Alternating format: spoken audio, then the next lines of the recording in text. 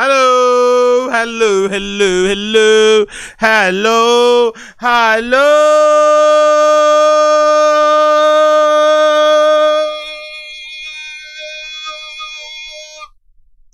Welcome back, welcome back, welcome back. Miggity, miggity, mic check 1 2. Miggity, miggity, mic check 1 2. Welcome back to the Random Show, the #1 premiere comedy commentary live stream coming up from you straight from East London. What you doing? How you feeling? How you feeling? How you feeling? How you feeling? Whoops, my phone's gone off there. How you feeling? We're back. We're ready to rock. Can you tell that I'm excited? Can you tell that I'm excited for my trip? Can you tell that I'm excited because it's the last stream of the year, last stream of the week, last stream of the year/year. Going to Berlin tomorrow. Let's go. Can you tell I'm excited? Can you tell that I'm hyped? Can you tell that I'm hyped? Can you tell? Yes, you can. Yes, you can. Merry fucking Christmas to all of you. Merry fucking Christmas to all of you. We are here, last stream of the year. I'm heading off to Berlin tomorrow. Let's fucking do this. Let's go out with a fucking bang. Loads of laughs, loads of pointing, loads of giggling, loads of holding our stomachs, and all of that in between. Let's have a good one.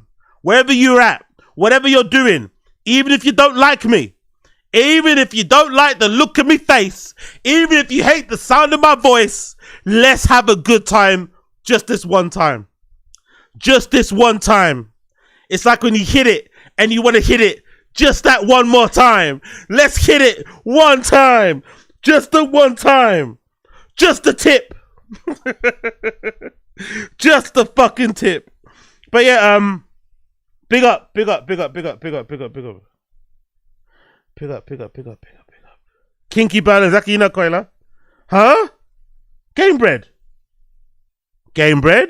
Make sure you go out this time, AZ. Not BNB to be. How do you know that? Did I tell you guys that? How do you know that? Did I tell you guys that? I shared too much on you. I forgot I even said that. Did I tell you that? How do you guys know that? Oh shit. Oh shit. Oh, okay. Noted. Don't mention things again. Okay, god damn. I forgot I mentioned that. Hold on. How do you know that? Big up Game Bread. I was like, oh shit, how do you know that? Okay, cool. Little story time for you motherfuckers. Little story time. So, that time that I went to Berlin, right? I forgot what it was. I got so fucked up at the Airbnb. That I didn't leave. I literally didn't leave. I was like stuck on the bed, or I was stuck on the wall, or stuck by a window, like just standing there looking for like minutes, blinking, jaw swinging. I can't believe I shared that. I honestly can't believe I shared that. I can't believe I fucking shared that. But hey, here we are. Now that's how you know I'm an open book. Unfortunately, I'm an open book. Unfortunately, you're not gonna get any Brendan Schaub lives from me on here. Unfortunately, for better or worse, by the way, because I've shared some stuff on here that I probably should have kept to myself. But here we are.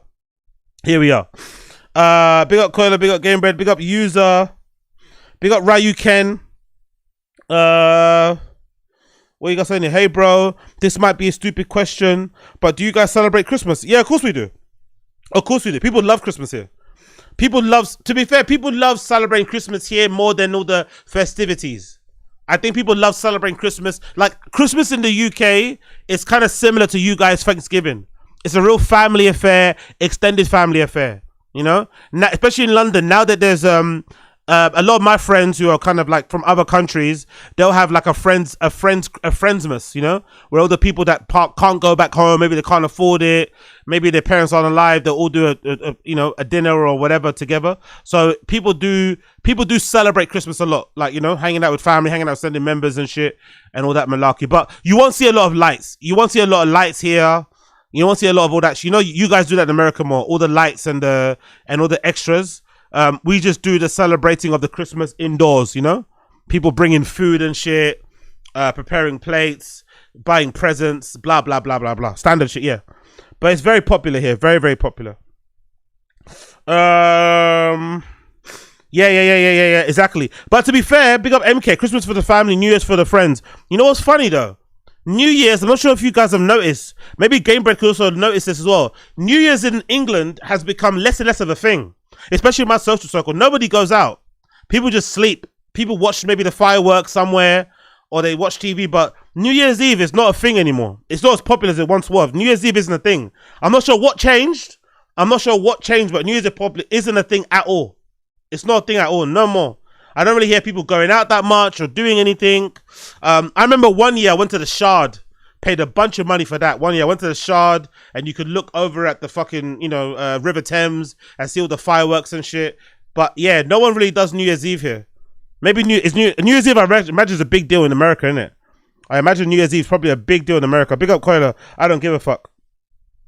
Watch Countdown. Yeah, exactly. Watch Countdown and chill. Yeah, see?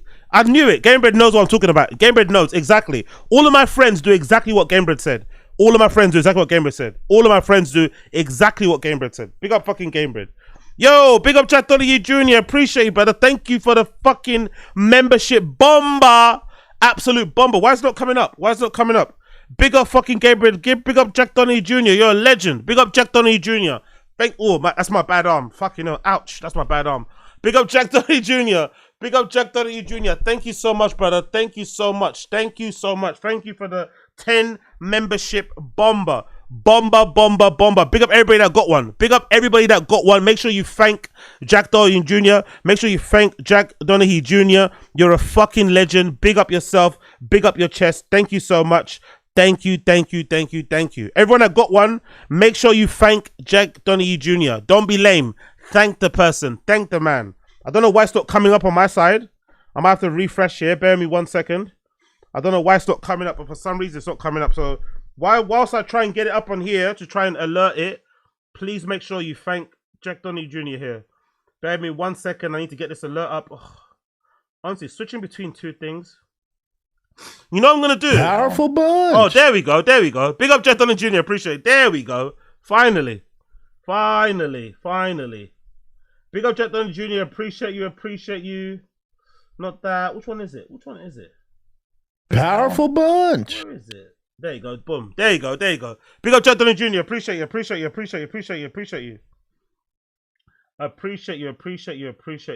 You know what I might do actually going forward?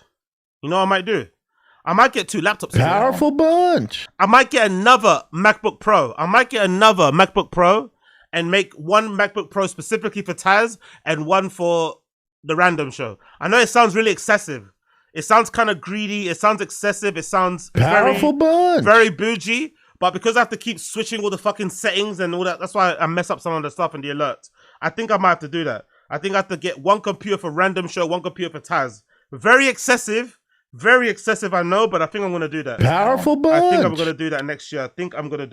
Very chin, exactly, very chin. We got Coiler, exactly, very chin. Very unnecessary. I'm going to have a lamppost next. I'm going to buy that lamppost and stick it inside my house. Powerful bunch.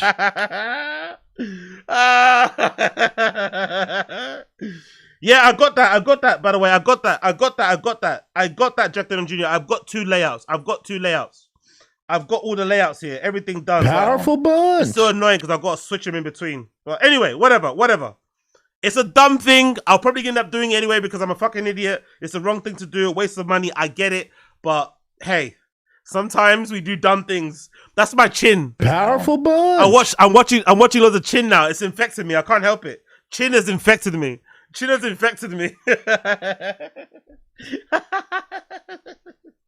Yeah, Coiler, that's crazy. Okay, chin. Powerful bunch. Oh, I love it. All right, cool. We did that. Big up. We'll let these go through first, and then we're gonna move on. Yeah, we'll let these alerts go through. Big up Jack Donahue Jr. Man, I appreciate it, brother. Thank you so much. You're a legend. Powerful You're a bunch. fucking legend. Thank you for the 10 membership bomb. You're an absolute fucking legend. Appreciate you so much.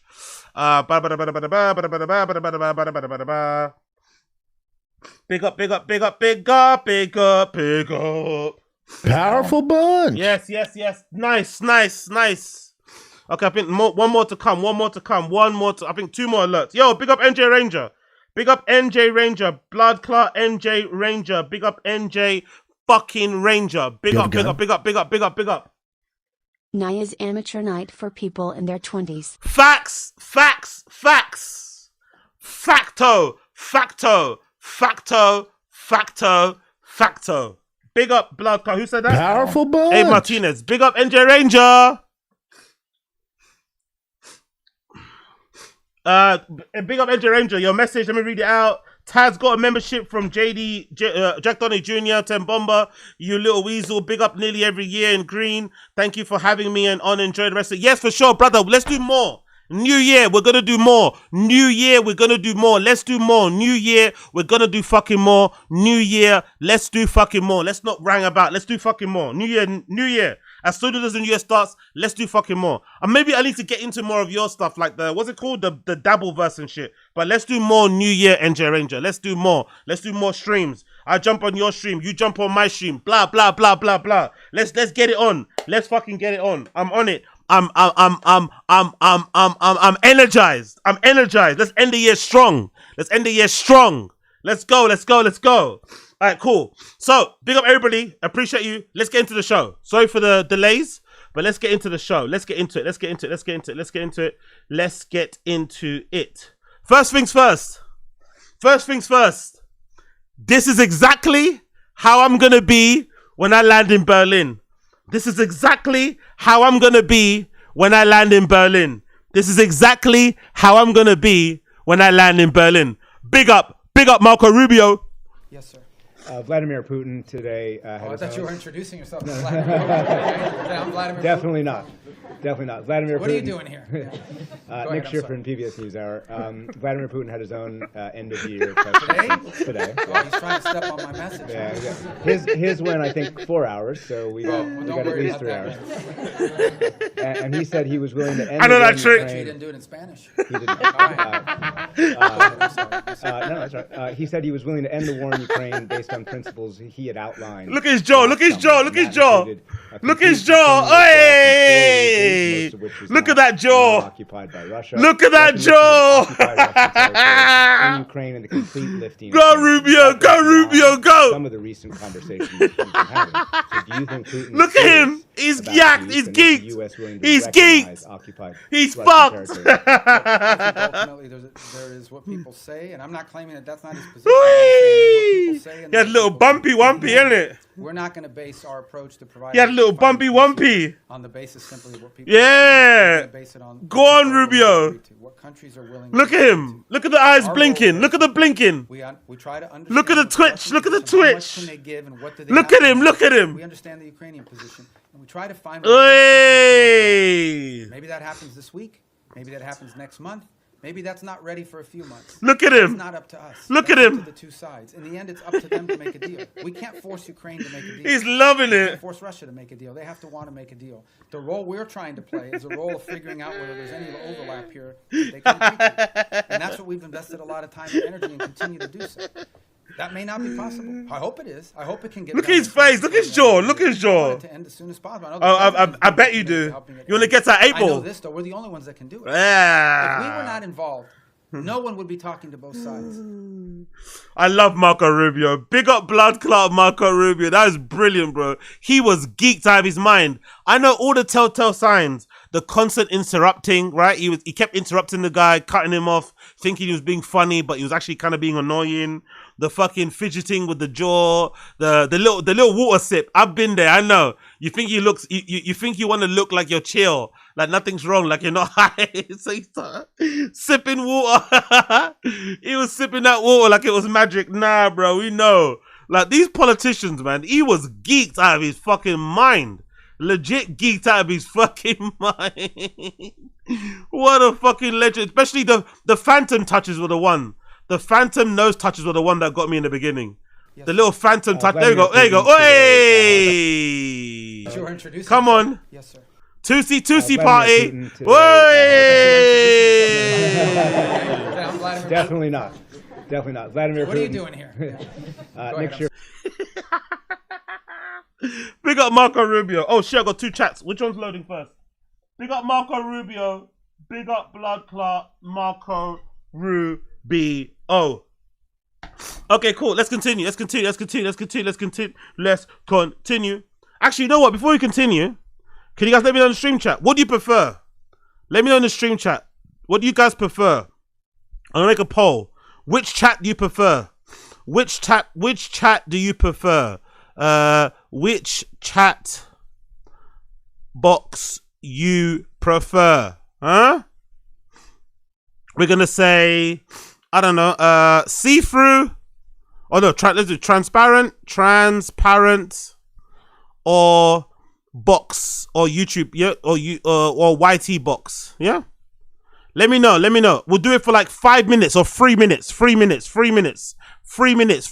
Please let me know so I know which one to take off. Which one do you prefer? 3 minutes, 3-minute poll. Let me know right now in the stream chat. I'd love to know. Let me know. Which one do you prefer? Which one do you fucking prefer? Big up Quayla. You know I like my box is crazy. Big up Quayla. Big up Quayla.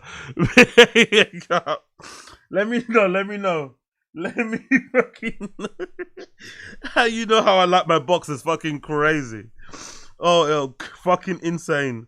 Big up everybody. Dark background. Okay, I like how you had it recently.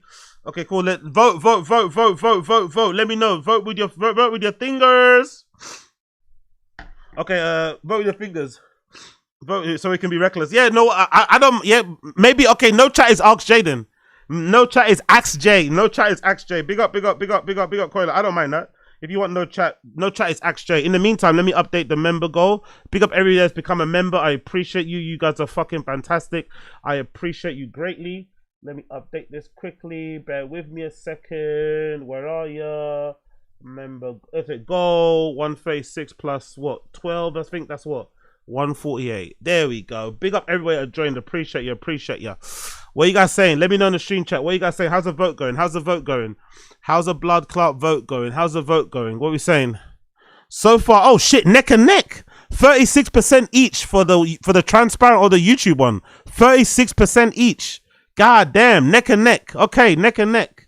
Okay, one more minute. Oh, transparent is now in front. 38%. 38% now. 30 seconds now. 30 seconds. Let me know. Get your votes in. 30 seconds, then I'll change it. 30 seconds. 38% for transparent still. 30 seconds. 20 seconds. 20 fucking seconds. 38 transparent.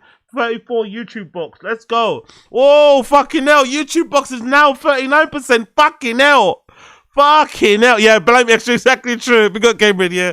But, you know, it's a classic. It's traditional now. It's traditional. I have to include it. Now it's fucking, who's in front? YT box is in front now. YouTube box is in front. 39%. Okay, you got 10 seconds now. 10, 9, 8, 7, 6, 5, 4, 3, 2, 1. Poll ended. Okay, who won? Okay, so it is YouTube box. It is cool. YouTube box. It is. Let's get rid of the transparent. YouTube box. It is. Boom. Let's fucking go. Big up. Okay, Keepy. I see Ask J and I click. No problem, brother. One thing. Let me know in stream chat. This is what is it? This is Adam Newman. Do you know who Adam Newman is? Do you guys remember Adam Newman? Adam Newman was the founder of WeWork. Remember WeWork? They were super big in, I don't know, before the pandemic era. They were known for having these co-working spaces all around the world in really cool buildings. They then kind of evolved by being, you know, basically a property management company and shit. And then they tried to expand and become really bigger, but then they evolved in some sort of scandal. I forgot the scandal, but essentially he got paid out really well. He was involved in some sort of fraud, some sort of weird scandal. I forgot what it was actually. What was the scandal? Let me see. Adam Newman controversy. I forgot what the scandal was again. Adam Newman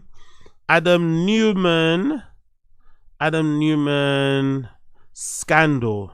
WeWork scandal. There we go. Let's see if we can find out what it is. So, WeWork scandal centered around Adam Newman eccentric leadership. That's it. Yeah, that's the one. He used to do like coke in the office. He'd be drinking champagne at work. So let's read it. WeWork scandal centered around Adam Newman's erratic leadership, massive self-dealing, taking loans from WeWork and leasing his own properties to the company, questionably spending $36 million on a jet, drug use, and chaotic culture, all leading to the collapse of his 2019 IPO, huge losses, and Newman's ouster by major investor SoftBank before the company spiraled out to near bankruptcy despite billions in funding. Newman was treated WeWork as a personal piggy bank, obtaining significant loans from the company. He reported lavish spending, including private jet, large sums of non-core ventures. He's also allegation service of drug use, including marijuana and private jets, eccentric demands, like requesting specific music from investors, blah, blah, blah, blah. And he also got paid out a bunch, right? That's it. There we go. Here's it. Look at this.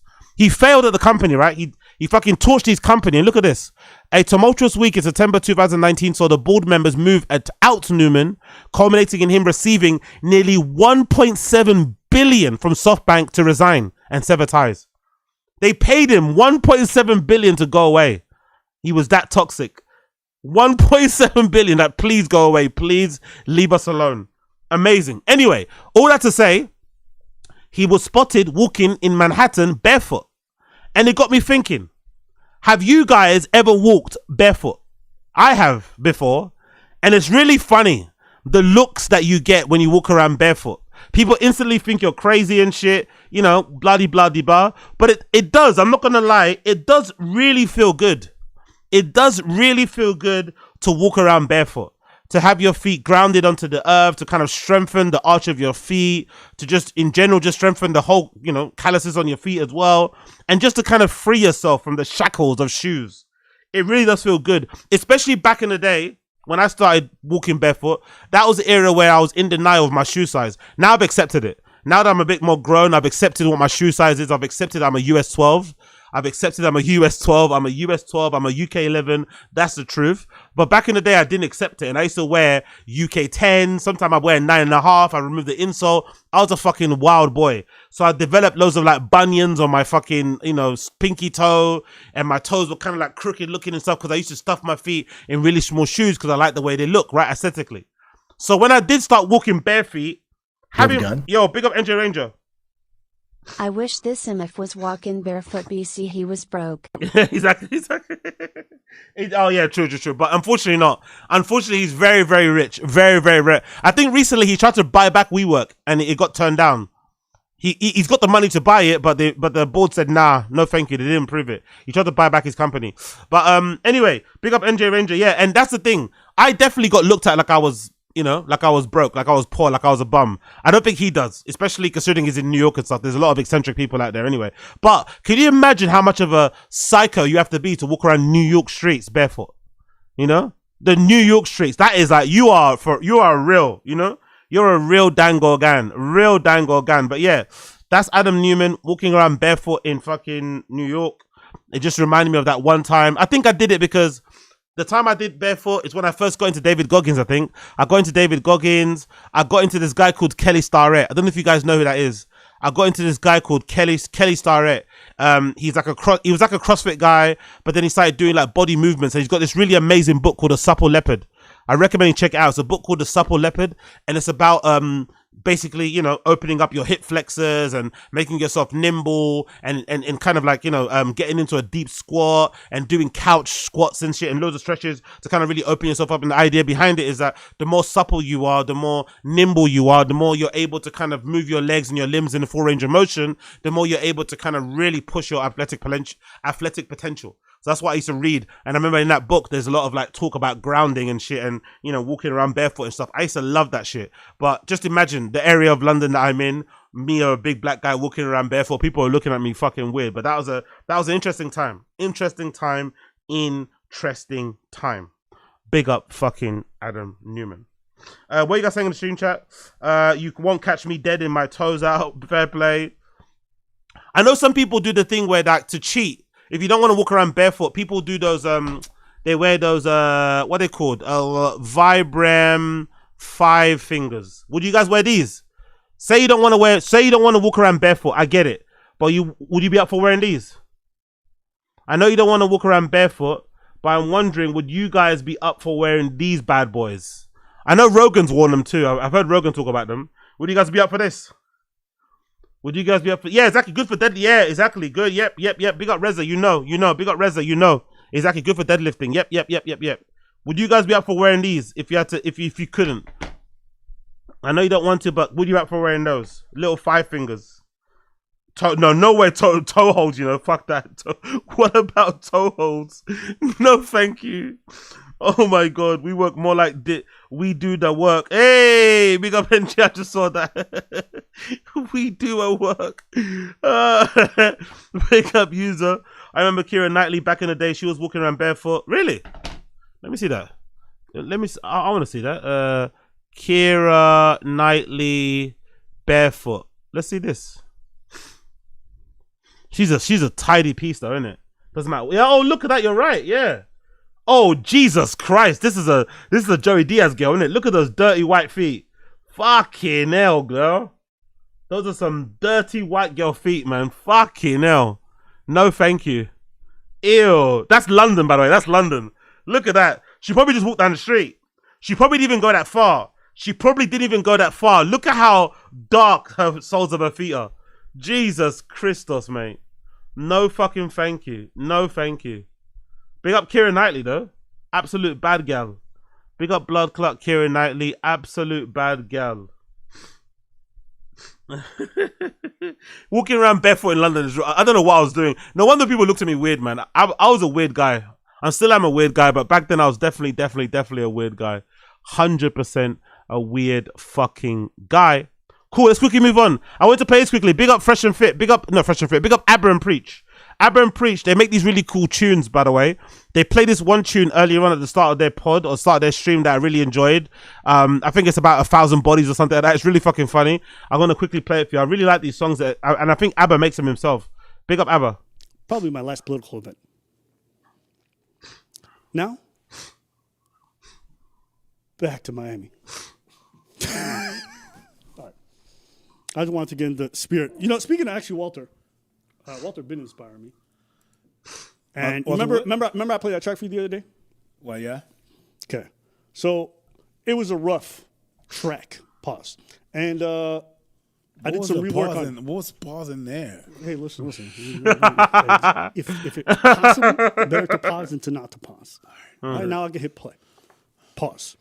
So I reworked it, and I think when I reworked it, I was like, Preach would like what I've done. All right? So I'm going to just start it towards the halfway point. You tell me what you think. Okay. Ready? Yeah. Come on, play. Got it.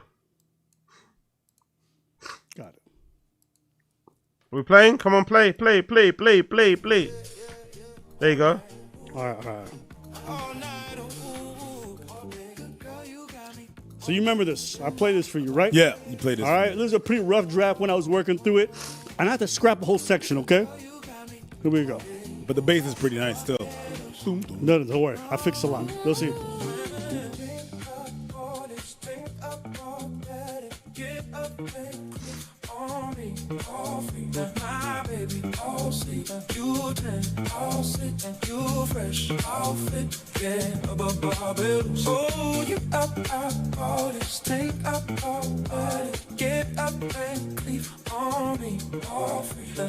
Now we get to it.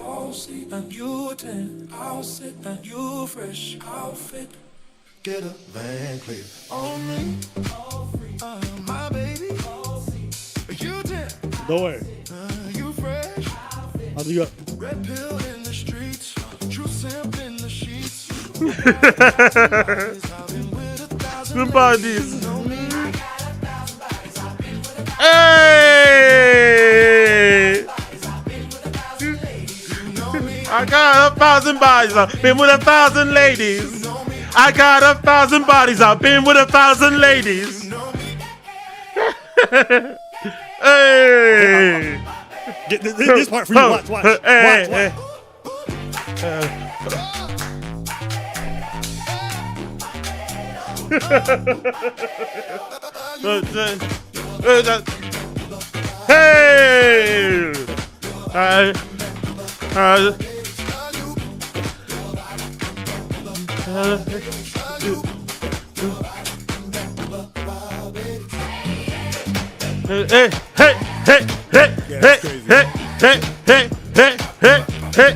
banging. Honestly, big up Aberrant Preacher.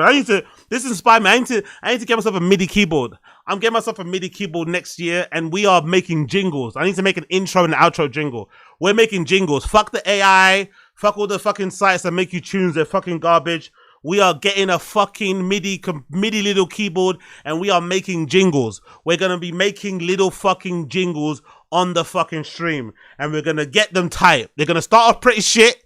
But we're gonna get them pretty good. And imagine if I incorporate some fucking Brendan Shorbinisms. Imagine that. Imagine if I can incorporate some Shorbinisms in there, like also. Imagine I create a good techno beat that's got also in it. It'll be fucking phenomenal. It will tear up the streets. It will go fucking double-digit platinum on the fucking Reddit. I can't wait. Big up Aberrant Preach. Love it. We're doing it. MIDI keyboard coming next year. Let's fucking go. More food. Why not? Cat's Deli serves 70,000 pounds of meat a week. Pause. 70,000 pounds of meat a week. Pause. Jewish delis have been synonymous with the New York food scene for over a century. But eating at Katz's Delicatessen is basically a New York rite of passage. Big up Diana. MIDI keyboard, new laptop, lamp. Keep going, AZ. No, not a lamp, my dear. Not a lamp. We want lamppost. We want arena lights in here, okay? We want chins level arena lights in my tiny 1-bed apartment. That's what we want. We want arena lights. We want this place to glow from the outside. That's what we want. We want my flat to glow from the outside. No lamp. We want fucking floodlights. Let's go.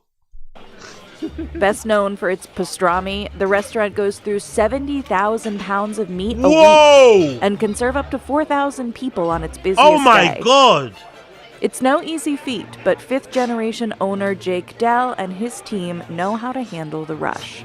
You know, no one here is really a newbie. Fucking hell. hell. Here that have been here 20, 30, 40 years. Wow. So everyone knows the drill and knows, okay, when do we scale up, when do we scale down? And that's the most important part of it is how do you do it in a way that keeps up with demand in real time, but also doesn't go too far ahead of it. Has anyone been there before, people in the stream chat? Look at the smile. He's gonna fuck that shit up. Big up brother here. He's gonna fuck that shit up. Has anybody been here? Has anybody been to this place? Curve, and that's just 137 okay, years big up Don Dotter. Line goes down the block. Is it really? It looks fucking delicious. My God. You're going to see exactly how the staff behind these counters delivers a flawless service. They don't toast the bread. Is that a thing in America? They don't toast the bread. No toast. It looks like it came straight out of the packet. Usually, if you have a sandwich like this in England, they usually toast the bread slightly. No toasting on the bread, no? No slight little asses. Enjoy your sandwich. Next online. Doors open daily at 8 a.m. What can I say, Asad Aziz? Call me Wings of Aggie. Not Wings of Redemption. Call me Wings of Aggie. We're going big back all the way until 2026. Let's fucking go. 10,000 calories per day. Let's go. While the mornings may be quieter, that doesn't mean the team isn't already hard at work, preparing for the day ahead. We're known first and foremost for our meats, right? But we're also really well known for our matzo ball soups and for our latkes, you know, those traditional Jewish deli fare that you can't find that much anymore. They make their matzo balls and latkes in-house and prep the batches in bulk so they can easily handle the volume of people they serve every day. We're always ahead of the game. We're always prepping, and we do it the old-fashioned way. And we take... What the fuck is... I don't want to Google it. Please let me know quickly in the stream chat if you can. What the fuck is a matzo ball? Is that like mashed potatoes? What is that? Is that like Italian fucking fufu? What is that? What the fuck is a matzo ball?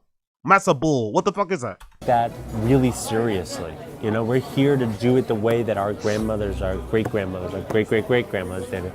And not change that tradition at all. Potato latkes. I guess that's like a frit or something, right? There are right? around 30 staff members working every shift, and each person is crucial to the success of this well-oiled machine. People are trained to work in every station. We don't just stop and say, okay, you're going to be a floor guy forever, or you're only going to be a cashier forever. We like to have... Oh, it's all dudes too, by the way. Is that normal? It's all dudes. Is that normal? People stream chat, is that normal to have your delis be all dudes? There's no girls there. I wonder if that's on purpose. It's all fellas. It's all fellas. People work in different stations, not only so that we can mix and match if we need to, but so that people understand the store more completely and then can give better service more completely. Because there's always something that's going to go wrong in a restaurant, and you just have to be ready and prepared and know how to course correct in the moment. Everyone knows what they have to do, getting ready for the moment the inevitable lunch rush hits. Yo, big up. 2026, we are reframing how we speak. It's no longer big back, it's strong back. A strong back king. Yeah. High calorie individual. I love it. Big up Asad Aziz. I co-sign that. I co-sign that all the way. I co-sign that all the fucking way. Let's fucking go. Big up Asad Aziz. I love it. I love it. I love it.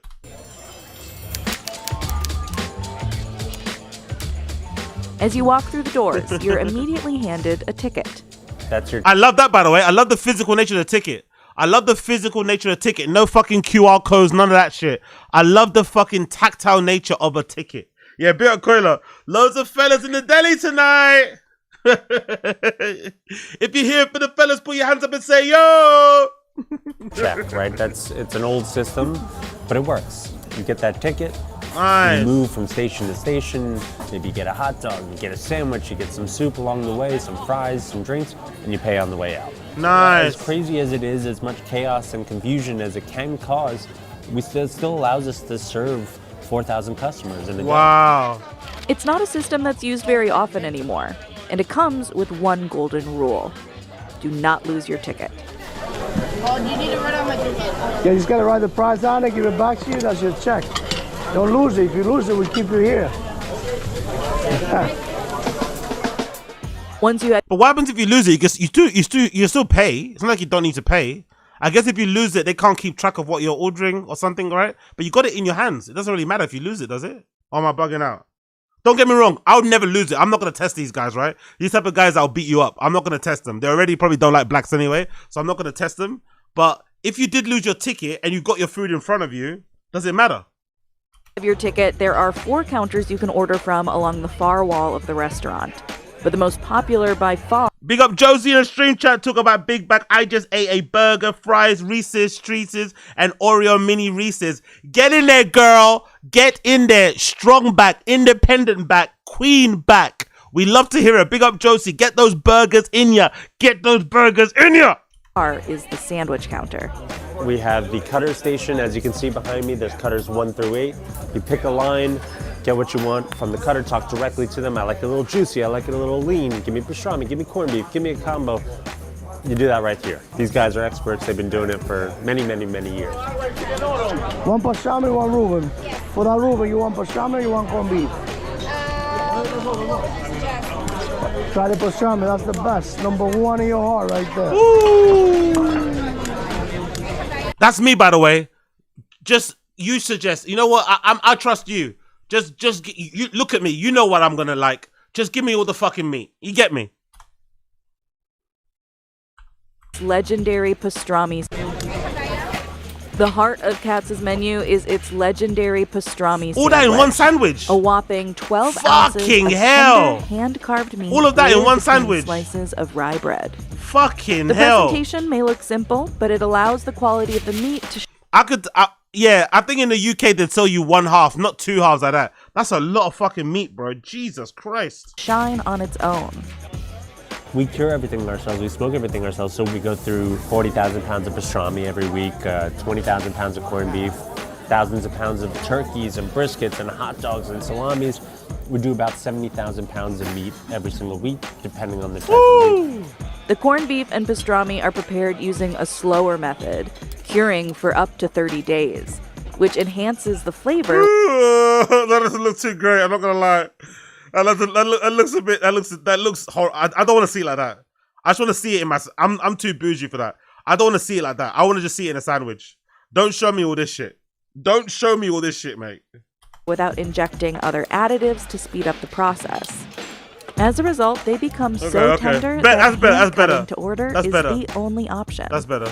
We hand cut the meat here because we cook it longer than it. I need to call her, man. I need to call her. anyone else. By the time that's done being boiled, being steamed, if you tried to put it on the slicer, forget it. It would just crumble right through that slicer. So we gotta hand carve it. And part of hand carving it, the slicers end up being a little bit thicker than a machine would be, a little more sloppy, if you will, but that also gives it an added texture. 20 fucking hell! They must make a killing. You can't see it here because it's blocked by my fucking face. But they say that sandwich on screen, that particular sandwich on screen is $27.95. Nearly $30. Jesus Christ. Oh my God. $27. Holy shit. Bite, it's delicious. Enjoy your sandwich. Next.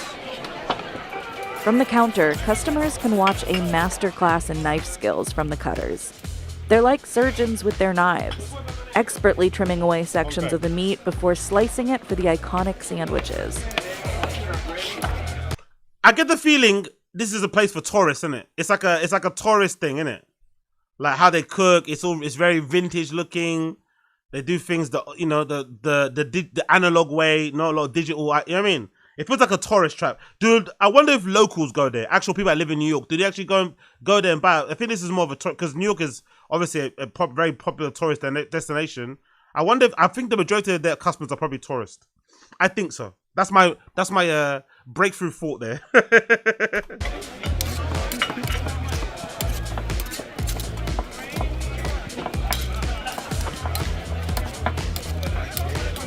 Oh, okay, cool. There we go. Pete, someone already said it in the stream. Sorry, somebody already said it in the stream chat. Be a Don Dotto. You're paying for the name too. Okay, cool. Very touristy, like sure. Okay, cool. There we go. Okay, you guys already said it. Big up Don Dotto. 100% very touristy now, but it's been a local staple. Okay, cool. I get it. Probably $30 next year. Okay, cool. Thank you.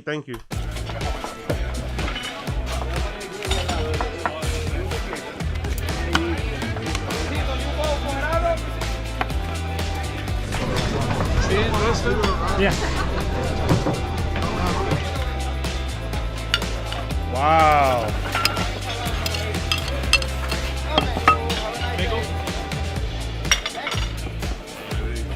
Decent.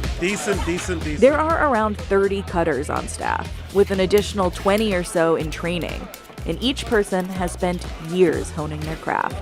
We don't let a cutter become a cutter until they've been here for 5-10 years. You know, you got to work your way up because a cutter is the symbol of the store in many ways, a representative of the Katz's. 5-10 years to learn to cut those slices. This guy's bugging out, no? 5 to 10 years to cut those little thin stripes. Like, really? 5 to 10 years? Legacy.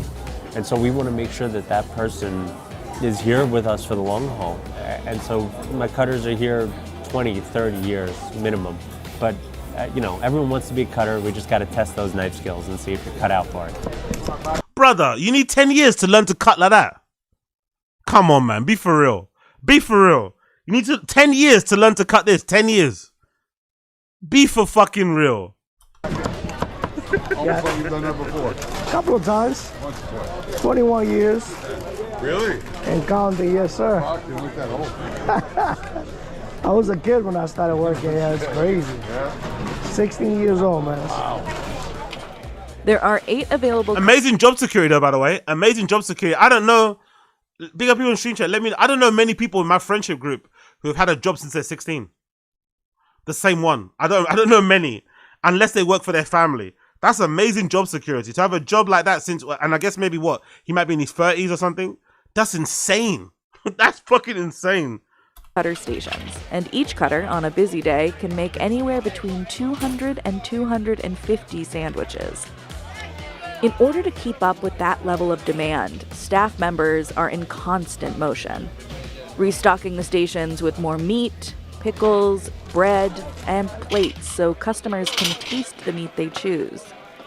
The taste is part of the Katz's experience. It's to help you make sure you like that particular cut of meat. But there's a lot of first-timers here, right? And there's a bit of a learning process happening here. Oh, I didn't know that I liked a juicy pastrami or a lean corned beef or which is crazy to me. That's a separate issue. But you can sort of talk to the cutter and try to get a sense of what you're into. That said, don't take too long.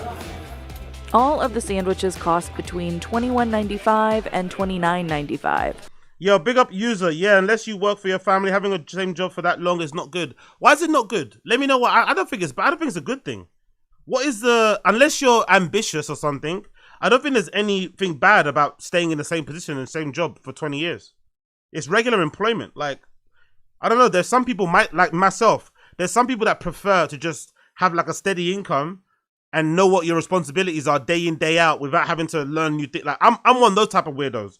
Like nowadays it's impossible. Places don't let you do that. Like if you stay somewhere for 2 years or whatever, they usually, put you on some sort of a progression track or something, or they ask you usually in a 1-to-1 what you want to do and whatever. But if you can get by just doing your job and not having to get promoted, not having to take on more responsibilities and getting paid regularly, why wouldn't you take that? Why wouldn't you do that? I don't think it's a bad thing. You know exactly what you're doing. You know exactly what your responsibilities are. You know exactly what's expected of you. And you just clock in, clock out. Boom, boom, boom, boom, boom. Don't have to think too much. No competing for promotion spots. No doing extra things. No this, no that. Just do your job. I don't think there's anything wrong with that. I don't mind that at all. Which may seem pricey, but according to Jake... Look, if I told you a 12-ounce steak was $29, wouldn't you be happy? So a 12-ounce sandwich is $29. Okay, that's a good point. That's a good point. That's a good point. If I want to order a drink, I go to the drink. Okay, thanks so much. That's a good point. Beyond the sandwich station... Anyway, let's leave that. All done. Huh. I wonder where that guy's from. We got the guy in the red hat. I wonder which country that guy might be from. I wonder. Big up the soda guy. He looks like he's having a blast, mate. He looks like 20 years handing people 7-Ups, Pepsis. I'd do that. Fuck it. 20 years of giving people Pepsis and 7-Ups. Boom, boom, boom, boom, boom, boom, boom. Nice job, mate. Nice fucking job. Let's move. Let's fucking move. Big up American Redact. Big up Blood Clot American Redact. New video for American Redact. Tony Hinchcliffe bombs at the Comedy Mothership. I'm looking forward to this one. I haven't seen this one, so I'm watching this right now, freshly with you guys. Let's see how Tony Hinchcliffe bombed at the Comedy Mothership. This should be good. Big up American Blood Clot Redact. But it was an incredible performance, Nate. That's the closest I've ever seen you look like a global black woman before. Absolutely dominating. Remember the lady that was on just before this, everybody? It's a callback to... Harder than it looks, Tony. Oh, yeah, I guess so. When you have to explain... Hold on, is that guy with the mustache rolling his eyes? I'm surprised. When you have to explain your joke like that, you know you're bombing, innit? When you have to explain your joke like that... Guys, it's funny, I promise, it's funny. Yeah. Yo, big up Uche in the stream chat. Big up Uche. Bang your chest, sis. How you doing? How you feeling? Surprised Matt Edgar's stand-up didn't bring you guys to a huge climax already. All right, still nothing. Perfect. Okay, they don't remember anything from earlier. We remember. It's just not funny. All right, so a few days ago, Tony Hinchcliffe was sweating nervously while bombing at the world-famous Comedy Mothership, which seems to be the only place in the world where Tony Hinchcliffe is allowed to be the judge on what's funny or not. Like, I know that... Oh, who's that? Big up Chris Mack. Tommy Pope. Is that the guy with the mustache, yeah? Yeah, because he was definitely rolling his eyes. He was definitely rolling his eyes. I love that. Big up Tommy Pope. Comedy's subjective and all, but Tony Hinchcliffe is objectively not funny. And he proves that on this episode of Roast Battle. Because nearly every single time he opens his mouth to say a joke, he bombs so insanely hard that he actually has to start... What the fuck is Roast Battle? I've not heard of that. Is Roast Battle a Kill Tony thing? Mouth to say a joke. He bombs so insane because nearly... What the fuck is Roast Battle? I never heard of that. Huh. Is that a Kill Tony thing or something? Every single time he opens his mouth to say a joke, he bombs so insanely hard that he actually has to start explaining the joke, which is... okay, big up Chris Mack. That's where he got his... Okay, I didn't know that. Okay, thank you. The clearest sign that you're a hack. That's the first time your co-host over there has ever studied a page in his life. Oh. Her name's Paige. The fat white woman was named Paige. He is an uneducated black. Do you not see why that's... All right. He's saying you can't read good. I heard that. The fact that these are the best things that he can come up with is actually insane, being that Tony's been attempting comedy for nearly 20 years now. I mean, I guess that is the whole reason he's... Okay. Big up Josie and Chris Mack. Okay, that's where the roast... Okay, cool. When they say roast master, that's what they mean. Okay. I know what you mean. Big up LB. AZ, is it easy for you to source the multivitamins in Berlin? Look at me. What do you think?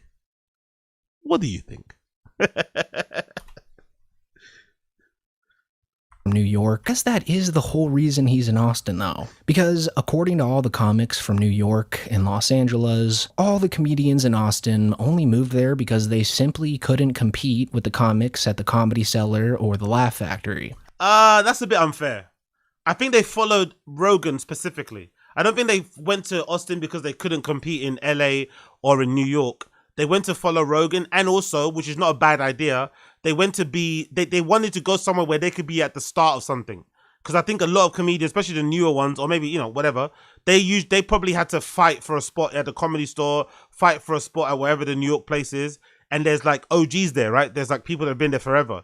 And it's hard to break in. It's a bit cliquey. I think I've heard Bobby Lee talk about it. Both East Coast and West Coast, their scenes can be quite cliquey. So I understand if somebody wanted to move to Austin and follow Rogan, so you could go and build somewhere from the start. And it's probably an easier way to get in from the start. You could also build it up from the start as well. And you could be a part of that, that first cohort of people that starts there. So I don't think it's because they couldn't make it. I think it's more so you could be somewhere where you could perform regularly.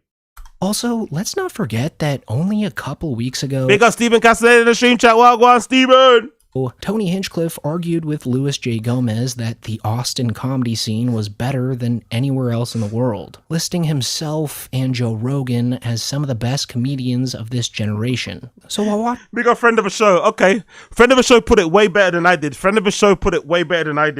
They go wherever they can get $50 and a free beer for talking to a microphone. Fair play. You're probably right there. Fair play. Watching this next clip, just remember that this is apparently one of the best to ever do it. Because immediately after having to explain his joke, Tony resorts to the only thing he knows best, and goes on this really drawn-out rant about trans and gay people, which I guess just never gets old. Oh my god, again! And thankfully, Joe DeRosa saves this by slamming Tony into the dirt. Great stuff, Nate. Nate clearly won. Question, Charlie. So you are bi. Yes. You have a sister that's trans. Are there other children in the family? No, It's just the two of you. Are your parents accepting of you? Yes. See, that's the problem that I have. This is why this will never end. It's because parents go, oh, I love you just the way you are. I don't care if there's poop on your dick. Your parents... I don't care if there's shit all over my son's baby not making cock. I don't care if God will haunt us forever. I don't care if hell is a predestined destination for us eternally. I've never heard a man try to pretend harder to be straight. Exactly. I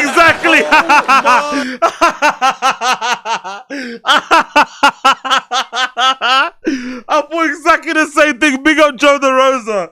Big up Blood Clot Joe DeRosa. Big up Joe DeRosa. That was fucking brilliant.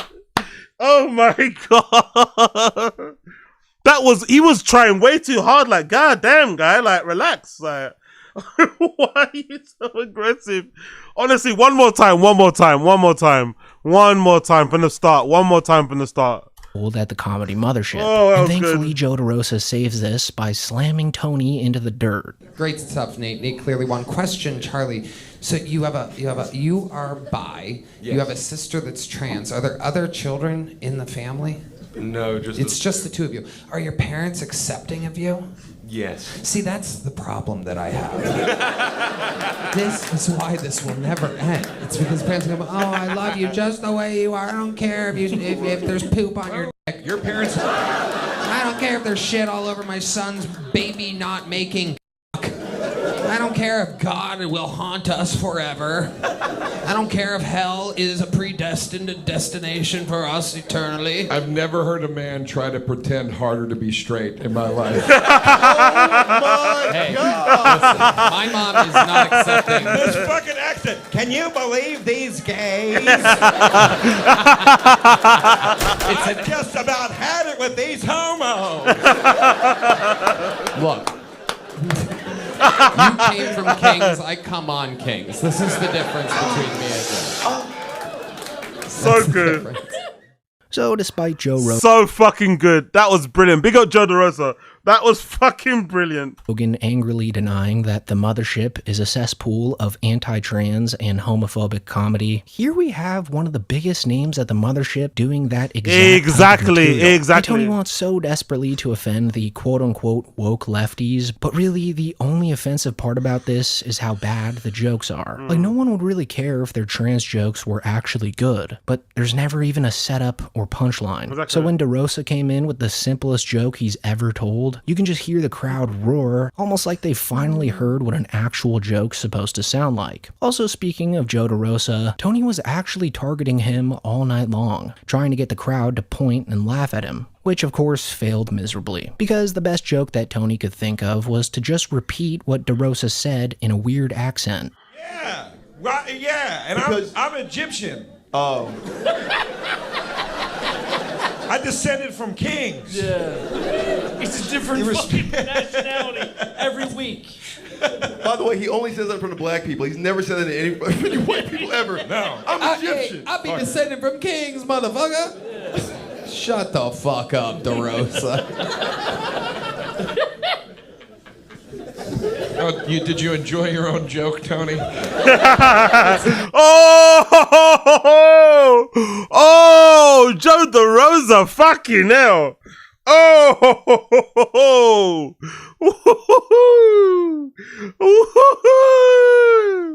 To your face. You turn that thing towards me. I can't help but to laugh at it. You make me sick. Did you enjoy your own joke?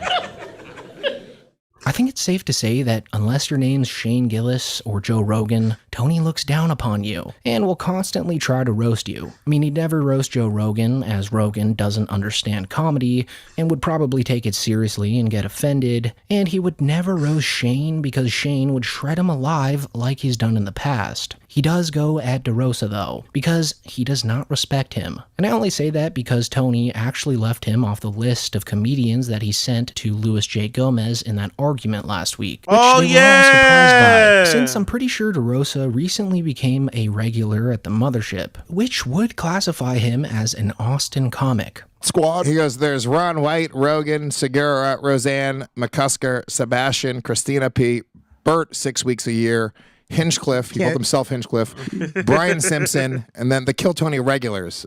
Honestly, this is the type of autism, this is the type of tism, this is the type of spectrum behavior I love.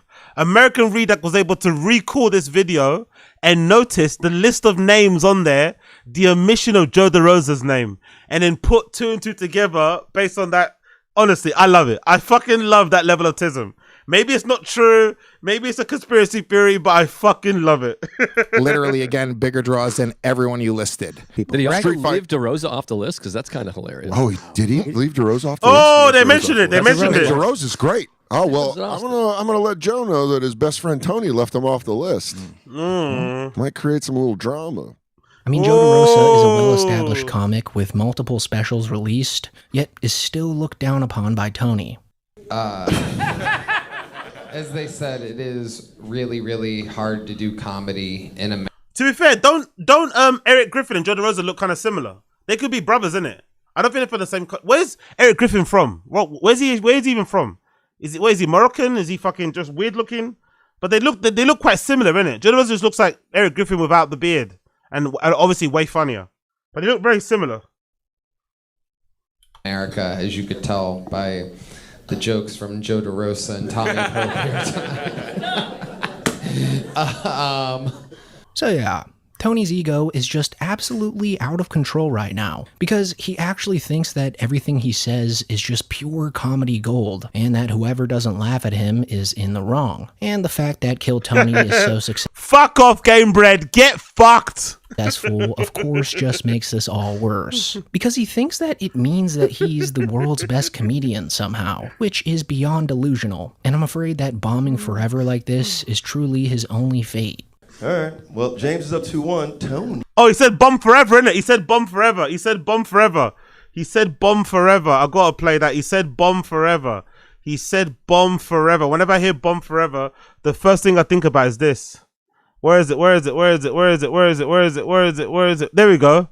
Bomb forever. First thing I think about is this. With stand up, like how do you get into that? What do you mean? Like, what made you go and be like, all right, I'm going to go do stand-up comedy and go bomb forever? Well, bomb forever is interesting. But bomb for a little bit and then get better. There you go. Sorry about that. No, it's fine. That's a fly by the cuff question, right? That's right. You suck still. But like, how do you let your ego just let you bomb every day? Honestly, whenever I hear bomb forever, that's the first thing I think about. Bomb forever. Oh, big up Bussin' With The Boys, man. Always Bussin' With The Boys. Legendary clip. Legendary fucking clip. Oh. Okay, Little Lebowski versus John Turturro here. Very exciting. Ivermectin is a parasite, not an antibiotic. Just a little fun fact. This is incredible. I've seen Jack before.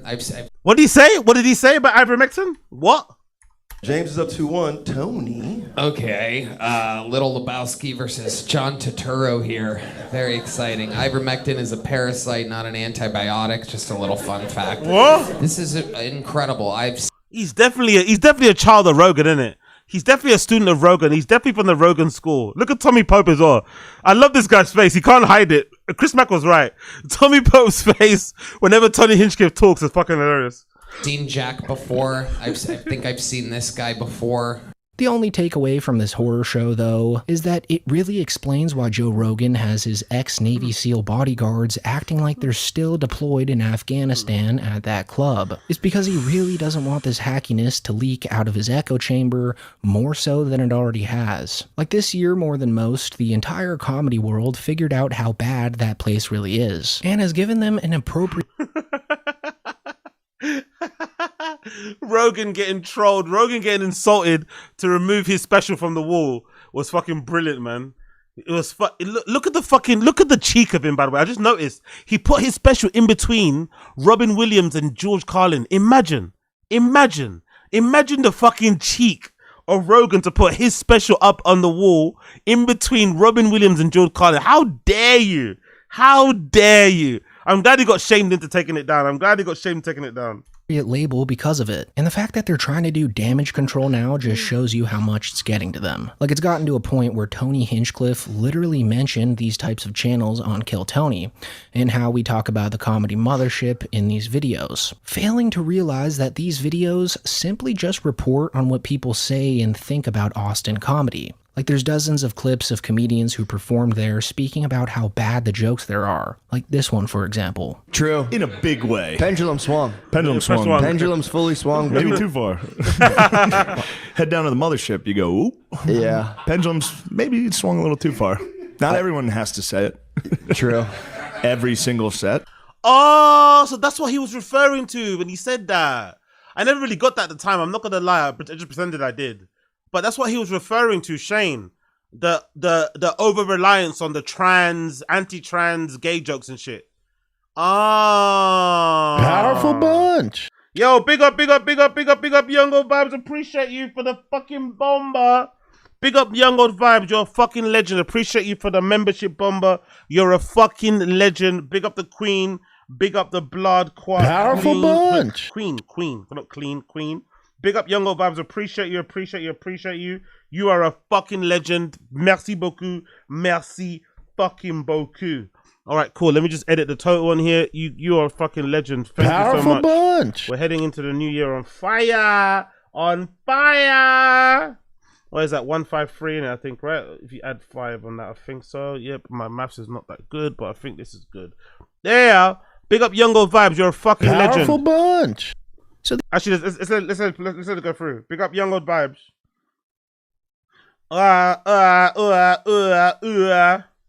Let's fucking go. Let's fucking go. Let's fucking go. Big up, big up, big up, big up, Powerful big up, big up, bunch. big up, big up, big up, big up, big up. Hold on, hold on. Come on, move, move. Yo, big up, big up, big up, big up, big up, old man Tibber in the chat as well. Big up, old man Tibber, I see you. Big up, old man Tibber, I see you. Old man Tibber, you ain't missed nothing, bro. You ain't missed nothing, man. Take a seat, get comfy. We just got started. You ain't missed nothing. You ain't missed nothing yet. Get comfy, get comfy, get comfy, get comfy. Let's go. These videos aren't just pulled out of thin air, you know? But anyways, he mentions them again in this episode when they start making jokes about Jewish people, which strangely enough makes Tony extremely uncomfortable. Like out of all the topics of jokes made that night, it was this one that made Tony tense up, clarifying that they're just joking around. I mean, just look at how uncomfortable he looks before he says it. Happy birthday, dear Palestine.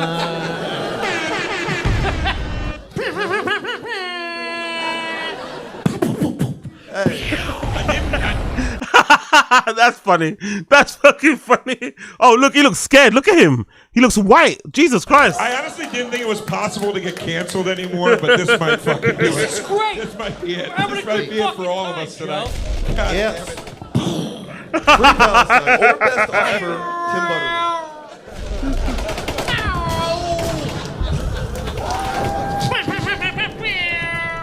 Someone's gonna write a blog about this. It sounds like we're in Palestine right now. This is crazy. Someone's gonna write a fucking blog.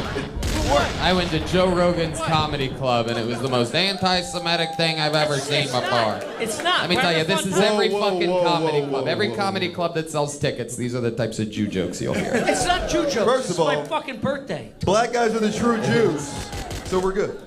How does the Jew feel? Are you feel like this is too anti-Semitic for you? Are you more Jewish than you are a comedian? What's going on? I'm having a great time. Perfect. This is the best fucking night of my life. I love that. Sing happy birthday to me. Something tells me that What the fuck's going on there? That was weird, isn't it? What was going on there? Is Tony Hinchcliffe secretly Jewish or something? Does he have like Jewish benefactors? Like, what the fuck is good? That was so weird. Why did he get so like serious and all that stuff? That seems strange. Big up Koila. Yeah, I got. Yeah. I think I did it. I think I did it. Yep, I did it. Big up Koila. Big up Koila. Big up Koila.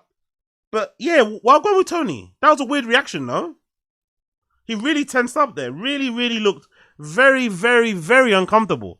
Which is odd because he's like, I never get offended by anything. Really strange. Maybe he's got a gig for Riyadh, isn't it, next year? Maybe that's why.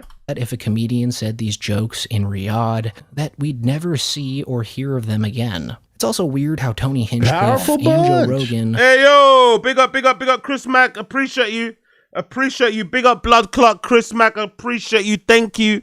A member for 11 months. 11 months. I think I can update that as well, right? Big up the 11 months.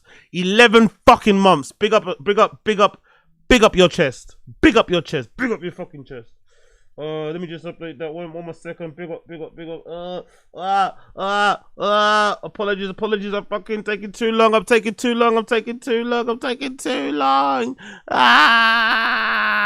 There you go. Cool. Are both on record now tensing up as soon as the topic of conversation switches to Jewish people. Just seems pretty off-brand for fuck's sake! You should have told me before! We got Chris Mack though, appreciate you. Okay, go back. Whatever. You're probably right. I don't think renewals count. I think it's just new. I don't think renewals count. I think you're right. I think technically you're right. Okay, cool. Big up Chris Mack. Appreciate you. Thank you for the heads up. Let's go. In style of No Limits comedy. They got me. How much longer does Israel let us stay alive, do you think? That's the big question. I love that. What did you say? Is that AI? What are you saying? That's Sora? What are you saying? I didn't say anything. What are you saying? Huh? Talking about Israel Adesanya. Yeah, it's definitely your fault, Koila. You got me frazzled, mate. I can just about add. Don't ask me to multiply anything. Don't ask me to divide. I can just about add. Big up. Jokes. It's a joke about Palestine. Conflating Jews with a foreign country used to be an anti-Semitic trope, dual loyalty. Now these imps think it's anti-Semitic to not presume all Jews secretly love some sand country across the world from them. Hey, man. Hey. NJ. NJ. Now I'm gonna do my Tony impression. Hey, man. Now I'm gonna do my Tony impression. I'm gonna start scratching my back like, hey, man. I don't know. Hey. NJ, I don't know, man. Hey, man. It's crazy out here. It's crazy out here. That's all I can say. Big up NJ Ranger. It's crazy out here, man. You're spitting though, man. You're spitting. Big up NJ Ranger. Appreciate the donor. You're a legend. Oh, my face. Oh.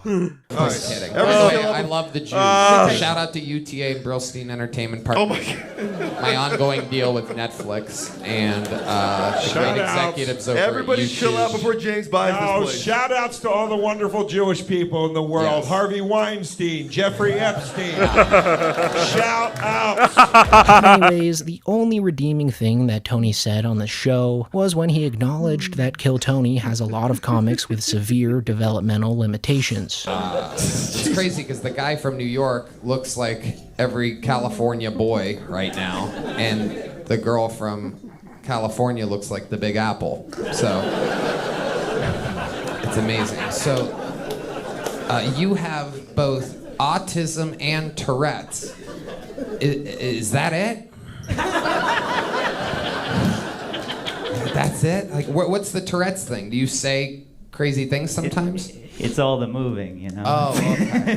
So autism, Tourette's, that's it? You're one away from having a Kill Tony Powerful golden bunch. ticket. Oh, big up MK. Appreciate you. Big up MK. MK for the 5-member bomber. Big up Blood Clot MK. Big up Blood Clot MK. You're a legend. Appreciate you. Fucking appreciate it. Big up Blood Clot MK. Bunch. Let me quickly update this. Blood Clot update this. Big up fucking MK. Appreciate you. Now we finally got the fucking 158 that Coiler won. Oh my god. Powerful bunch. Big up MK. Appreciate you. Let me give you the fucking K-pop heart, because I can't make a heart because my arm is still a bit gammy. Big up fucking MK. You're a legend. Appreciate you. Powerful bunch. Appreciate you. I need to figure out new names as well, new drops as well, maybe new sound drops as well. Maybe mix it up a little bit, mix it up a tiny bit. Big up Blood Clot. Big up Blood Clot. Powerful bunch. Oh, let's go. Let's fucking go. My autism converse is hilarious. Big up Coiler. You're one handicap away. You got a phone? I can see another doctor. Perfect. Yeah, we got to get a second opinion. And this is a pretty interesting topic that I'd love to hear what you guys think about in the comments. I do know that some people think that it's a great thing to promote mentally and physically challenged comedians on such a large show. I personally lean towards thinking it's good to platform them regardless, but do sound off in the comments about it down below. And with that... What do I think about this? It's a little bit exploitative. Don't get me wrong. It's a little bit exploitative. But I'm going to side with the disabled folk and just say the fact that they get a chance to go on stage and do their thing, you know, and they get treated like in some respects, they get treated like a regular person, like an able-bodied person and stuff. I think that's sick, you know, because I'm sure in every other part of their life, they probably get babied, they probably get, patronized and talked down to. So I think in that scenario, I think it's good that they get to like be themselves, quote unquote, you know, in a way, if that makes any sense. They get to be like fully grown adults. They get to like, you know, show both their personality, maybe be a bit silly and shit. I quite like that. Is it exploitative from Kill Tony's point of view? Probably. Does it come from the best of place for them? I don't think so. But I think the good outweighs the bad in this respect, you know? It's like a Mr. Beast, you know? Mr. Beast with the money giveaways and shit. Is he maybe evil? Does he maybe have ulterior motives? Yes. But is he doing a good thing by providing water in Africa and shit and helping people that are blind to see? Of course. So I think the good outweighs the bad in that respect, you know? I think the good outweighs the bad. What do you guys think? Good point. Big up Gamebred. Get an opportunity, exactly. If they are only there because of their infirmity, then infirmity infirmity. I never heard of that word. What the fuck's that word? What does infirmity mean? Infirmity. What the fuck does that mean? I've never heard of that. Physical. Oh, I'd never. Infirmity. I never. Why have I never heard of that? I literally never heard of that word. Big up Chris Mack. Infirmity. Huh. Okay. Another. Okay. I love that. Big up Chris Mack. If they're only there for their infirmity, then that isn't good. But as long as they're treated the same as other people on the show, then I have no issue with it. Same here, exactly. Big up Dabs McGee. Kill Tony was such a better when the band participated with the characters and the comedy. Yep, agreed. Big up Black America. Wagwan Black American. Hope you well. Big up Young about I don't know. B. Big up Like the Stream. Word of the day. Word of the day. Yeah. No, Chris Mack is a wordsmith. Chris Mack is a fucking wordsmith. Big up ZLCs. We're here in African guys to see how many Lamborghini. Big up Disease. We're here in Africa, guys, to see how many Lamborghinis can fit into the last well of clean water. If this gets 1 million views, we'll get them another well. Why does that sound real? Why does that sound real? Why does that sound fucking real? Why does that sound real? Oh my god, man. Oh my god. Yeah, Chris Mack with the SAT. Yeah, Chris Mack definitely got a 32. Brendan lied about. Oh yeah, let's see that again. Brendan lied about his SAT, but I think Chris Mack definitely got a 32. Let's see if we can find it. Brendan Shaw SAT. Please, someone have it. SAT. Someone must have that, please. SAT. Is it AC? No, is it ATC? SAT. Oh, it's AC. Is it ACT? It's not SAT. My bad. What the fuck is SAT? Is that a test? Or am I bugging out? Oh yeah, that's in England. My bad. Shit, that's here. That's SATs. Yeah, duh. So I think this is SATs in the UK is our version. No, is it or is? I don't know. Fucking shut up. Just click the play fucking on the video, Agostino. What the fuck's wrong with you? Just click fucking play. Okay, here's the clip. Here's the clip. Right, there we go. Nick, you're awfully quiet. Did you go to college? I did. I went to University of Minnesota. I didn't finish, though. I dropped out to play poker because I'm an idiot. But I got a 31 on my ACT. Poker. You played really? poker? Yeah. To gamble? Yeah. I made I was living with college roommates. I made $40,000 in 9 months online. But I was just smoking a bunch of weed and not going to class, and I dropped out. By the way, is it me, or everybody that I know that speaks like this about college and gambling, they lie. Anybody that I know, and I have friends like this, that lie. Oh yeah, I funded myself through college with gambling and I use it with the free bets, all this stuff. It's all lies. Everybody that I know in my life that says all this stuff about, this fucking gambling fucking maverick, this gambling savant, it's all fucking lies. It's all lies. Way more losses than wins. I don't know if I'd brag in a 31 on ACT. No, that's really good. 31 is good. 31's really good. Any 30 or higher is really good. Yeah, Brendan doesn't know what's good. 36. I got a 32. No, you did. I swear on my life I had 32. On an ACT. On ACT. I'm impressed, but I consider that really good. Yeah. Yeah, I consider both of them good, bro. You can't say 31. You can't say 31 is bad and 32 is. I think he was being humble. He was saying he I'm didn't not do saying that. Yeah. There's some big scores out there. 34 will get you into any place in the really. There's some big scores out there. There's some big scores out there. Oh, fucking brilliant guy, man. You gotta love Brendan. You gotta love. There's some big scores out there. Big up, Chris Mack. I didn't take ACT. Ooh, big up. Fucking hell. What's that? You got one for. What's the top mark in SAT? You got what? Is that what is the top mark? What is the top mark? What is the top mark in SAT test? Fucking hell, Chris Mack. Jesus Christ. We got some brainiacs in the fucking chat, innit? The top scorer is fucking 1600. He got fucking hell. 1,350. Fair play. Perk Angle got 1,500. Fair fucking play. There's some fucking brainiacs in this chat, mate. There's some fucking brainiacs. Big up the blood clot. Brainiacs. Brainiacs go. You love to hear it. Big up the brainiacs. Big up the brainiacs. Big up the blood clot brainiacs. And big up Brendan too, by the way. Big up fucking Brendan. Okay, cool. Let's move on. Let's do a little no jumper. Big up, point and shoot forever. Big up, point and shoot forever. New no jumper video. Munchie B says Young Aunt Hefe is a zesty hater. Let's check out and see what point and shoot is saying. Then we're going to Brendan Schwab. Big up the stream chat. Right, so like stream. B has in fact quit No Jumper. He made it official on his YouTube channel, and so now Munchie B and Young Aunt Hefe are publicly beefing, basically, and it's really funny because they've always not liked each other. There's always been tension between them, but they kept... I don't like this beef, by the way. I don't like this beef. I think it's unnecessary. I think Munchie B is doing too much. I understand why he's pissed off. I think at the time when he got too drunk on the show and Adam 22 kicked him in the bum, which is really unacceptable. Number one, Munchie B shouldn't have got that drunk and got that hand touchy-feely with Adam. He said many times he didn't want to get touched. He made it very, very clear that he's feeling uncomfortable. He should have stopped touching him. But what Adam 22 did to Munchie B was totally out of line.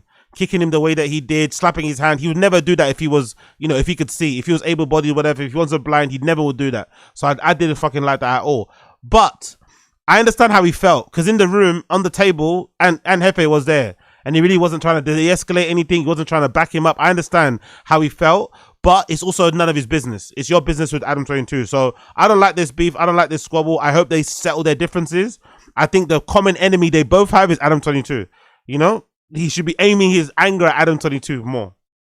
Cool, they played nice with each other in order to hold their positions, but you could tell that they just fucking hated each other and they just wanted each other gone. And so now Big up NJ Ranger. Contrived beef for no jumper?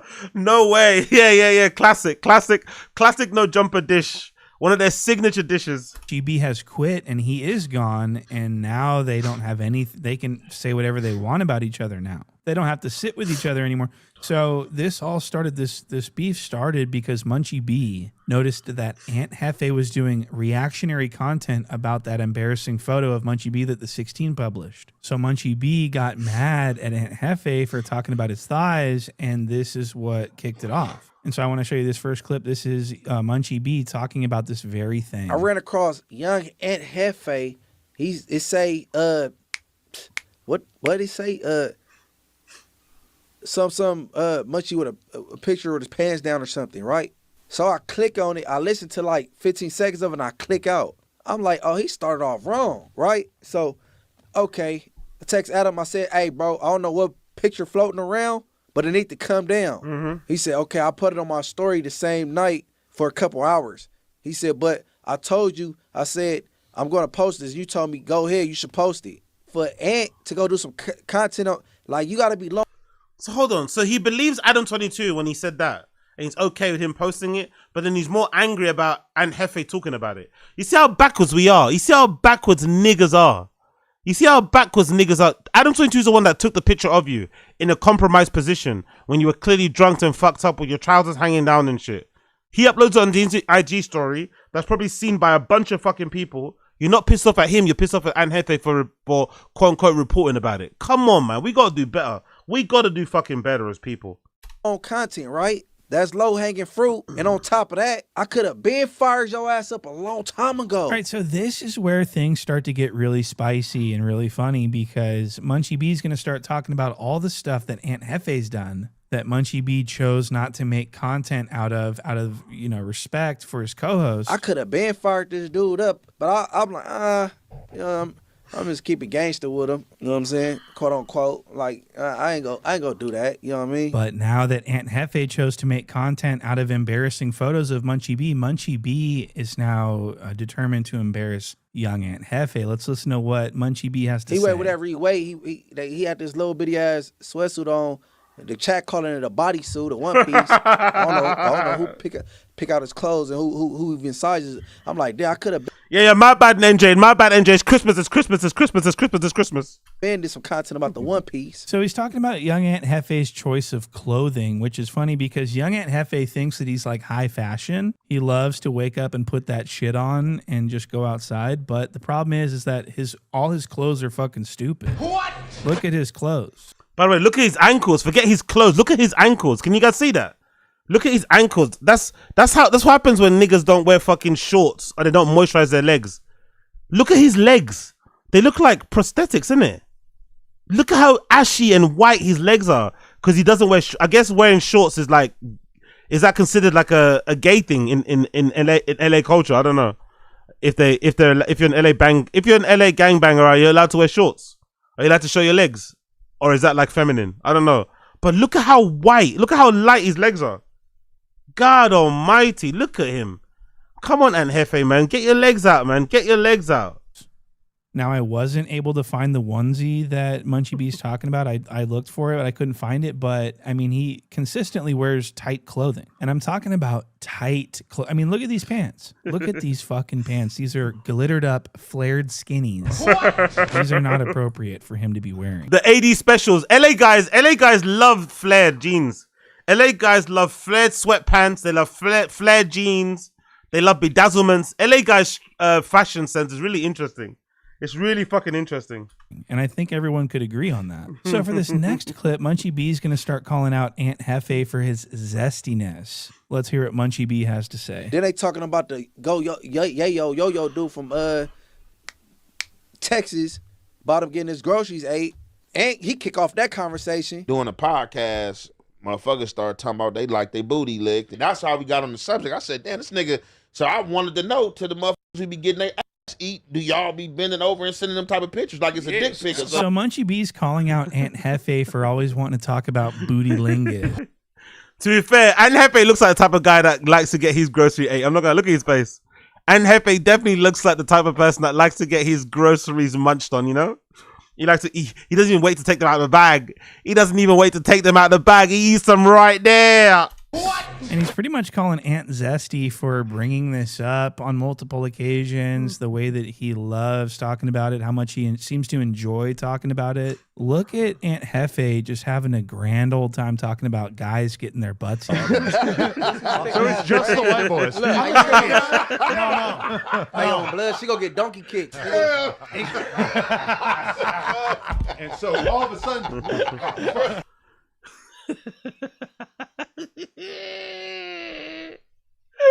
Honestly, if you're a girl out there, right? Because I feel there's something about like hood guys, right? Gangbanger type of dudes, really like super masculine and hyper, whatever, aggressive guys. There's something about them that likes that sort of shit. If you're a girl and you want to lock one of these guys down, you want to make sure he puts a ring on your finger. You want to make sure he gives you some babies or whatever. Or he's your. If you want to quote unquote trap one of these hood guys, if you're a girl, all you got to do is kind of give it a little whirl down there. If you give it a little whirl down there, you slip a little finger. Like these guys will love you. They'll love it secretly. They won't admit it, but they'll love it secretly. I think all hood guys love that shit. I'm not sure why, but hood guys love it.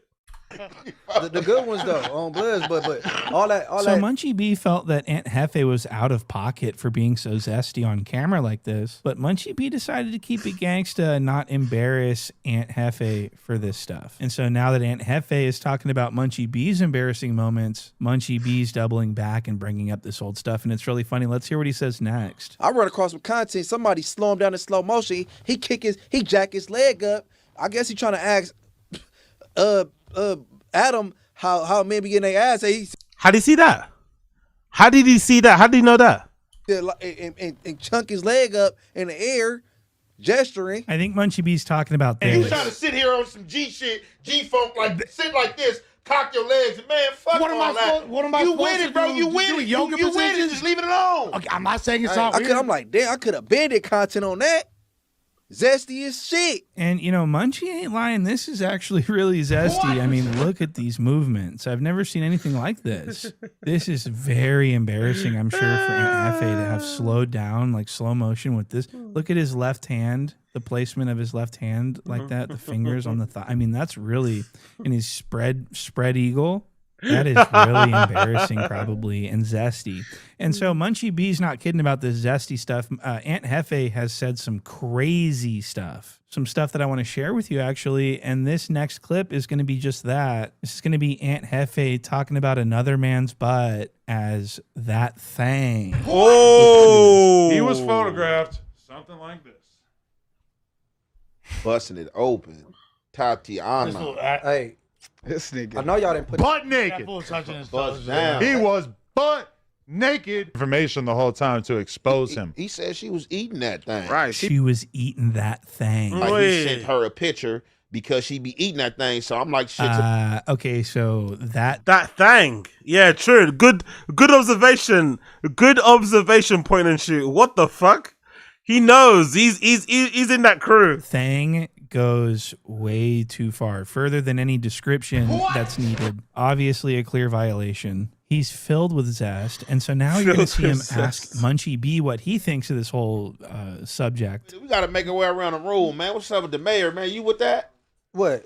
With this rim job shit these dudes That's talking crazy. No, absolutely not. Never. You gotta leave something for the bitches. Young Aunt Hefe just asked Munchie B if he's into this and if he's down for home. And that's really out of pocket. How do you ask Munchie B? How do you ask another grown man something like that? Are you out of your fucking mind? And this is what Aunt Hefe's curious about. This is what's going through his mind. He wants to know. He wants to stop the podcast to ask Munchie B his preferences. I'm sorry, but that's a DP. That's out of pocket as fuck. Now, for this next piece, Munchie B is going to call out Young Aunt Hefe for allowing 607 Unc to drop to his knees in front of him. Zesty as shit. And then, okay, 607 Unc, he bounced about his chair, hop on his knees like he giving fellatio in front of this man. I could have been did content on that. I said the feds, we call those snipers and gunners. I said you just put What are you doing? I'm recording this. What the? He said he got his phone. He's about to top two dudes up. You might got in your mouth the way you on your knee. Munchie's so uncomfortable. Munchie B is so uncomfortable. He can't even see. He's so uncomfortable. Munchie B is so uncomfortable. Oh my god. Yo, why you on your knees in front of them? Get his phone, gang. Ignored that. But this fool Adam take a picture of my pants sagging, the side of my thigh showing. He's a fucking freakazoid. That's it's not acceptable but expected. Fucking freakazoid posted it and ain't gonna do some fucking content on some soft. Now, what Munchie says next is that Aunt Hefe is a hater and that he's been hating on him the whole time because he was jealous, because Munchie B is a fan favorite and Aunt Hefe is more of a lol cow. Everyone just makes fun of him and he wanted Munchie gone. And so when Munchie quit, he wasted no time, makes fun of him. What's I say? And Hefe lost control even of his own comment section. This dude always accusing others of doing exactly what he did every day. Munchie finally waking up to what we've all seen for months. Bruh been hating on Munchie for the longest. This dude and that entanglement word. I bet you wide awake now. I bet you wide awake now. Here go Egghead explaining himself. Disheartening, and got his own dictionary. He wanted Munchie gone. And so when Munchie... This dummy always tried to put people down, calling them social media, then hops on the internet to respond to them. You, the same person who got mad at Ant and act like you are sleeping on camera. RIP Tuesday show. She quit. He wasted no time to make content out of... I'm starting to realize Hefe is full of shit. He already said this in the comment. And anything with a check say, which means he'll turn up on man and do anything what with a check say. Okay, cool. Of Munchie's embarrassing moment. It's because Young and Hefe, I believe he's a hater. And I think that'll satisfy him if I should. Because some niggas think they'll step up and be a star player. But they ain't got the star quality. They just don't have it. And I don't like giving niggas the satisfaction. But I'm like, morals over money. I'm out of here. So the only reason Munchie B considered not leaving No Jumper and why he stayed for so long is because he didn't want to give Aunt Hefe the satisfaction of Munchie no longer being with No Jumper. So Munchie B stayed at No Jumper and held on to his job for all this time just to spite Aunt Hefe. What? That's pretty funny. Now, Aunt Hefe is spiraling. He's made like 17 videos responding to this. He's enraged. He says he doesn't care. He says that Munchie B is not above him, which he is. And Aunt Hefe makes it clear that he cares very much and he is very bitter about this. And he's saying that he's not, but you can just, look at this clip. With a picture that Adam took with Munchie B draws showing, half his thigh. He added me and said whatever he said. I already didn't even look at it, but I'm just like, what's wrong with this weird dude? From there, I go down social media timeline. I see point and shoot do a reaction video to this. It's funny how you see my shit, but you don't see Point and Shoot. Point and Shoot do a reaction, put the photo and everything in there. I don't put no photo. I do a live last night, right? And the live, for me to hate you, you don't have more than me, bro. What are you doing? Like, make a video and explain how Ant hating on you. Then you talking about bleeding. You can't bleed me at all, bro. My mom, I dress better than you, bro. You don't got more gear than me, bro. You What? You're competing with Munchie B on clothes. Interesting. You talking about some tight clothes. They said a onesie. I don't gotta hate on you, nigga. You don't got nothing I want, nigga. You don't do nothing I want to do. I'm not gonna lie. I don't know this guy, but this is kind of a zesty argument, isn't it? You don't dress better than me. You know, it's like, interesting. I know Munchie B started it, but it's a bit of a zesty reply. Hate? Hating on what? What is a nigga hating on? Where have I hated on you in the field of anywhere? It's nothing to hate on you about, bro. Ooh. You want to be the super podcaster, bro. I don't give a fuck about podcasting, bro. Oh, the spit was mad. Mad spit there. Mad spit. You want to be the super podcaster, bro. I don't give a fuck about podcasting, bro. I come in there and do me, bro. Star player and what? It's not no star player. That's what you don't understand. So Aunt Hefe is extremely emotional. He is approaching delusion. He is not a happy camper. And it's all because of Munchie B. So that's the video, guys. Thank you for watching. Yo, big up Point and Shoot. Big up, Jesus Christ, 7,000 members. Big up Point and Shoot. What a legend. He's killing it on fucking Patreon. Big up Point and Shoot. Check out his fucking Patreon. Check out his channel. Absolute legend. This is his other channel. This is the Point and Shoot Forever. This is his other channel. But big up fucking Point and Shoot. He's a fucking legend. Big up Blood Clot, Point and Shoot. Let me give him a likey. Absolute legend. Absolute legend. By the way, I just don't like the beef. I hope they reconcile. Hope they reconcile and they point their anger or direct their anger mostly at fucking Adam 16 because he's the one that's fucking them both over, in my personal opinion. But again, what do I know? Absolutely nothing. Absolutely nothing. Cool. Big up, bless up, big up, bless up. Let's get into Brendan. Let's get into Brendan Schwabi. As I mentioned yesterday, quite clearly, it sounds like Brendan got a call from the Paul brothers. Brendan got a call from Casa El Paul. Brendan got a call from somebody high above to set him straight on his review, his final conclusion, his opinion on the Paul v Joshua fight. At first, he was very conspiratorial.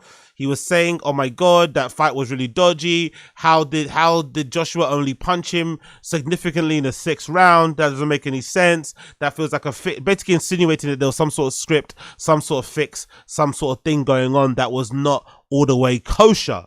Then, less than 24 hours later, he makes a second video, basically walking back what he said and talking about how amazing Jake Paul is and all his impact in fucking boxing and the fact that he's the most important boxer in the 21st century or something, right? He went fucking nuts on the fucking back pedal. He went absolutely nuts on the back pedal. And allegedly, this is more of a back pedal. On the Shorb Show, he kind of clarifies again and essentially argues against himself from last week's episode of the Shorb Show. So let's check it out. And now, Brendan Thick Boy Schaub. Yes, sir. Monday morning, December 22nd, around 9 a.m. on this beautiful Austin morning. What's poppin', fam? Christ. Who's ready for the holidays? Who's ready for Christmas? Who is ready for Christmas? Anybody ready for Christmas? He talks like he gets his lips plumped, isn't it? I'm sure. I'm dead set on it now. He even talks like he gets his lips plumped. There's like a weirdness to the way he speaks. It's like there's something going on. He definitely gets his lips pumped. I'm all but certain of it. The way his voice sounds, like he can't really stretch his lips, so they're kind of tight, you know? He definitely sounds like that. Let's kind of do it. Sick of Elf on the Shelf. Sick of it. Chin, you've never experienced it. Every night you got to get creative and hide these freaking stupid elves. I got to hide 4 of them. We have 3 elves, 1 for each kid. And then you got the freaking dog for the dog. You figure it out with the Elf on the Shelf. I can't wait. I'm sick of those Elf on the Shelves. But we're getting through it, man. We're getting through it. So I guess now he's in his hunter arc, right? He's wearing the archery hat. He's got the fucking real tree camo pants on. I guess we're fully into the I'm a hunter archery era, right? Cool. The kids get a lot of gifts, man. The kids get it, and not from me. It's almost a waste of time. I just get them. I get each of them. Billy's still young, but with the boys, I get each of them one good gift, and that's it from me. One solid gift, because we'll get lost in the sauce. So they're friends, family, cousins. Everyone sends all these cool gifts, and it just gets lost in the sauce. So I get them one good gift. What do you mean lost in the sauce? Does he feel insecure because he can't, or is it like anxiety because he can't decide on what to pick, or he's just lazy? What do you mean lost in the sauce? You're their dad. Why would your present get lost in the sauce? And why would it matter anyway? You know, like what? I get them ATVs for Boss D&T. They got matching ATVs. They look dope too. Of course they did.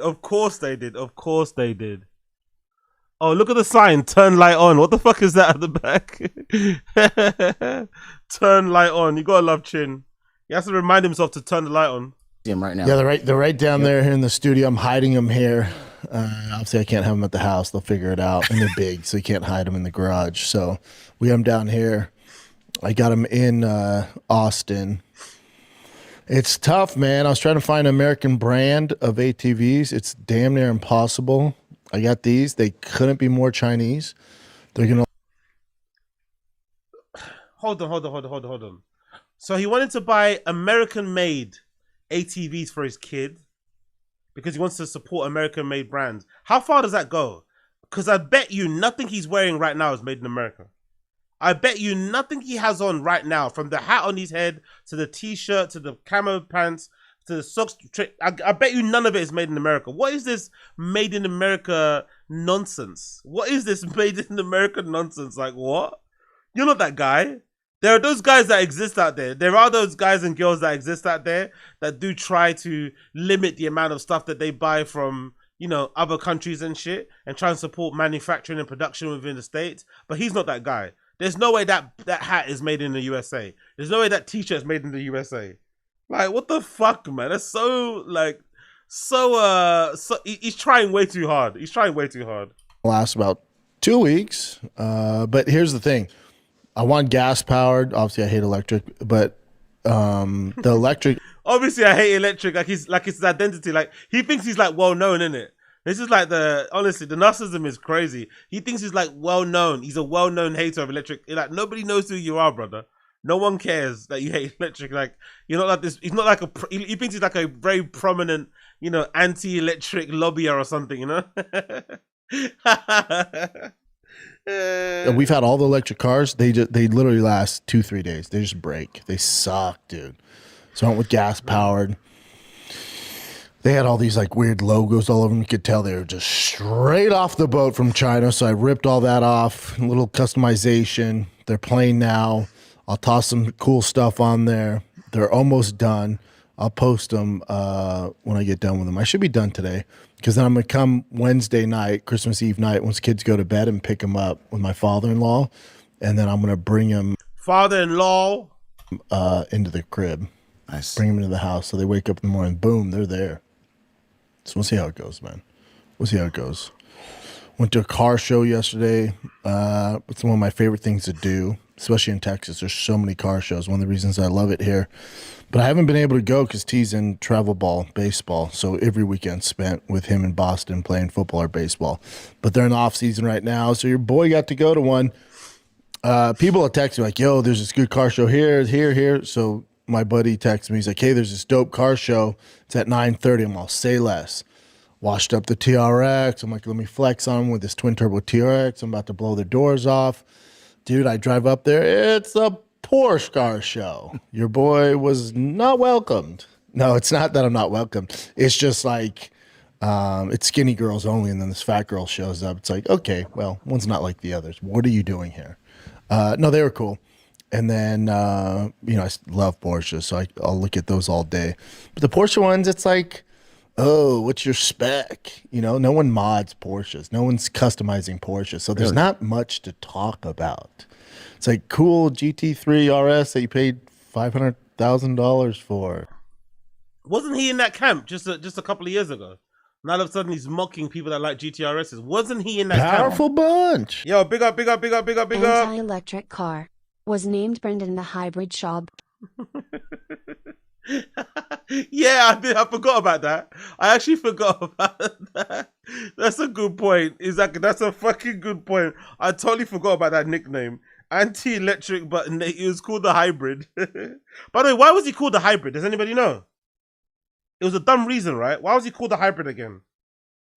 Was it because of his ground game or something and his striking? Do you guys remember why he actually said he was called the Hybrid? I don't remember that fucking law.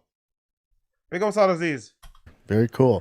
Oh, your spec's different than mine. Big up Kevin Bacon because he's bisexual is crazy. You went with the acid green instead of the freaking voodoo blue. You know, it's not like, you can't really get into the nuts and bolts of it. But I love them. And then some kids, they're like, oh man, this is the TRX off Autotopia, right? My Autotopia boys love this. Like, this is the TRX off Autotopia. I go, it is, but it's slightly different. I haven't filmed with them since I made all.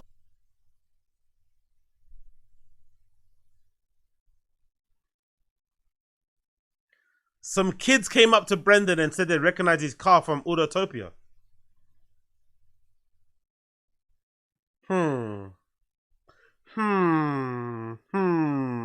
Okay. Extra doubt on that one. All these mods, like mods. Extra doubt on that one. They built them like, it was, but now we're at 1380 horsepower. They're like, what? I'm like, yeah, dude. So I pop up the hood so the crowd gathers around, right? There's like, Of course, a crowd gathers around. Some fucking 19-year-old girl flashed me her tits. Someone threw me a beer. Oh, of fucking course. 5-10 people gathering around watching, and so I'm going through the build, and this kid, he was probably in his mid-20s. He's like, man, I can't even imagine what it feels like with 1,300 horsepower. I'm like, you want to feel it? He's like, no way. I'm like, yeah, dude, you and your boy, you can jump in. He's like, no way. And then my kid's like, Dad. I'm like, dude, we're just going to take him down the road so they can feel it. So they jumped in. I just, on a stretch where I knew there weren't cops, I just freaking went back and forth. They're like, holy shit. I'm like, yeah, man, this thing's wild. But yeah, I love freaking car shows, man. Love them. Let's get into the fights. That's why you guys are cool, here. Man. Yeah, cool story. Over the weekend, you had Anthony Joshua and Jake Paul. I'm laughing because I have so much on my mind. I couldn't wait to get in here. This is when I love my job. I love when I have something to sink my teeth into. So I'm grateful for Conspiracy theory, basically. Let's go. Jake Paul for that reason. That makes sense. Of course. Because UFC, we got a long break to the freaking Paramount stuff starts end of January. So y'all should be grateful that Jake Paul decided to do this. It gives me something to get into. And it's also, like, I posted my immediate reaction. I'll do more of that stuff in longer form and upload to the channel. But you give me a few days, just let it simmer and just let me gather all my thoughts and how I feel about it. And I'll rewatch the fight and I go through it. And then I can step back and like, all right, how do I feel about this? Basically, translation, I'm going to wait for everyone else to make their opinion first. Then I'm going to base my opinion on what they say. I'll wait for Luke Thomas to make his opinion. I'll wait for Ariel Warning to make his opinion. And then my opinion will somehow be in the center of both. Yep, I get it. Where do I begin? I'll say this. So there's a lot of backlash. There's a lot of hate. Exactly, Gamebred, exactly. Towards Jake Paul. It's always been that way. And I get all of it. I understand all that. Do you, though? Do you? But I think one of the main reason why he's getting so much pushback and why he's so controversial is it's the way that his fights, especially this one, the Mike Tyson one, but especially this one, and we'll get into those other fights, which are completely different than what we saw on Saturday night. But one of the reasons why you might watch the Jake Paul, Anthony Joshua fight and you feel disappointed or you feel some type of way or you get online and you throw this hate his way or anybody's way or boxing's way. The issue is the way it's being portrayed, the way it's being marketed, because, and I'm guilty of this too, the way this should be marketed. He's had all the opinions basically, isn't it? He's basically said everything. He's basically an audience. Do you have one opinion you're gonna stick by? You're just gonna say every opinion. He's got every fucking opinion now. He went from hating the fight, saying if Joshua doesn't win immediately, it's gonna be fixed, to then saying after the fight that it was fixed, to then walking it back and saying Jake Paul is the master of boxing promotion and master of all sports. Now all of a sudden, it's expectations. It's the fans' fault. Okay, cool. It's the fans' fault. Marketed is not, can Jake Paul beat Anthony Joshua? That's insane. That's not real. That's not real in any facet. There was never a chance. There's never a chance. And the Jake Paul fans, and I was getting big up IDZ. This guy master Yeah, exactly. exactly. Perfect. Big up Quella. Exactly. Perfect timing there. Papa Slocho will use the same word multiple times. Exactly. Very low cut. Very, very low IQ. this a ton from DMs and comments going, well, everyone has a puncher's chance. That's an uneducated opinion. Uneducated or uneducated? Uneducated. Puncher's chance.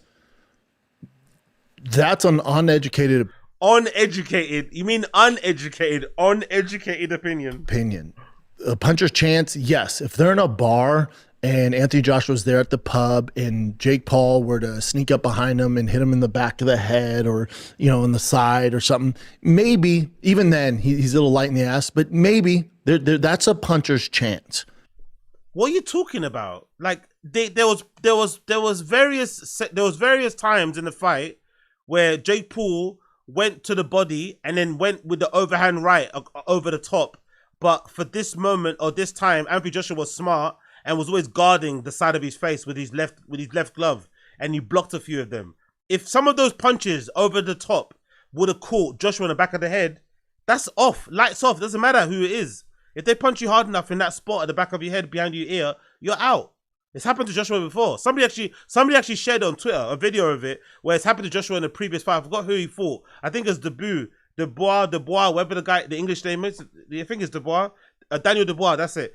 Joshua fought Daniel Dubois, and the exact same knockout that he suffered from Daniel Dubois, Jake Paul attempted it, but Anthony Joshua blocked it because he had his glove up. That's a puncher's chance. Like, what is he talking about? It was very unlikely to happen, but he's going on as if Jake Paul could have only won that fight if they were fighting in a pub. Eh? In a professional bout where a professional fighter at the level of Anthony Joshua was at, and he is going into a ring knowing and expecting to get hit, there is no puncher's chance when there's that much discrepancy in talent level. There's not, especially when the size difference. And some of you will say, Jake Paul hits hard. To you, yes, to you. But also, Jake Paul hits hard for a 200-pound man. He wouldn't even measure in the top 1,000 professional heavyweight boxers in the world as far as the strength knockout meter, if there is such a thing. It's not possible. So, how do you know this, by the way? How do you know this? All these absolutes. How do you know all these generalizations? How do you know this? How are you so certain in this? He wouldn't register in the top 1,000 of hard punches. And like, really? Are you sure about this? A lot of you were tuning in for saying, well, he has a puncher's chance. That's not real. That doesn't exist here. And now they could do this, but I don't think it's going to get the same amount of views, but it would set expectations. If when this fight was announced, Jake Paul's team said, hey, we're fighting Anthony Joshua. Who thinks we can last 8 rounds? Who thinks we can go all 8 rounds? Who thinks Jake Paul can go 8 rounds and not get knocked out? You're like, God, I guess, maybe. Yeah, if he just runs the whole time, you just have to not engage. That's the only way he gets it done. So if the narrative is not can Jake Paul beat Anthony Joshua, that's why you guys are so upset. What?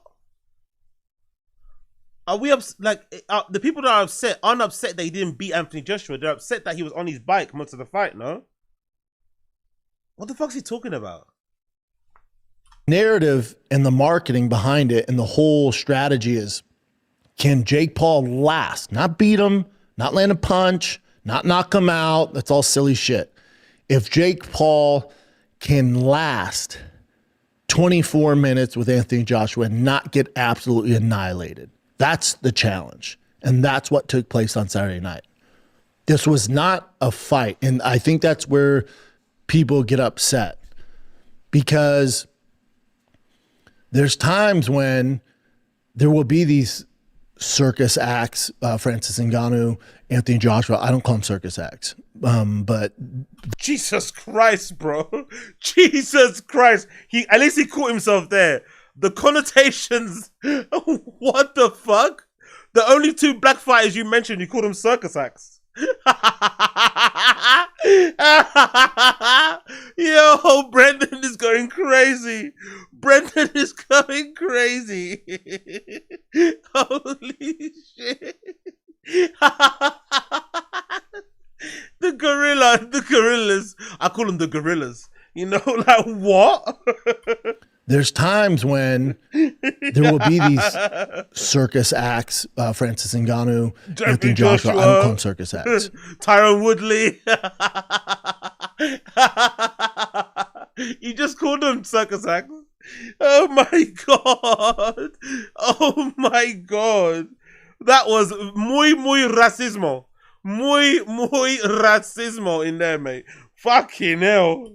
But the casuals call it that. You just said it. You just said it about the casuals. You just called them monkeys. You called them apes. Oh my god. Circus acts. Oh, all the black ones are circus acts. Oh my god. Powerful bunch. Yo, big up. Ring looking like Planet of the Apes. A Shen. Hit that Rogan N-word compilation plaza. Pull up. Chin, pull up an ape. Oh, Chin, pull up circus freaks. Oh my god. Oh my god. Oh my god. That was brilliant. That was fucking brilliant. So there's times when a fighter will engage. So, for instance, when Francis Ngannou fought Anthony Joshua and actually fought, what happened? He got absolutely starched, destroyed, right? Like, you're like, Jesus Christ. That's how this should go. And that was an actual fight. There's no stipulations. There's nothing. Anthony Joshua was like, all right, I'm viewing you as a heavyweight boxer. You do have the ability to knock me out if I don't watch my P's and Q's. I'm going to fucking treat you like a world-class professional boxer. That's how this goes. That's not what you're getting in a Jake Paul fight. And that's why so many people get upset.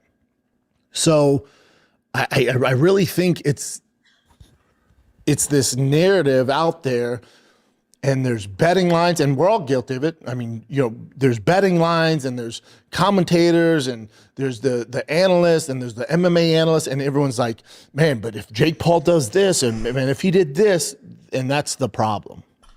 But what's the problem with that, though? I don't understand. What is the issue with people entertaining the idea that Jake Paul might win? It didn't pan out that way. The fight was a bit boring. Some people think it might be fixed. But what's his issue with some people hoping that it would be maybe a competitive fight? Maybe Jake Paul would win and upset the odds. What is wrong with that? Like, I don't understand what he's upset about and who he's talking to. The people that I've seen that are upset, they're upset at people maybe taking the fight seriously. That I saw Luke Thomas say something similar, right? People taking it's not a serious fight. Jake Paul is not a serious fighter. There was this one guy in England, actually. Yeah, I'll show you the one guy. This one guy in England, actually. Let me get it up on here. Big up everybody tuning in, by the way. Smash a like and subscribe if you're here. This one guy in England made a really good point on TalkSport. Let me see if I can get up the tweet. Let me get up for you here. This one guy made a really good point on TalkSport. Bear with me a second here. Let me go through my bookmarks. I want to show you all the porn I'm watching. 1 second. There's a guy here that made a really good point about the fight. Let's see. Paul. And right, Paul there. Bear with me a second here if you don't mind. Where was he? Some guy on TalkSport. There you go. Found it straight away. Found it straight away. So this is the kind of sentiment. This is the kind of I've heard from people who are quote unquote upset. He's not upset, don't get me wrong. But if you want to describe somebody that is upset, this is kind of what they're saying about the fight. This is the classic case of that playground conversation that we all used to have. What would you do for 50 million? Most people listening to this show right now, if we were to say to you, right, I'll give you 50 million quid, get in the ring with the heavyweight champion and let him whack you. Most people would say yes. There's nothing brave about that. Everybody's got a price. It sorts you out for the rest of your life, doesn't it? And that's exactly what Jake Paul did. He just got to play it out in real life. He got on his bike, he ran. Anytime he got tired, he dived on the floor. People kept saying to me, oh, he kept getting knocked down and getting up. No, he didn't. He kept diving on the floor. If that was an amateur contest, he'd have had points taken off him and he might even have been disqualified for the amount of times he spent on the deck. He took one real punch and he made 50 million quid. Fair play to him, man. He's an elite businessman. He used the greedy to hoodwink the stupid. Fair play to him. I have nothing but admiration for him as a businessman, but when it comes to him from a boxing contest, there's not much there for me to celebrate. So, yeah, exactly. Big up of B. Mallory. Exactly. B. Mallory, great point. For those who loosely follow boxing, the discrepancy between Jake and pros is pretty glaring. That's the thing, though. Most people, I think, I speak for myself, most of us don't follow boxing like that. That's why we get hoodwinked. I think that's the main thing of the whole conversation. Most of us that watch these fights, I don't think, follow boxing that closely. We just think of the whole, like what Brendan said, the puncher's chance thing. We just equate, okay, cool, he looks pretty good on pads. He's fought some other people who are maybe lower skilled and he looks decent. That's where that kind of thinking comes into it. But I think if you're somebody that's clued up in boxing, you have no reason to be upset because most boxers saw the fight, that they predicted it, how it would pan out. Maybe they didn't predict what round it was, but they said he would stop. Joshua would stop Logan Paul, and that's basically it. It's not really much else, you know. Like, so I don't really know who Brendan's really arguing with. I'm not gonna lie. It's kind of weird, this argument he's making. Like the straw man. I don't know who's debating. And the cows are going, well, he has a puncher's chance. Man, I saw Jake that one time. That's all fine and dandy. But if going into this fight, if his team came out and said, oh no, we're nowhere near the level of Anthony Joshua. That's not the point of this. The point is we think Jake Paul cannot get knocked out in 8 rounds. We're not beat him. No, are you out of your mind? Yes.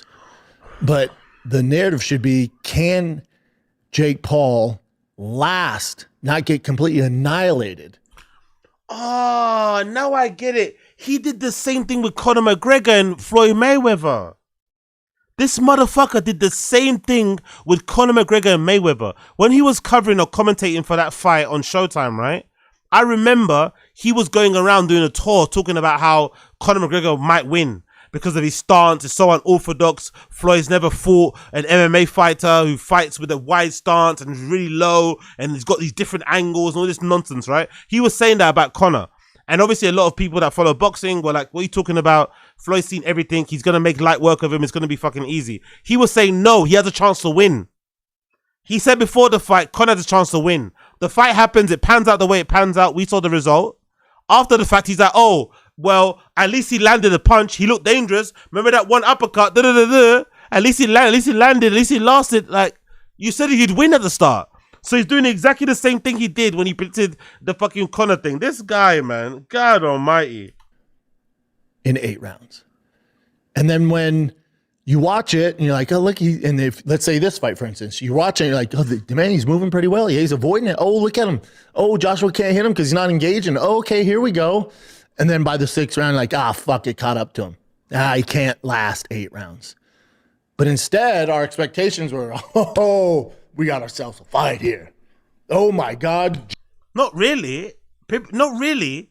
Everyone was either waiting to see when Joshua would knock out Logan Paul or waiting to see if Logan Paul would be lucky enough to land a shot that might hurt Joshua. No one was thinking it was going to be like a battle of the, of the greatest fighters in the world, both like 1 and 2, do you know what I mean? Evenly matched. People were thinking, hey, how long is it going to take for Joshua to get him out of there? And 2, can Logan maybe land something that's going to maybe make Joshua wobble or something? That's it. I don't know who he's talking about in this vlog. I really don't. Jake Paul toe-to-toe with Anthony Joshua? No. He's not that dumb. He's not that dumb. His team's not that dumb. He's not going to become a meme. That's what would happen if he actually engaged in an actual boxing match with Anthony Joshua. 1,000 times out of 1,000, that's the reality. That's the reality. There's another narrative, and people in the space that do the same thing as me that have fight experience and are big names and they're analysts or fight experience, big names. You're not a big name, bro. You're a big redact. You're not a fucking big name. or they're former world champions or whatever. They're in the space. I see this narrative going, man, you got to respect what Jake Paul did, though. You got to the balls to go in there. I was saying the same thing. So I'm guilty of this. The balls it takes to get in there with Anthony Joshua, that is in. So you said the same thing. Now you're changing your mind. Mr. Flip-Flop, innit? You said exactly the same thing. Now you're doing a complete 180 and mocking people that said the same thing you said. Same dude, kudos to him. Let me ask you this. For you listening right now, driving to work, or you're at your house and your kids are running amok in the back because we're on winter break, let me ask you this. If I gave you unlimited resources for a year, money does not matter. You can hire any professional boxing team you want, any coaches, anyone. You have a facility, you have a nutritionist, you have everything. I give you 1 year to train. 1 year to train. You have no experience. Maybe you came from the Disney Channel. Maybe you came from YouTube. Maybe you come from Remax. Maybe you work at Starbucks or Summer Moon or Terry Black's. You have no boxing experience. I give you a year of unlimited amount resources. Money's not an issue. You're not getting any bills. Does not matter. And I say, you have 12 months to train like a world-class athlete. And at the end of 12 months, you have to fight Anthony Joshua. You go, fight? That's ridiculous. Well, hold on, not fight. You just have to not get touched for 8 rounds. I just need you to move. So the entire camp is going to be you avoiding getting knocked out. You're not going to engage. You're not going to engage. You're not going to trade combos. No. Don't be crazy. I'm going to give you 12 months, unlimited budget, world-class trainers, world-class facilities, world-class nutritionists. You have everything you want. But at the end of 12 months, you have to fight former world champion, gold medalist, Anthony Joshua. And when I say fight, I mean for 8 rounds, for 8 3-minute rounds, you just have to avoid getting hit at all cost. You might get hit. That's fine. What the fuck is he doing right now? What is this? I don't even...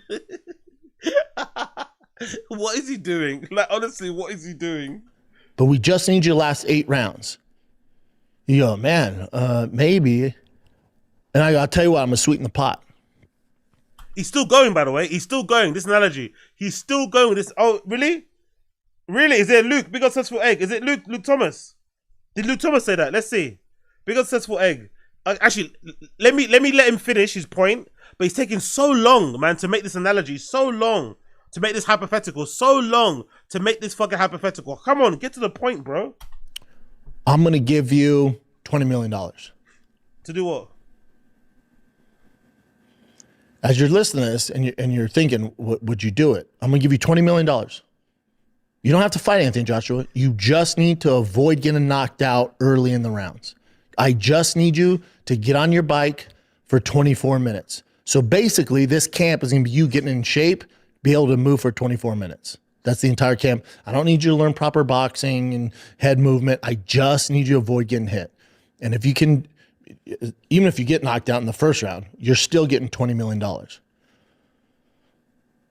I don't know a single person in my life that wouldn't agree to that. I do not find it brave. I'm not hating on Jake Paul here. This sounds like I'm not hating on. Well, what I'm saying, this narrative, he's so brave to get in there. I do not know a single person in my life that would not agree to those circumstances. So the clip before, he was saying it's a conspiracy, right? It's a fixed fight. How did Joshua only land that straight right in the 6th round? Why didn't he land it in the first? It's a conspiracy. Then less than 24 hours, he comes back and makes another video and says Jake Paul's the most important person in boxing. Without him, boxing doesn't make any money. He's revived the sport, blah, blah, blah, blah, blah, blah, blah. Then he comes back on Schaub Show and he says Jake Paul is not brave. Jake Paul did not stand a chance to win. Like, he's going back and forth and definitely missed a flip-flop. Definitely missed a fucking flip-flop. So I think we need to chill on the brave thing. Hold on. $20 million and I just have to get on my bike for 24 minutes and not engage? Oh, wait, hold on. You're going to put me on Netflix? Wait, hold on. You're going to pay me $20 million? Brave's not the word I would describe that as. That's the thing, though. He's acting as if he wouldn't do it, though. You know, that's the thing. He wouldn't do it, and he wouldn't even engage. I think, in my personal opinion, this conversation about would you do this for this amount of money, I think a lot of people are saying they would do it, but when presented with the opportunity to actually do it, I think it's completely different. Like being in that ring. And there's no guarantee the running thing is even going to work. People are acting as if running around and avoiding getting hit is easy. It's not. It's not easy at all. If you've ever sparred in the boxing ring, you'll know just even wearing the shoes and running around on that fucking mat and how bouncy it is. It's a weird surface. Running around and moving around in that ring for 6 rounds or 8 rounds, avoiding getting hit, is not an easy thing. I think the fact that most people don't fight anyway. Most people don't fight if a person disrespects them in a fucking shopping center, cuts in front of them in front of their kids, says something underneath their breath about them. Most people don't stand up. You think a person's gonna willingly go into a boxing ring and fight Anthony Joshua? Most people are full of shit when it comes to that analogy. Sorry, when it comes to hypothetical, in my personal opinion. But if we're just talking about Jake Paul, was he brave to go and fight the guy? I think so. Was he brave to engage in some parts of the fight? Yes. Like, it's not bad to say. Was the fight still bullshit? All things could be true at the same time. Was the fight a whole crock of shit? Yes.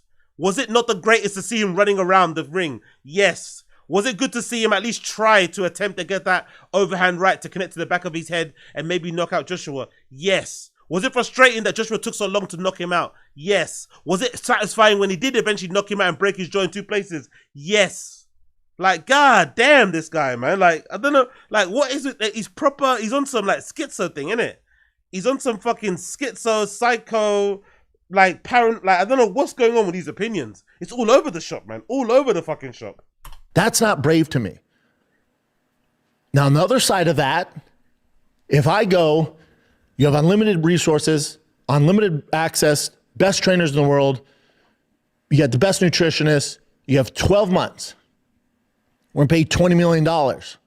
But you have to engage. You have to go balls, you have to die on your shield. You might get flatlined in the first 30 seconds. You might suffer severe consequences, but you have to engage. Now that's a different story. Now we're playing a different game. Now I don't know. He did engage though. What's he talking about like he didn't engage? He did engage. A person. It wasn't a lot, but he did engage. In my life who would accept that. I have some, right? I've run in a circle that have fucking skills in fighting, but even what circle do you run in? What fighters do you run with? You don't run with no fighters, bro. The closest thing you do is fighting fucking umpires. I run in circles. The ones, let's say they're just in comedy or they're just in hunting, whatever the fuck they're in, cars, they're gonna go, fuck that, dude. No, that ain't worth it. No, hell no. I got to get in with Anthony Joshua. I actually have to fight him. Yeah, you can't go backwards. Yeah, you have to make it entertaining. You have to engage. You have to trade shots with 255 pounds of shredded muscle, world-class boxer, Anthony Joshua. Most people go, fuck that. Now, if Jake Paul did that, hats off. Dude, that's fucking brave. But what's not brave to you is getting in there and avoiding getting knocked out for 24 minutes. To me, that's not, I don't know a person that wouldn't do that. And they'll go, well, he has some skills. Right. Again, I give you unlimited access. Unlimited. I love it you say unlimited, by the way. I love it. I love the unlimited. I wonder what's going on with him and the Paul brothers. It's weird because there was a time when he was like super on their dicks. I wonder if this is like a consequence of what happened with him and Logan. Because it's strange. Because if you're looking at this, forget trying to make sense of what he's saying, right? Forget trying to make sense of what Brendan is saying. If I'm just looking at this and just listen to what he's saying and not trying to make sense of it, it sounds like he's hating, isn't it? It sounds like he's hating. It sounds like there's a little bit of jealousy there. A little bit. That's what I get now if I think about it properly. It sounds like he's hating, basically. In a roundabout way, just using a lot of words and going down different tangents and all this malarkey. But at the heart of it, it sounds like he's hating a bit, innit? That's what it sounds like. Like this, like Logan, you know, Jake and Logan have found they found money glitches, right? Logan's got a money glitch with his Prime drink and the crust up. What's that? Crust up, whatever the food that he does with Mr. Beast. He's got a money glitch. Jake Paul clearly has a money glitch with the boxing. Every Netflix fight, he keeps upping it. So I wonder if that's what it is at heart. It's just a bit of jealousy. You know, jealousy shrouded in a cloak of like objectivity, right? Like, you know what I mean? Like, I bet that's what is going on right now. To the coaches, the training facilities, the same access that Jake Paul has. I'm not hating at all. Take Jake Paul. When someone says they're not hating, they're hating. Put any celebrity you want in the situation. I'm telling you right now, I could train Brian Callen for a year. Yo, big up. Hey Jake, go run straight into AJ and get brain damage. That's brave. Exactly. No, that's retarded. Avoiding getting hood is actually what boxing is. What an idiot. Exactly. Go square up to AJ. Go right at AJ with your chin up. Jake Paul, go straight towards AJ with your chin up. From the first bell. Exactly. Egg fucking exactly. Big. And he would have the exact same results as Jake Paul did in that Anthony Joshua fight. So I'm not impressed. I do not find it brave. Wow. He just compared Jake Paul to Brian Callen. I'm telling you right now, I could train Brian Callen for a year and he would have the exact same results as Jake Paul did in that Anthony Joshua fight. Holy fucking shit, bro. That's a diss, bro. That's a fucking diss. That now I know he's hating for sure. Big up B Mullery. I think it peeves him that he's a real fighter, quote unquote, and Jake isn't. Maybe like on a world of music, how there are real DJs versus DJ Paris Hilton. Yeah, there you go. You got it. Bingo. I think there's an element of that. There's definitely an element of that. You know, the amount of attention he's able to garner, the legends in the UFC that he's kind of beat already. Again, the money glitch of it. It's a money glitch. Every time it comes around, even myself, I get wrapped up in the hype and I want to go see them again. Even though we know they're going to be like, you know, not the best spectacles, you still get, you know what I mean? You still get kind of ramped up again. So I think that's what pisses him off, sorry. The fact that he's figured something out like that and it seems to be working, you know? Big up. So I'm not impressed. I do not find it brave. That's not hating. It definitely is. It definitely is. Again, I don't know anybody in my life, from my neighbors to the guys I work with on my cars, my trucks, to the guy who drops off my fucking Postmates food. If I went up to him like, hey, $20 million, you just got to avoid Anthony Joshua for 8 rounds? I'm like, yeah, I'm in, dude. Oh, yeah, it's on Netflix, too. It'll be one of the most watched fights ever. Oh, my God, this is sick. Fucking hell. This is a weird... I'm curious to see what did Luke Thomas say? Because this is an insane opinion, bro. Especially after walking back what he said the other day. This is actually worse than the first thing he said, the conspiracy theory. Oh, shit. Kill Tony. What? Tony Yayo's on there. Can't answer questions about their job or anything. Wait. Yeah. Wait. I understand the algorithm for 369. I really just wanted to talk to Joe Rogan and explain how the universe works. There you go, everybody. Wow. Infinity. There you go.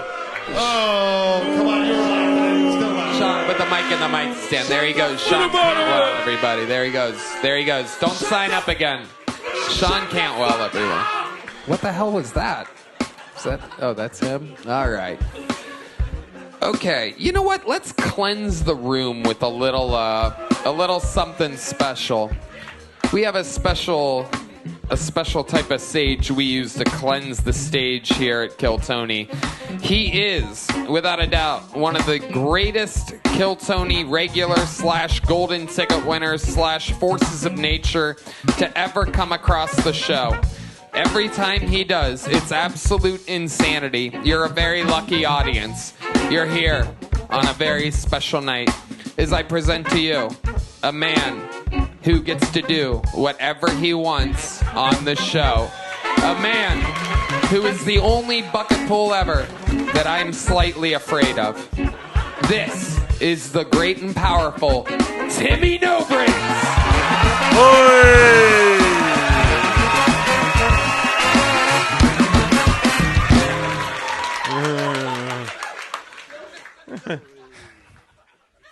So I was fucking this 2-year-old. Relax, I was 1.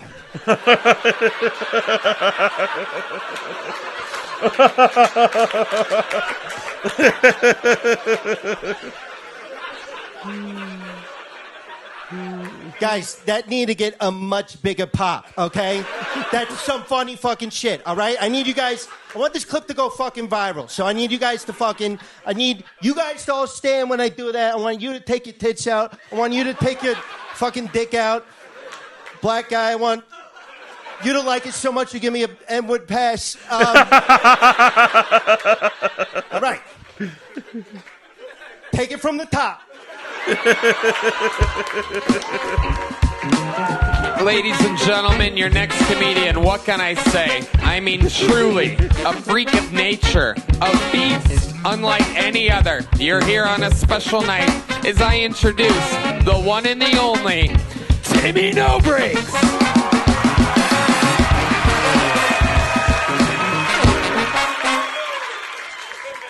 So this 2-year-old was following. I was fuck.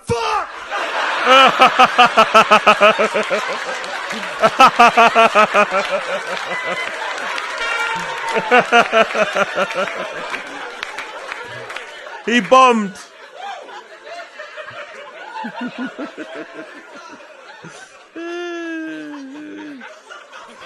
Take it from the top. Sometimes in this world, you are graced upon a presence unlike any other. Someone that is simply unlike anybody else. A man who has more power than any bucket pull in the history of the show. You're here on a special night as I present to you the old golden goose. This is Timmy No Breaks.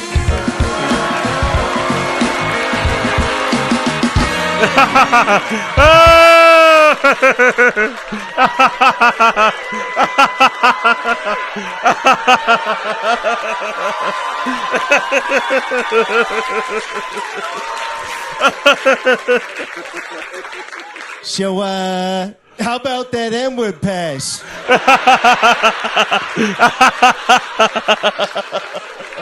Come on, bitch, give me that shit. God damn. Look at this motherfucker. I'm gonna turn to my left. Yep, I'm gonna look right. Yeah, I'm looking at the panel to my left. I'm looking at the audience for a little bit, but then turning to the left. Nope, there we go. Look at this gay motherfucker. God damn. Look at this gay motherfucker. Your face looks red as shit, you Navajo-looking motherfucker. God damn. What's your name? She squats her dick? Holy fuck, god damn. Look at this black guy. There's a black man on the panel. I challenge you to a rap battle. Let's do it. What do you know about rap, bitch? Let's go, bitch. Fucking... I would suck my dick. Come over here, get on your knees and suck my dick. I'm just setting the stage. All right, give me a beat. Nah, what the fuck is that? No, that's not my beat. Cut it out. No. Every time I do this move, I need you to hit the beat the right way. God damn.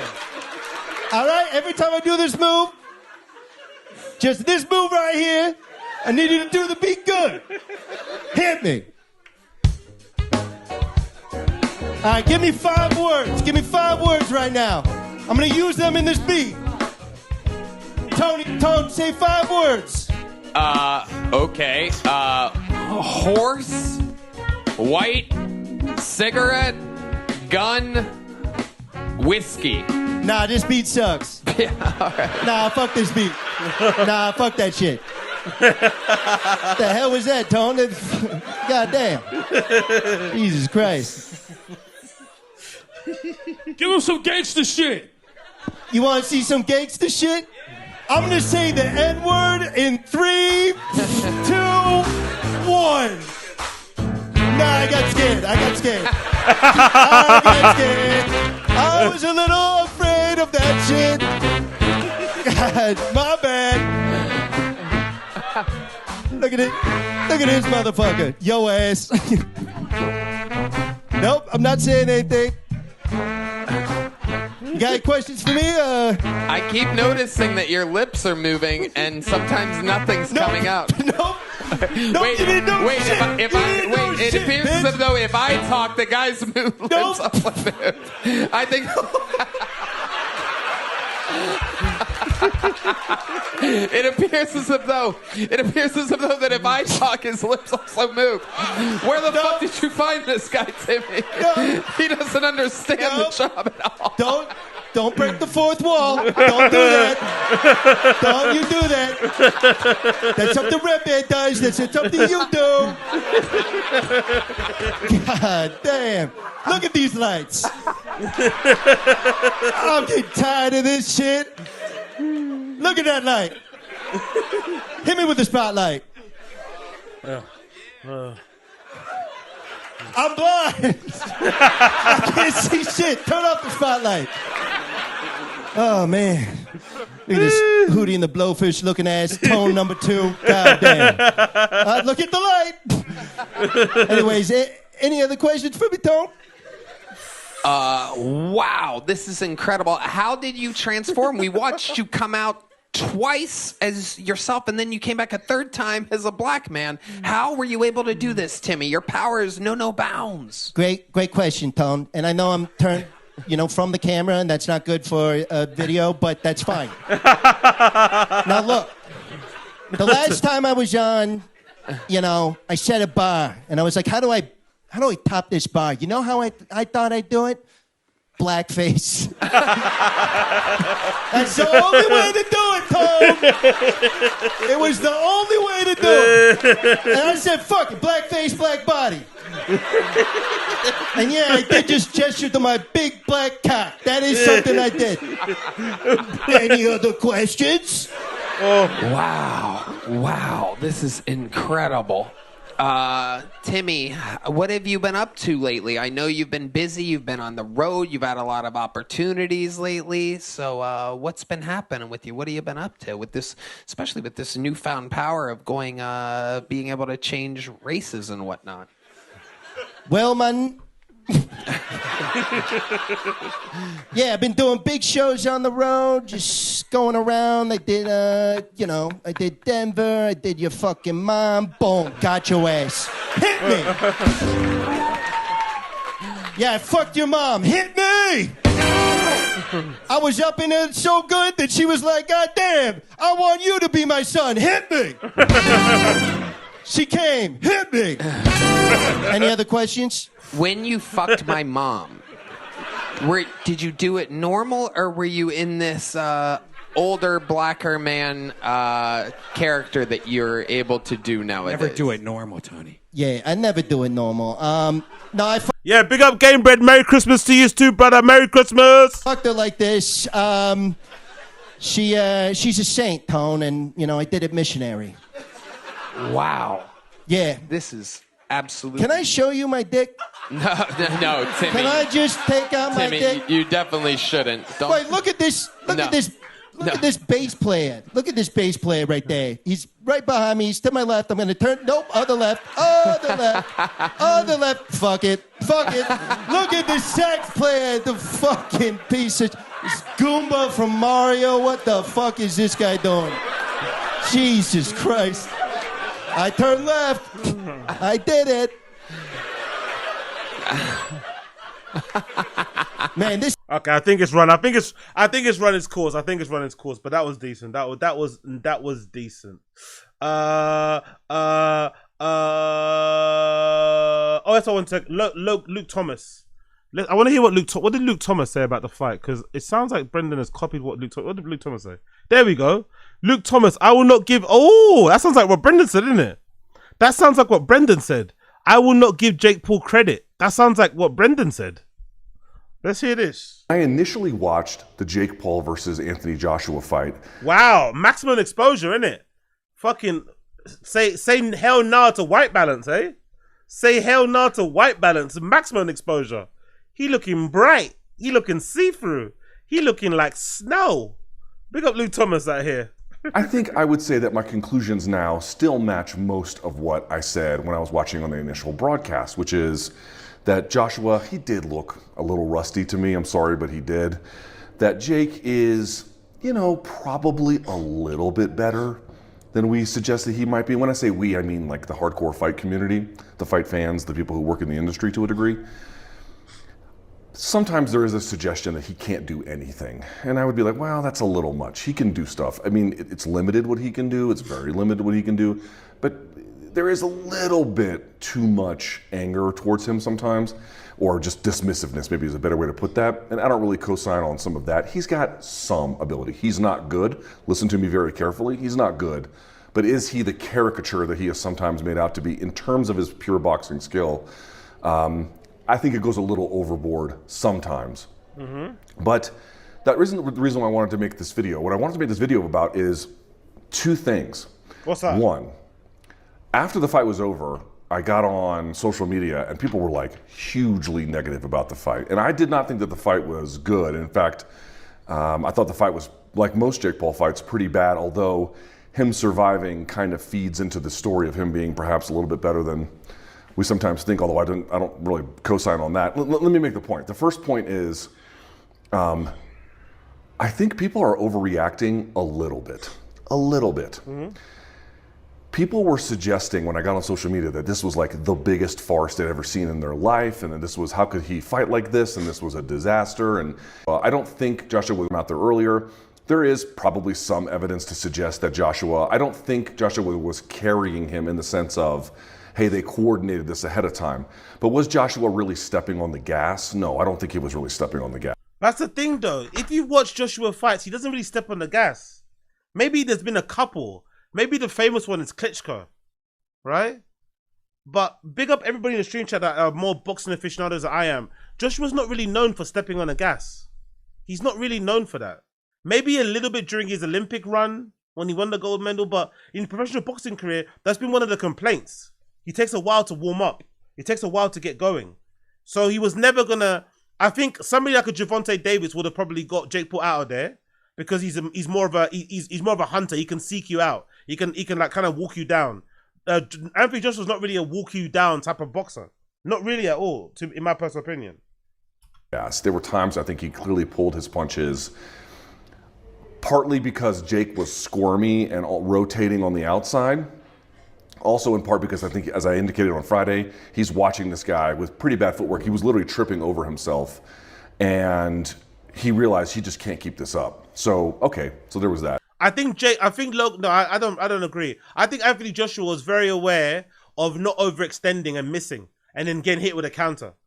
That's why I think he wasn't rushing in and throwing crazy Hail Marys. If you notice, he waited until he got really close and really close to distance before he threw any big punches. He wasn't trying to, you know what I mean? He wasn't trying to take any risks and take him for granted, throw something from far, throw something maybe a little bit out of range, throw something that's a bit more telegraphed, and then get caught with a counter. That's what I think happened, personally. He was kind of apprehensive. But then as the fight went on, and he realized that Jake Paul wasn't really offering anything, he got more confident and was able to kind of, walk him down, especially when Jake was getting tired. But to suggest that You know, like he was never going to get it done in one round. We hoped it. I hoped it too. But if you know Anthony Joshua and you watched his fights, he was never going to get that done in one round. Never. But people were acting like, like how could this be? How could this have happened? Guys, on Friday's MK, and then before that, earlier in the week on Submission Radio, they asked me on Submission Radio, how do you think he's going to fight? And I'm Yo, big up Denny God in the stream chat. Big up Denny God. Big up Denny God. Hope you're good, G. like, he's going to run. And they're like, you don't think he's going to clinch? I'm like, okay, he'll clinch at times, but then the rest of the time he's going to run. Like, what other way was this going to go? What other way was this ever going to go? If you're Jake Paul and you have the skills that you have, whatever value that is, and now you have to go up against a guy who is much bigger, rangier, stronger, maybe not faster per se, but more dominant in almost every category that matters, and is, by the way, a devastating puncher, what are you gonna do? What are you gonna do? You're gonna run. He was on the back foot against Woodley the first time that they fought. This is what he does under duress. He loves to circle and rotate on the outside. Now, you might be able to argue that Anthony Joshua should have put more pressure on him, and I do think that that is true. Maybe he would have been hit a few more times, and maybe he would have been scuffed up a little bit more, and maybe he didn't want that. Again, maybe he just kind of felt like he was rusty 15 months off. I'm just gonna let this goober burn himself out. Fine. You can definitely make that argument. I don't think it was in any way coordinated between he and Jake Paul, but And you know what? I respect his opinion more, because Luke Thomas absolutely hates Jake Paul and Logan Paul. He's not a fan of them as people. So if he's able to make this opinion or have this opinion and it be nuanced, you know, like, I think this says a lot about him in general and his point. Whereas Brendan is kind of coming off a little bit jealous. I do think he kind of looked at this and was like, this guy's just, he's burning all the gas in his tank. I'm just going to let him slow down on his own. And could he have done more? Should he have done more? Absolutely. In fact, there's a conversation to make if he pivots from the Jake Paul fight to fighting Rico Verhoeven, who even is Anthony Joshua anymore. But the point I wanted to make was, I don't care that people didn't.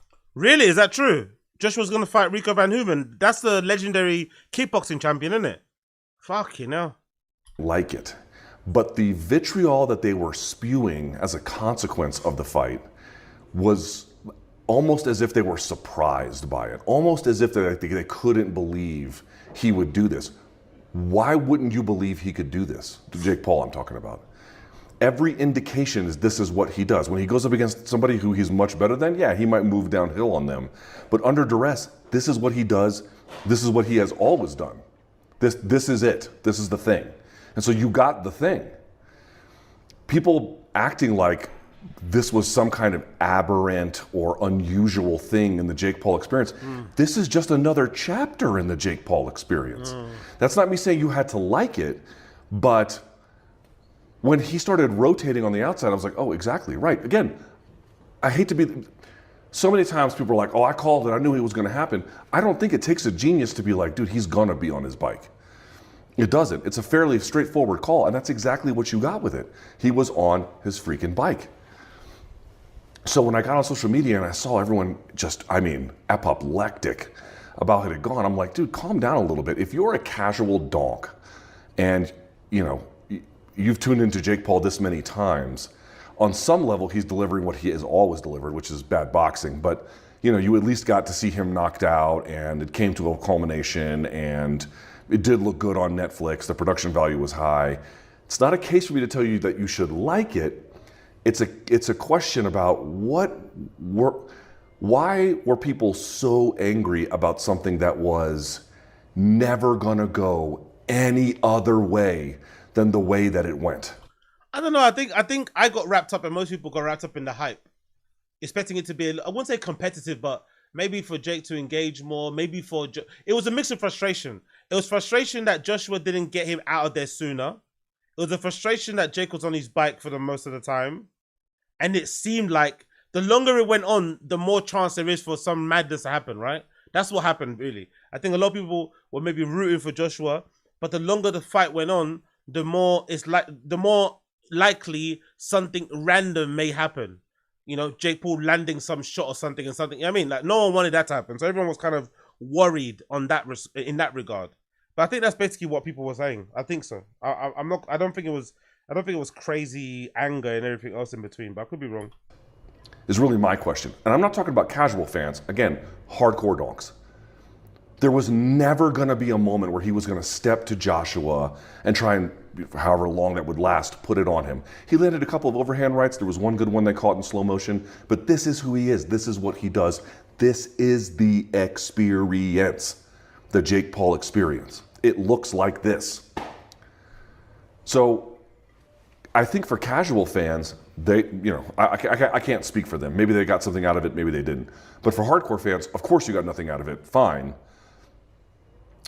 I just really wonder why you can have such vituperative language. Vituperative. Look at Luke Thomas. Vituperative. Woo, hello. Around something that was, I mean, fight sports can be unpredictable, but that was the easiest thing in the world to call. He's going to be on his bike and he's going to clinch. Now, the one thing that I will say that I did not say on Friday, because on Friday there were moments there where, you know, I was almost like, oh, Jake's winning this round for a little bit. And upon rewatch, no. And I'll never, in the middle of a watch along ever again. It distorts my perspective. One thing I will absolutely give the haters is the people who really care about boxing, the people who really love it for the sport and the purity of it, is, dude, the fact that he kept falling to his knees, I think they counted something like 15 of these or more, was so absolutely disgraceful. The fact that he never, ever once tried to really win this fight. Good, he landed a couple good overhands, and he stayed on the outside as long as he wanted to. And as we said, if someone doesn't really want to... But isn't that his tactic to win, though? That was his tactic. It wasn't maybe the best and most engaging, but that was a tactic that he was going for, clearly. He wanted to win with that overhand. He thought that was the only way he could win, you know? Engage. It's very, very hard to actually make them. Could Joshua have done more? Yes, but as we've been over this a million times. But the point is, if someone doesn't really want to engage, it can be very hard. The match I keep bringing up is Carter and Chukadzan and Jaron Ennis, the first one that they had. And Chukadzan was not trying to win, and Jaron Ennis didn't end up looking that good as a consequence. Two much more higher level boxers, obviously, but you get the idea. Or Brendan Shaw, Metamorphosis, whatever that fucking thing was. That's another good example. So you basically got back to that in this one. But people being like, you got to give Jake credit. At first on Friday night, I was like, you know what? He lasted longer than I thought he would. I'll give him credit. A little bit of credit anyway. And then I rewatched it. I'm like, you know what? No, no. I will not give you credit for lasting longer if you never, ever tried to win. Never tried to win. Winning was never the goal. It was Hail Mary for however many of those he got through. But isn't that a form of winning, though? You can't say that. I get what he's saying, but a Hail Mary is a form of winning. He's maybe not engaging with combos and shit and whatever, but if you're throwing a Hail Mary, you're trying to win. It's a limited range of winning, but it's an option to win. Come on, Luke. By the way, Joshua ate them like they were nothing. I'm not saying Jake doesn't have a punch more appropriate to his weight, but against Joshua, get the fuck out of here. And then just to constantly circle without any effort at real sustained offense. And it's like, oh, well, what would you do if that, you know, if he did that, he would have been knocked out. Well, then don't take fights where those are your only motherfucking options. If you're taking fights where your choice is, I can only circle or be viciously KO'd, this is not the appropriate matchup for you. Honestly, the boldest thing that this guy could do, it would be to take on actual cruiserweights, you know, who can fight 10 rounds. That would be the boldest thing he could do, because Big up Robert Henry Poet, exactly. Luke out here throwing a bookcase at us that he stole from the Library of Alexandria, exactly. Big up Wild Fan. I hope Luke ends up someplace. I enjoy his takes. Yeah, from same. This sleight of hand shit is old. It's old. It's nothing. So on the one hand, I feel like people are going way overboard and be like, this is the biggest abomination I've ever seen in combat sports. Why? It's just another one. This isn't, to me, not nearly. Yo, big up everybody tuning in. We got about, 93 people or so watching live. If you're watching live and you haven't liked the stream, please like the stream. Do me a favor. If you're in and out, it's okay. Just like the stream as you leave. Like the stream as you enter. Like the stream. Do me a favor. Last stream of the year. Let's fucking go. Like the fucking stream. Really as bad as the Mike Tyson debacle. This was much worse than that. Excuse me. The Mike Tyson one was much worse than that. However, on the other side, on the other end of it, the demand to give Jake Paul credit. Oh, he got in there with a guy who, who's going to knock him out. Great. I can go to the circus and see people put their heads in the mouths of another circus act analogy. Crocodiles and shit. This is boxing. This is a question of skill. This is a question of skill versus skill and everything that comes along with it. Running for your life, falling to takedowns, and that referee did the worst job ever of not taking a point. Jake Paul should have had multiple points taken from him during the course of that contest. Is so disgraceful, and then never trying to win. I cannot give you points for never even attempting. I cannot, and I will not. Does he have a streak of recklessness that he's willing to get his jaw broken in multiple places and do it? Yeah, you know what? I'll watch guys jump off of their roofs and land on broken microwaves on the ground covered in barbed wire. Great. Jake Paul has this thing, and the people around him have this thing, where they constantly want you to evaluate what he's doing through the prism of a Disney kid who's just doing his best to come up on the American dream. They just constantly want you to grade him on those terms. Isn't it amazing that in 2017 he was doing this, and now look at him here? Isn't it amazing that a guy who's never boxed can be in these kinds of positions? I appreciate what he does for women's boxing. Certainly he is an attraction in the American market. No, you do not get credit for never trying to win or sandbagging. You can say the same thing about Brendan, isn't it? You can say exactly the same thing about Brendan Schwabe, his friend. You don't. Period. Yeah. And I'm not going to evaluate his boxing through the lens of, look at this Disney kid who came up great. Those days are over. As the great Cameron Giles once said, remember back in the days, man, them days is over. Hey! What do you know about Cameron? What do you know about Cameron? Big up Luke Thomas. Random as fuck. What the fuck does he know about Cameron? What the fuck do you know about Cameron? Big up Luke Thomas. Amazing. Great taste. Great taste. One of my favorite rappers of all time. Big up Blood Clot Cameron. That's amazing. You want to be treated as a professional boxer, you will be treated on professional boxing terms. And on professional boxing terms, that sucked. He's got a little bit more skill than his worst critics will say. I thought people went a little bit overboard on Friday night, saying it was an abomination to the sport. Yo. The Mount Vesuvius was dubious. The fisticuffs were in fact underwhelming. Jake Paul was indubitably petrified from the ominous Goliath that was Joshua. Thin.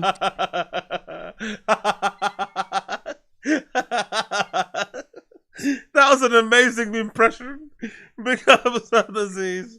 That was an amazing impression. Oh, I love that. Big up Assad Aziz. Or any more than the Tyson fight was. But at the same time, credit for falling to your knees, taking fouls that weren't there. Remember, he got all that time off from a groin shot that didn't exist, and then running consistently. Get out of here. Get out of here. Get out of here. We'll have more to say about this on Monday's MK. But I think on the one hand, everyone needs to calm down, and I think the people around Jake need to get real and get a grip. He cannot fight. This sucks. It sucks every time we make time for him. Give us something that we can actually care about. Fight a cruiserweight commensurate to his ability, and let's see what he can actually do. And he won't do that because there's no money in it, and I understand, but it also would just absolutely undress him. Yeah, Brendan definitely reheated his nachos, isn't it? Brendan definitely reheated Luke Thomas's nachos, for sure. I can hear a lot of Brendan in that fucking rant.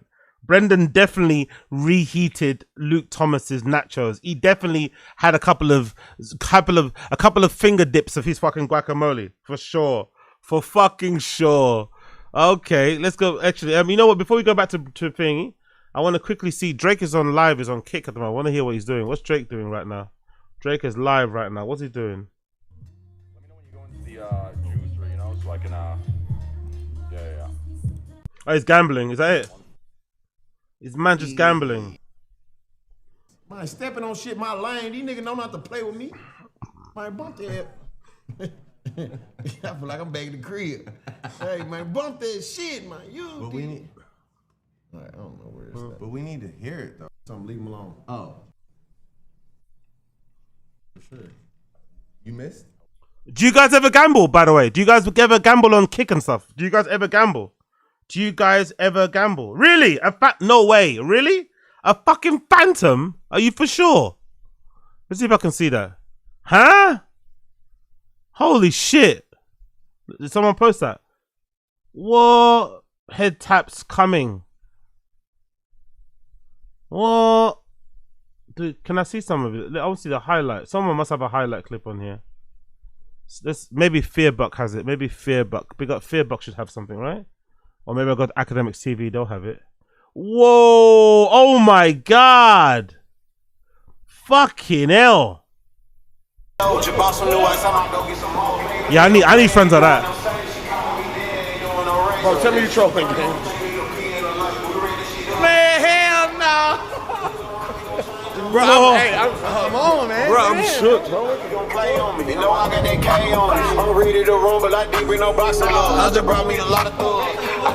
You joking, bro.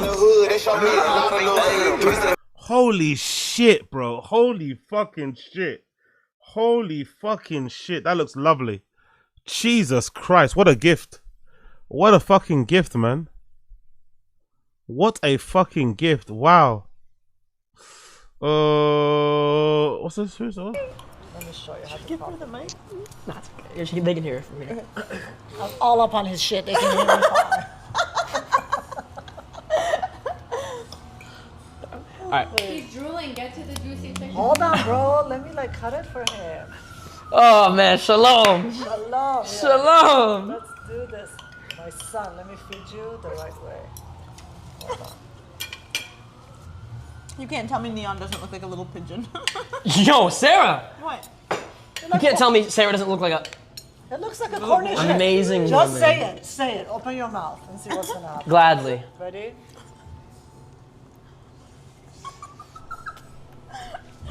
I'm telling you, bitch, it's juicy.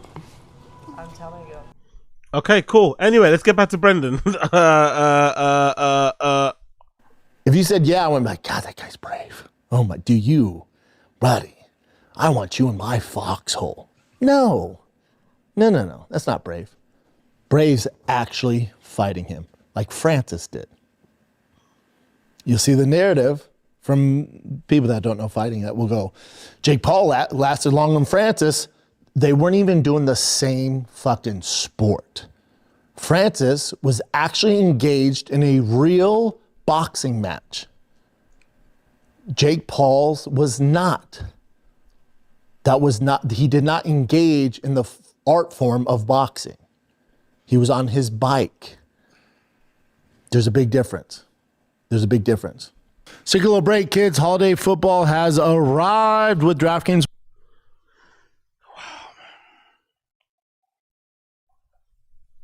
You know what? It's kind of a bad indictment. It's kind of a really sad indictment on Brendan Shaw, because the opinion that he has, right, or the opinion that fucking Luke Thomas made, isn't even that, like, yes, Luke Thomas used a lot of big words, but at its core, I don't think it's that much. It's not that complex of an opinion to have that you need to steal it. You should be able to formulate or construct your own point of view based on your experience fighting. By the way, he's a professional fighter. Luke Thomas wasn't never a professional fighter. He has that extra level of experience where he kind of can maybe tap into some of the things that he kind of maybe went through and shit, and maybe think, you know, and probably put himself in the same position as fucking Jake Paul and Anthony Joshua, and come to a really nuanced, a really well-informed, a very unique point of view, common sense, whatever. The fact that he had to remix what Luke Thomas said, he had to reheat what Luke Thomas said in his own words, or write it in his own words, just goes to show you how limited he is, or maybe just how lazy he is. Right? Not wanting to sit down and actually formulate his own opinions and just waiting for somebody else more maybe well-spoken to say what he has to say first, and then he can make sense of it in his own mind, then give you his own opinion, which is obviously informed by somebody else. It's kind of sad, I'm not gonna lie. It's kind of sad because the opinions are never even that complex. The opinions are never even that complex. Sportsbook, an official sports betting part of the NFL. The unexpected can turn game day into payday. Don't forget, DraftKings has your back with early exit. If your player goes down in the first half, you still get paid in cash. That's nice. Download the DraftKings Sportsbook app. Use the code SHOPSHOW. That's code SHOPSHOw. New customers can bet $5. Get 200 in bonus bets if your bet wins instantly. In partnership with DraftKings, the crown is yours. Gambling problem? Call 1-800-GAMBLER. In New York, call 877-8-HOPE-NY or text HOPE-NY 467-369. In Connecticut, help is Here's the other thing. I'm very aware of this. They don't give a fuck how it looks because they're getting all the money and all the eyeballs. I get this. This is just me fucking ranting here. Okay, big up. I didn't know that. Big up B. Murray. Fair enough. I didn't know that. This is nothing new, AZ. Baba listens to Luke Thomas in the car on the ride over to Shorb Show. When the cameras start rolling, he repeats what he remembers and botches it. Yeah, basically, that's exactly what it sounds like. Exactly what it sounds like. If, say, Netflix or some major ABC was like, this is what I would have. This is a similar comparison. So I'm curious how the views would do. If David Blaine, who does all this wild shit, right? If David Blaine was like, I'm going to jump into a Shark Tank. Mm-hmm. I'm going to jump into it.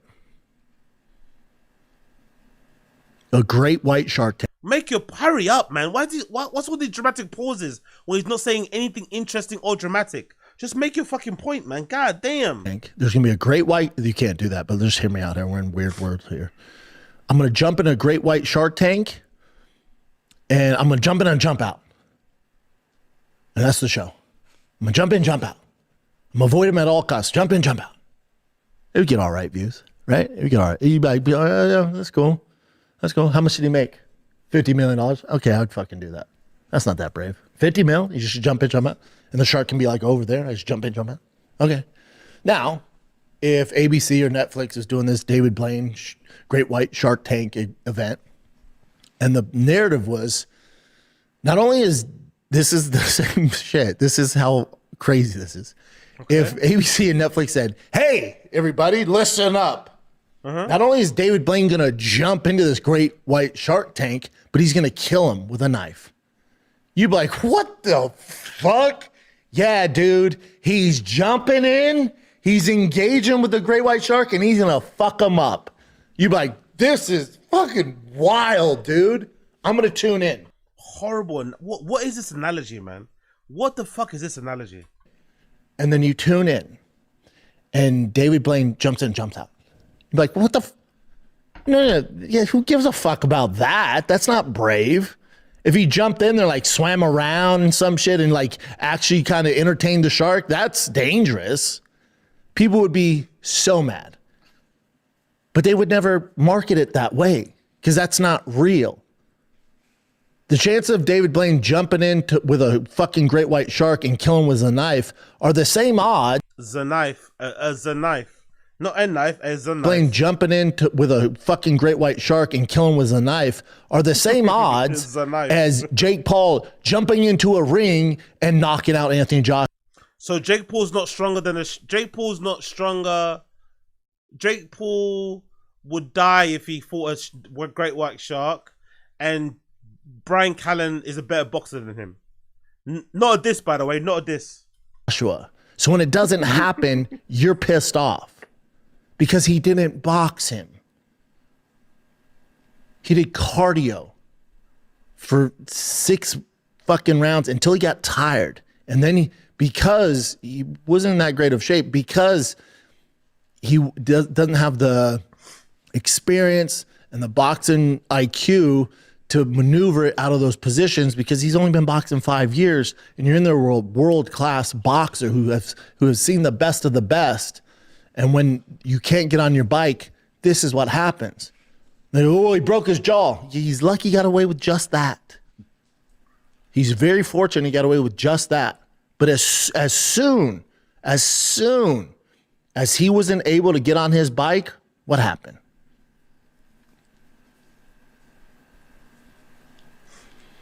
So this whole narrative of brave, oh, he's brave. Get the fuck out of here.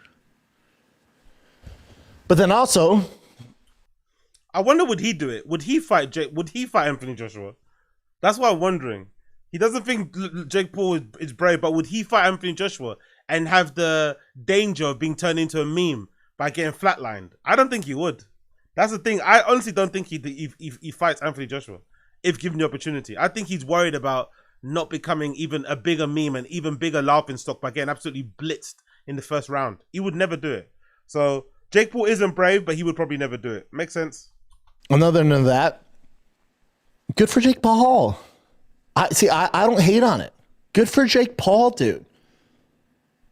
How much? 50 million? Where the fuck they said him? They both made 50. I don't even know how much. 80 million, both of them. Good for him, dude. 92 million. Jake Paul reportedly made $92 million. This isn't brave. You know what I would do for $92 fucking million? Broken jaw, sign me the fuck. Dude, slam my dick into the door of that Hummer right now for $92 million. That hurts way worse than breaking your jaw. What? 92? I would jump into the Nile River filled with fucking crocodiles for his mouth is, the sound that his mouth makes is so weird. $92 million. 92 million. Do you know what type of shit people will do for $1 million? $92 million? Y'all want to tell me that's brave? You know what the fuck people do for way less money? What? What? Brave? Can both things be right though? Can both things be true? Can you be brave for taking the fight and being in the ring with the guy? But can you also be not, you know, it's not, I guess just take the money because the money's good. What's wrong? What's wrong here? You're brave for taking the fight, yes, but it also pays a lot, so you took the fight. Get it? It's not brave. Brave would be jumping into the ring and actually engaging like Francis did. That's fucking brave. Because now you're playing the game. I'm not hating on Jake Paul. He's beat the system. The boxing community, y'all want to hate on him, you should be thanking him. He's made boxing relevant more so than anybody in the last 5 to 6 years.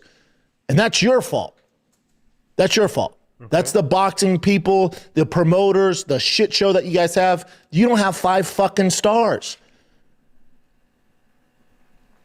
You don't have 5 fucking stars. That's the only reason Jake Paul exists. Notice Jake Paul ain't coming over to the UFC. Why? Why? We don't play that shit.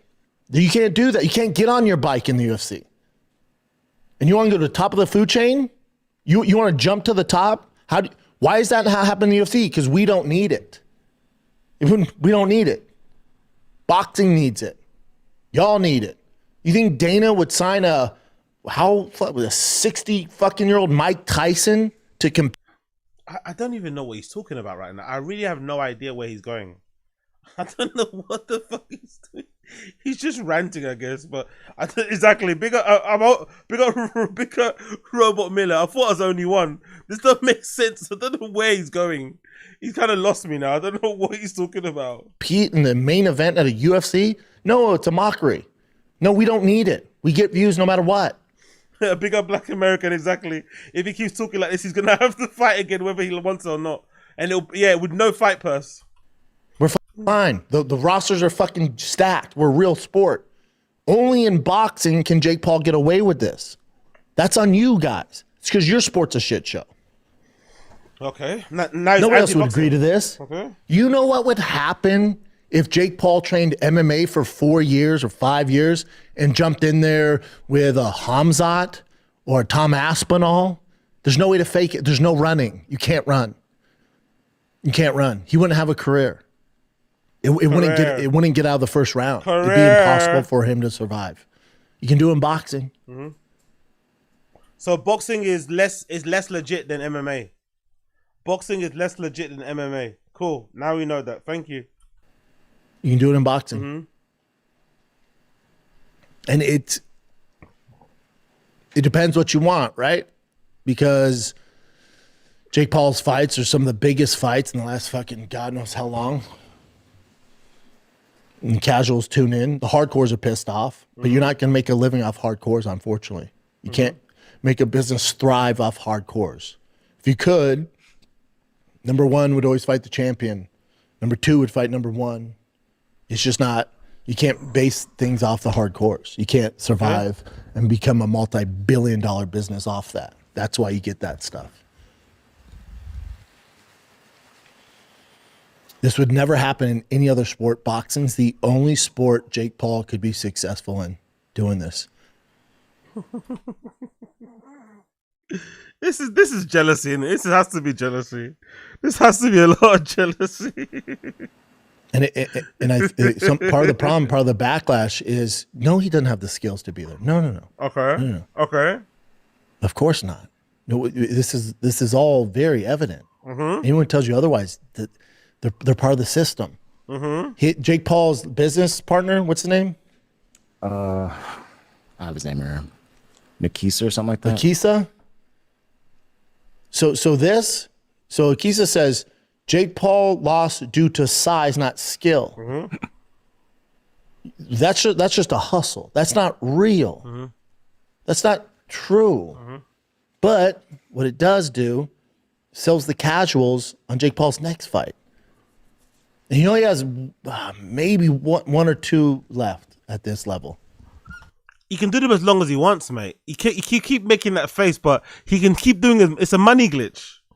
Like, I don't know why he's so pissed off. Like, if you don't want to watch him, just don't watch them. But he can do them as long as he wants. He can do them as long as he fucking wants. There will always be a market for people to see Jake Paul get beaten up, or for him to maybe get beaten up. That's what he's selling. He'll do it forever, or for as long as he wants to do it. He can go down and keep fighting the MMA guys, and that's different. We'll talk about that. But when we're talking about Jake Paul fighting Gervonta Davis, Ryan Garcia, Terrence Crawford, Canelo, Anthony Joshua, Tyson Fury, all that shit,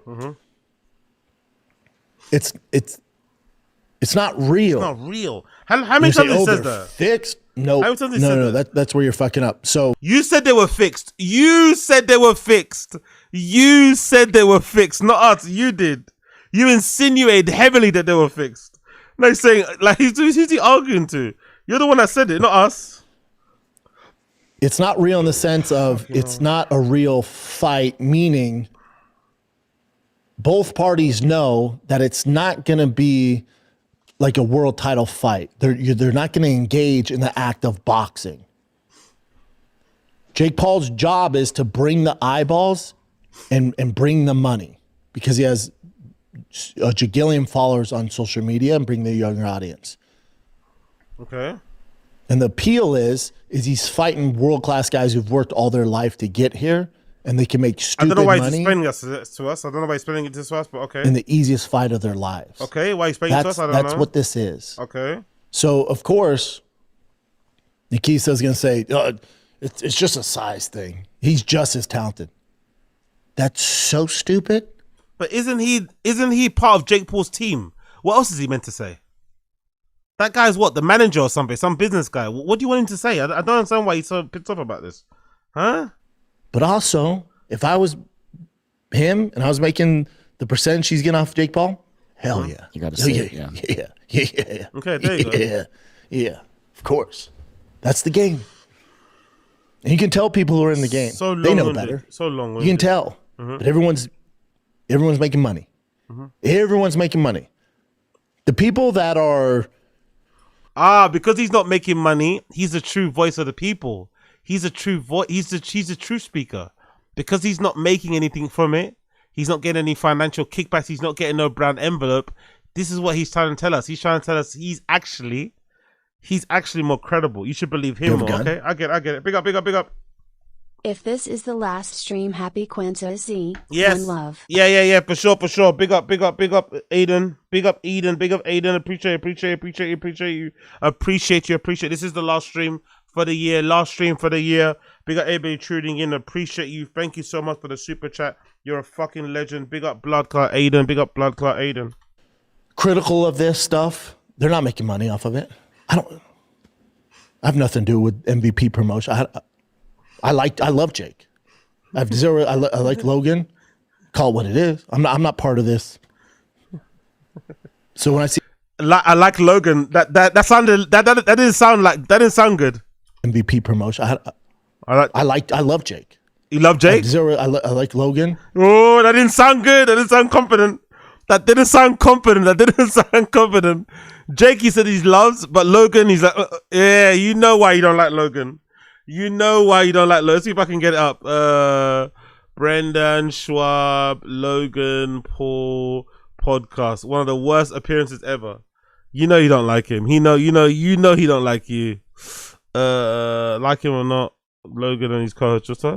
Let's see if do you got a video here, Logan? You have anyone got a video of here? Someone must have a video, right? Where is it? Someone must have a video of this. Let's see if we can find it. Bear with me a second here. Logan. Someone must have it here.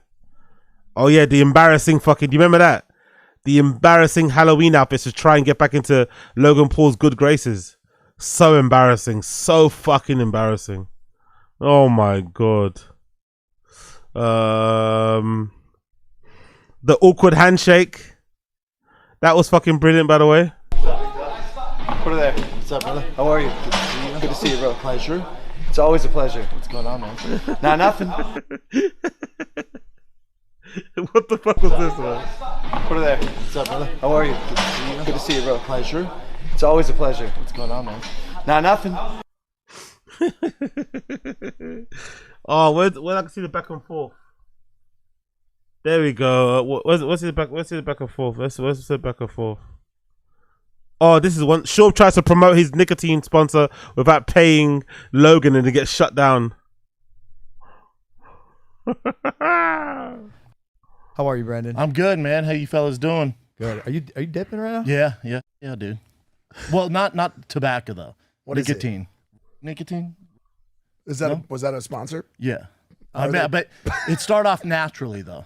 I've been with them I've been using it for 3 years. Are we getting paid for? I mean, you can have some. How are you, Brandon? Oh, it was so awkward. The energy was so tense. Such weird energy in there, man. No one's got more clips, right? Someone must have a clip. Oh my god. Join the coffee, the Java. We're boys. We're boys. We're boys. Put it there. What's up, brother? How are you? Good to see you, bro. Pleasure. It's always a pleasure. What's going on, man? Nah, nothing. Brendan Schaub is joining us today. How are you, Brendan? I'm good, man. How you fellas doing? Good. Are you dipping around? Yeah, dude. Nicotine. Was that a sponsor? Yeah. But it started off naturally though. Are we getting paid for? I mean, you can have some if you want some. Well, I should say why you're on the show, because you have a special coming out. Correct. Awesome. Where is it coming out? YouTube. Decided to do YouTube. You're a YouTube. Are you a vlogger? No, not at all. No. Honestly, I feel so bad for him. I'm not gonna lie. I feel so bad for him. It was so awkward, so painful. Oh my god, man. These young kids were sunning him. It was so oh man. Cringe. Oh. Painful. Fucking hell. You do YouTube? You know, try. You're doing great. Yeah. You like Logan?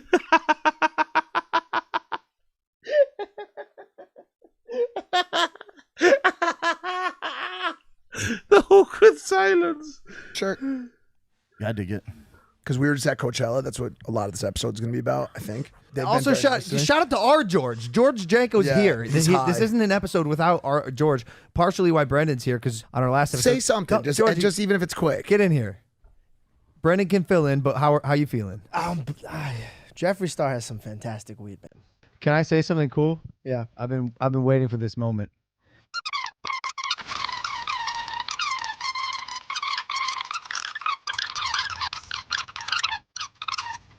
We got to go to dinner, bro. Yeah, sorry guys. So we're gonna watch your special. Thanks, man.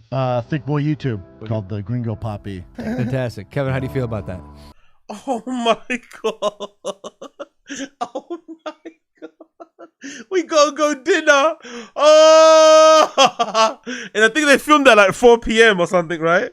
I think they filmed it at 4 p.m. Oh, I feel so bad for him, man. Oh my God, man. That was so unnecessary. Why did they invite him on the show if they were going to act like that, you know? Why did they invite him on the show if they were going to act like that? If it's that awkward, why invite him on the show? Oh my God. I'd want to die. I'd want to die. I'd want to die. Oh my God. He's Mexican. Yeah, we'll see. Because I haven't heard the jokes. Some Flamin' Hot Cheeto jokes in there, shit like that. You'll like it, man. Well, guys, thank you for listening to this episode of Impulsive. We love you. We'll see you next week. Hit that subscribe button. Peace. Yeah, a good friend. Exactly. Are they good friends? Exactly. Who is this person? Who's that? What's that channel? Exactly. Good friend, my ass, mate. Good friend, my fucking ass. Oh, that's so good. What is there another Brendan one here? Brendan Shaw does not cheat on his wife. Let's see this one.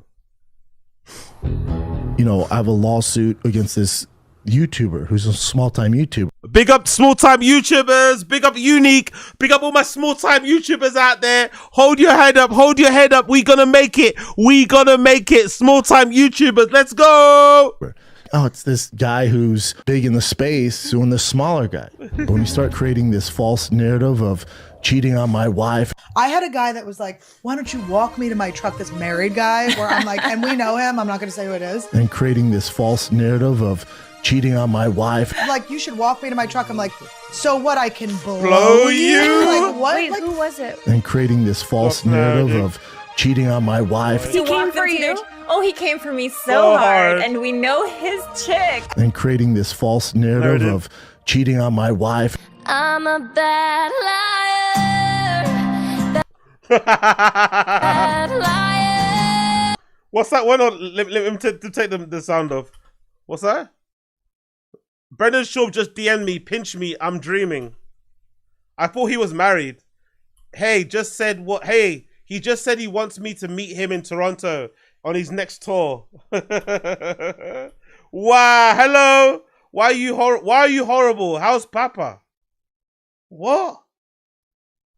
How's Papa? Oh, I wish your sexy ass was in LA. Quarantine and chill. That would be so fun. What did he say there? Finishing what? What did he say there? Finishing what? Finishing up your show right now. Hit me up if you want to kick after. Finishing up your show. Hilarious. Brendan just slid into my sister's DMs that she just graduated high school. Wow. Stay out of my girl's DM, Shaw. Holy shit. Brendan Shaw really slid into my DMs last night and then deleted it this morning because I didn't respond. Gimme. Easily. Wow. Of and creating this false narrative of cheating on my wife. Where you staying? Hilton. I don't know Columbus that well. Okay, obviously.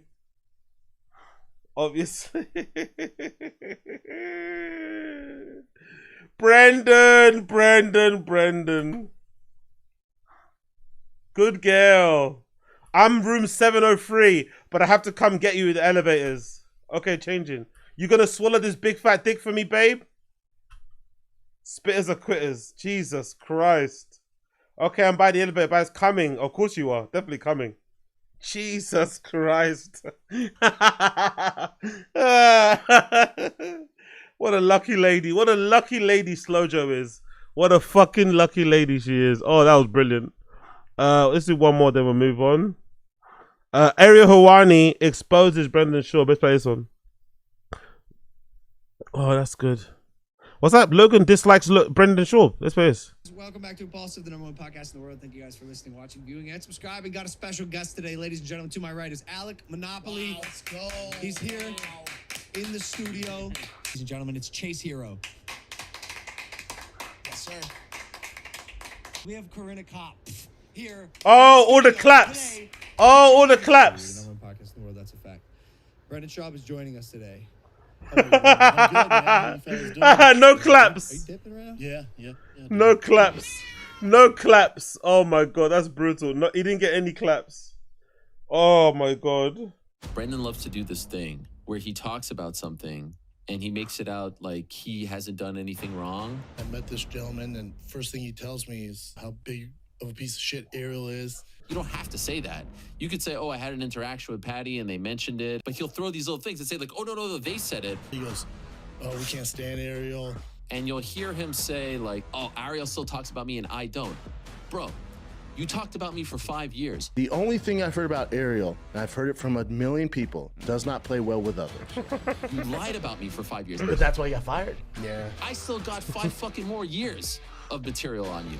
That's where it gets dicey. I still owe you for all the shit about 199 and Showtime. I see Ariel's there. Yeah. How's that going over? How do you think he got the job? And be like, oh, he still talks about me. Yeah, you're lucky I don't talk about you more. You're lucky I don't open up that closet. I do think he's the best journalist we have. Oh, now I'm the best. A year and a half ago, I was horrible to work with. Anybody I've ever talked to in the MMA space says do not work with him. Jesus Christ. Trying to take some time off and looking at a clip of this guy lying about me. People in that MMA journalist space say he's an absolute nightmare. I'll never forget how that made me feel. And I had no Imagine someone said that about Brendan. He'd be flipping out, by the way. He'd be flipping out. fucking microphone to speak into at that point. I had no platform. I had nothing. He's Blockbuster, you're Netflix, okay? Like, remember when we went through the Fox thing and Dana banned him? This guy still doesn't understand why I was mad. Notice how no one stuck up for him? When none of your peers stick up for you, that's a bad sign. Oops, okay? And if that bothers you that I make a joke here, great guy, never met him. Great guy, never met him. Okay. Great guy. Okay, fair enough. A dicey reference there. If it gets a little dicey out there, he's got people who have his back. That man doesn't. A Chang reference here. How do you feel about P.F. Chang's? Are you a fan or not? This guy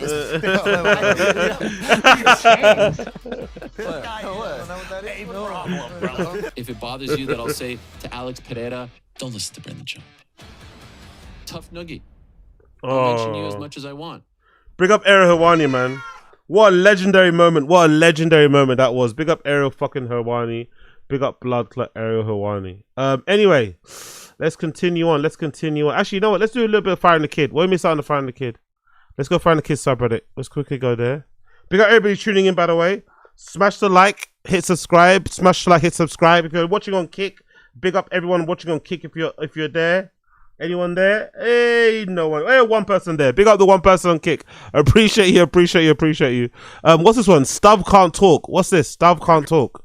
Stav can't talk. Stav one can't. Oh, that's the guy from that TV series, isn't it? What's his face? The one where they split their minds. I forgot his name. I forgot the TV series name. Hairdressers. Yeah, he fucked the hairdressers. Here's the issue. If you go so far as to be like, I'm getting a lie detector test, people will then think you are cheating. There's no real way to win it, I guess. No, you gotta just kind of do like the politics and thing and that comedians also do. You just start ignoring it and never speak to it, never give it any oxygen, and just live your fucking life with everyone thinking like, didn't he date a high school girl? And it's like, just keep moving. Is that a specific thing? It's specific, but not for just one comment. Yeah, are we talking about the one who just dated him or the one who kind of had a weird cult of high school girls? There's a few. I'm friends with like 3 of them. That is brilliant. Oh, that is fucking brilliant. That is absolutely fucking brilliant. Oh my god, that's so true. It's actually crazy the amount of diddlers that exist in comedy, isn't it? When you think about it, it's actually fucking crazy. Papa calls out what? Yeah, see, look at that. I knew someone would have it. Papa calls out his own take on Jake Paul from last week. I knew someone would make that clip. Look at this. Big up the Find the Kid Reddit. I knew someone would make this clip. Because he said exactly the same thing last week. Let's listen to this. There's another narrative. Yeah. And people in the space that do the same thing as me that have fight experience and are big names and they're analysts or they're former world champions or whatever. They're in the space. Mm-hmm. I see this narrative going, man, you got to respect what Jake Paul did, though. You got to the balls to go in there. I was saying the same thing. I can't even begin to praise Jake Paul enough for even having the fucking cojones to get in there with Anthony Joshua. Really? So I'm guilty of this. The balls it takes to get in there with Anthony Joshua, that is insane, dude. Kudos to him. Let me ask you this. Wait, and hold on. You're going to put me on Netflix? Wait, hold on. You're going to pay me $20 million? Brave's not the word I would describe that as. That's not brave to me. You just cojones. Cojones, by the way. I love cojones. I love a good cojones. No cojones. I love a good cojones. Big up the cojones. You gotta love the cojones. Oh, that was fucking brilliant. That was. He said exactly the same thing himself. Oh my god. Oh, that was brilliant. That was fucking brilliant. That really was brilliant. He's had like 6 different opinions in it about this Jake Paul fight. Like it's gone around and around and around and around and around. Honestly, so fucking good. So fucking good. What else have we got here? Anything more on the Reddit? Nope, we brought down this, we brought down that. Cool. Let's continue a little bit with the Fire and the Kid actually. Let's go back. What else is he gonna talk about? What's the timestamps? Jesus Christ, he goes on for another half an hour. Fuck it. He talks about it for half an hour more. Oh my god. Call it what it is. I'm not part of this. So when I see Nikisa say that, Jesus, I go, Jesus Christ. But also I get it. No one believes that. You know, I'm gonna speed up a little bit. I'm gonna speed up. Sorry. This is taking too long. Let me do 1.5. Oh, the young kids that follow Jake Paul who don't know boxing buy into this.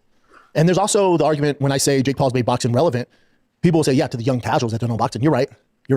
But when I say relevant, I'm meaning with Netflix, the promotion he's putting on, you got to realize Netflix doesn't care if the highest boxing IQ fan in the world is watching or if some kid who's vaping and fucking streaming on the other end is watching. They do not care. It's all the same. Views are views. That's all. He sounds funny, innit? When with high-pitched voice. All they want.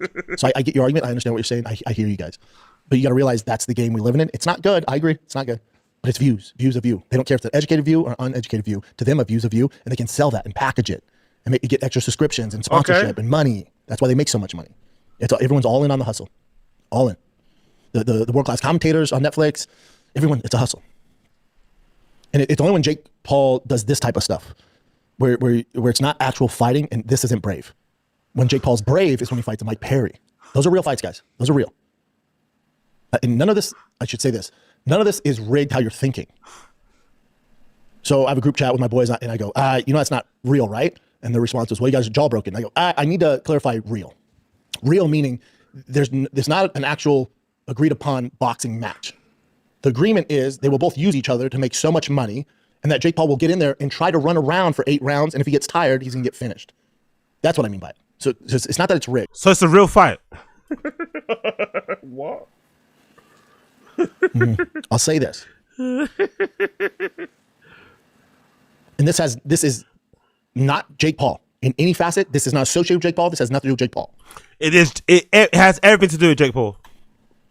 I want to be very clear on that. This has nothing to do with Jake Paul's fights, MVP Promotions. This is not related to Jake Paul in any facet. It is related to Jake Paul. Has nothing to do with him. Okay. It's all about Jake Paul. In another major fight, in another major boxing fight, where a guy came from a different sport and fought a big name boxer, a man very close to the situation, a trainer who I'm pretty friendly with. The fight happened. I come on the show the next morning, or, the fight happened on Saturday, I come on the show on Monday, and I go hard in the paint on him. What the fuck was that? He didn't take this serious, blah, blah, blah. How you go to decision, right? I tear into him. This coach I know pretty well reaches out and goes, Bubba, he got more money the longer the fight goes. That was a stipulation. So let's just say he made $1 million. Can't prove none of this, by the way. Let's just put it out there. Can't prove none of this, but let me just make up a lie to add weight to my argument. I love this. We don't know if this is true or not. Can't prove it. Trust me, bro. $1 for every round he let it go on. So if you let it go 12 rounds, you make an extra $12 million. If you let it go 6 rounds, you make an extra $6 million. Sure. If you knock him out in the first round, you don't get that bonus. Sure. I went, oh, that makes sense. Mm-hmm. That makes sense. He goes, yeah, so chill, man. I went, my bad. Again, this is not Jake Paul in any fucking facet. This is another big name fighter. Mm-hmm. So that makes sense. It's not a matter if they can beat them. It's a matter of how they beat him, when they beat them. But y'all think it's a real fight. Not that it's fixed. Not that it's fixed. But you think they're both coming in to give their all. They are not. And with Anthony Joshua, Jake Paul, the issues, and this is my reaction right after the fight. I said, it was weird, right? I got some questions. My questions are, there wasn't really a straight punch thrown. Anthony Joshua was pulling his shots early in the rounds. And some of you will say, oh, well, he was cutting off the ring. He really wasn't, though. He wasn't. He was letting him move. And then when he would get him in the corner, he would let him escape too easily, especially at a guy at his level.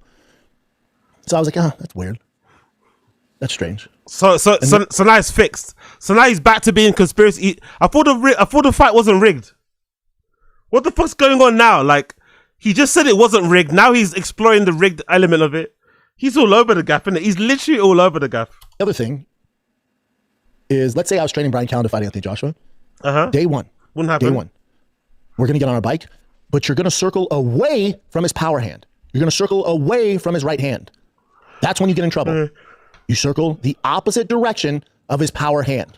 So easy to do that, by the way. Not do that. It's so easy to do that. So that's why I was like, I get. So Jake Paul put himself in line to get hit in the face, to get punched in the face and broken jaw in 2 places. Cool. Being on your bike, but you would think his trainers, right? He has great trainers. Day one, we're not circling that way. You're not going to circle to the right into his power hand. When we get out, even if you want to feint to the right, you're stepping out this way. Now, it's Anthony Joshua. His fucking left hook's deadly too, but it's not the moneymaker. Day one, we're circling away from his power hand. So I saw him constantly circling into the power. I went, that's weird. Meaning, that can't be the game plan. But again, lack of experience. He hasn't fought at high level situations like that. Maybe a mistake. Maybe just want to get out of the way at all costs. He was out of range. Okay, I'll give you that. I went, man, this is weird. And then again, I've had about 2 days to think, but I went, well, Anthony Joshua was under a ton of pressure, right? He was boxing on his back. Maybe the game plan for Joshua was, we know Jake Paul's not going to stay. How can you talk about this for another half an hour? Like, what is there to talk about? I honestly don't know. How can you talk about this for another there's a whole bar here left. How the fuck is he talking about it for so long? No, I can't listen to this shit, man. God almighty. Like, big ups on here. Just nodding his head, trying to Google Chrome on his desktop. Oh my god. And toe to toe with try to keep out. Get toe to work.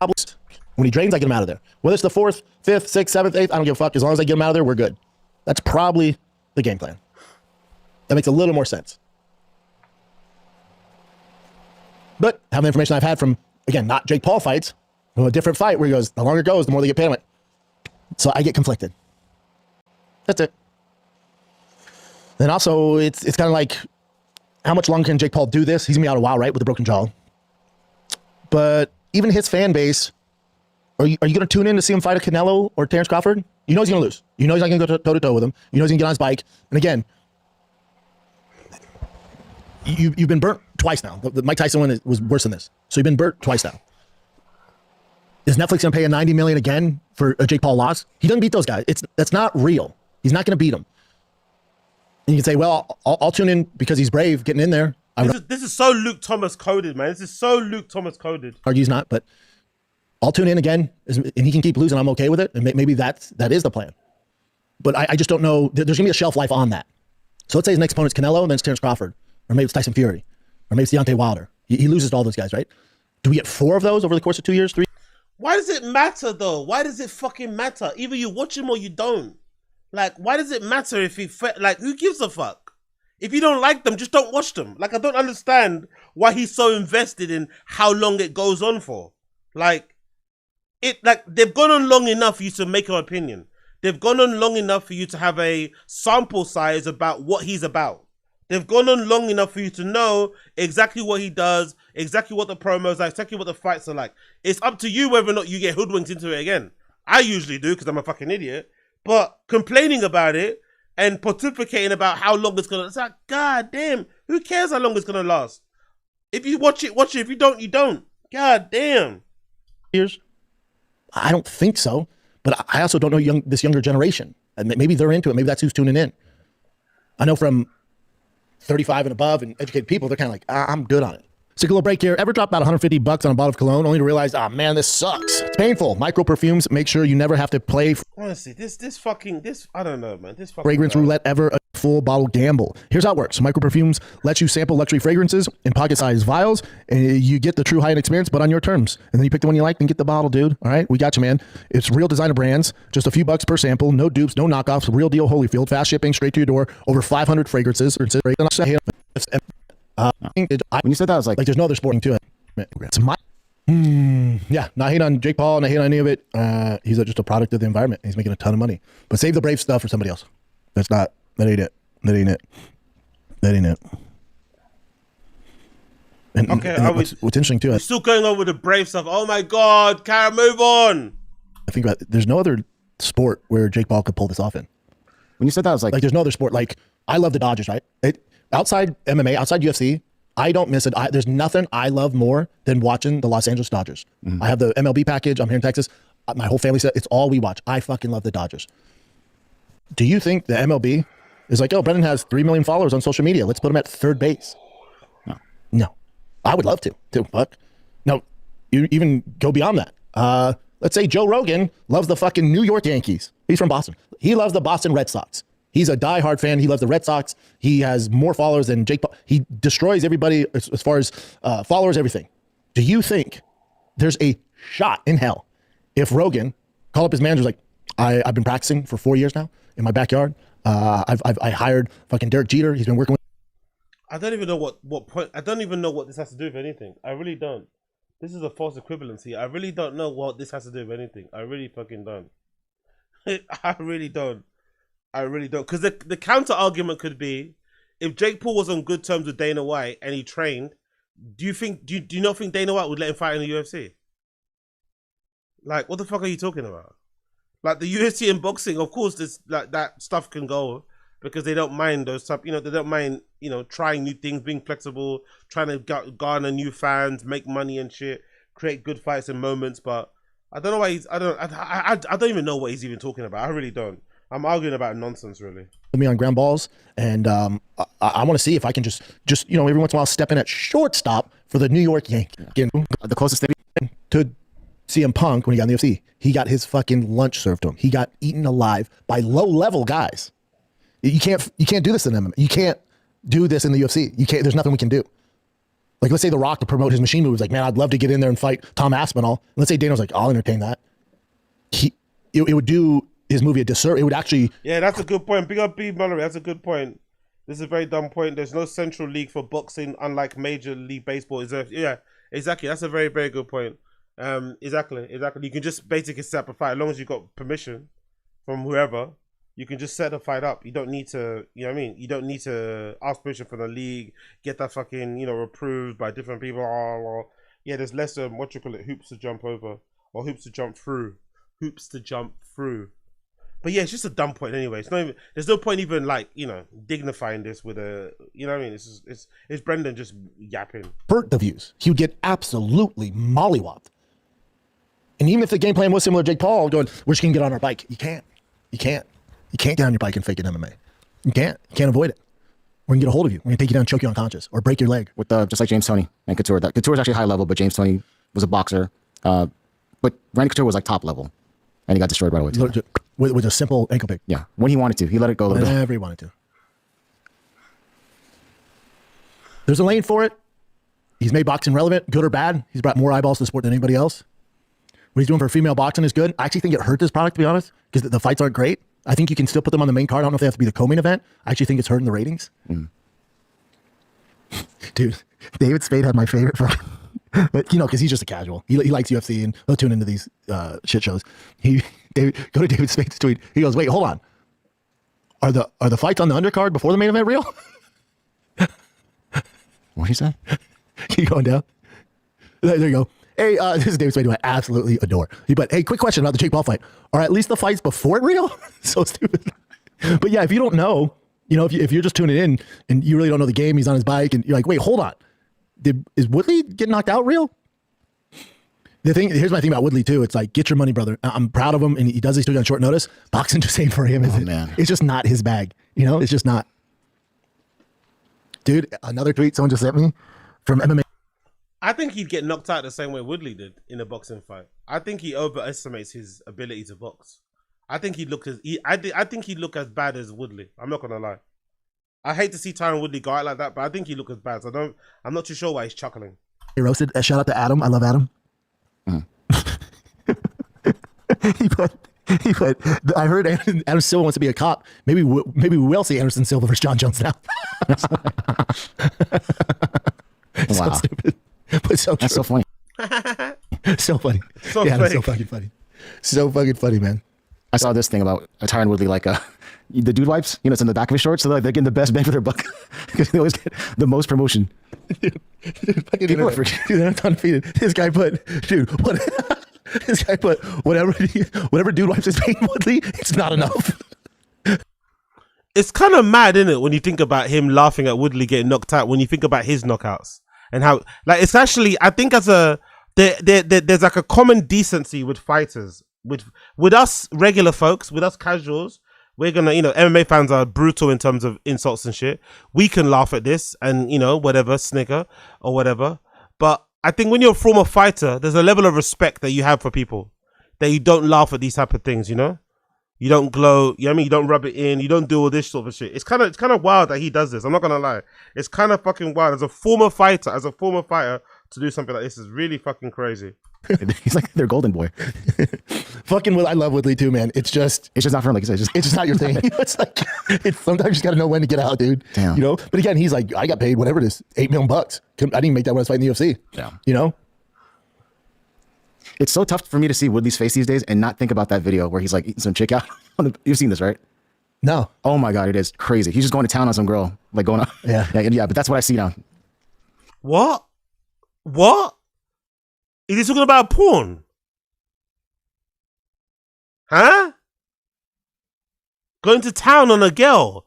All I think about when I see Woodley is when he was going to... Is he talking about going to town? Does he mean Woodley beating up on a girl? Or does he mean Woodley fucking a girl? What the fuck is he talking about? What? Every time I see Tyron Woodley, I think of him fucking some girl. Huh? What the fuck is he talking about? Look at his face. He knows he's a wrong'un. He knows he's a fucking wrong'un, innit? He fucking knows he's a wrong'un. He knows he's a fucking wrong'un, innit? Every time I see Woodley's face, I think of him bussing. That reminds me of the Jeff Dye conversation. So, like, do you finish inside? Just hold on, chin. Jeff Dye. Someone got it. Someone has to have it, right? Someone must have it. Someone must. Oh, maybe I'm the only one that said it, right?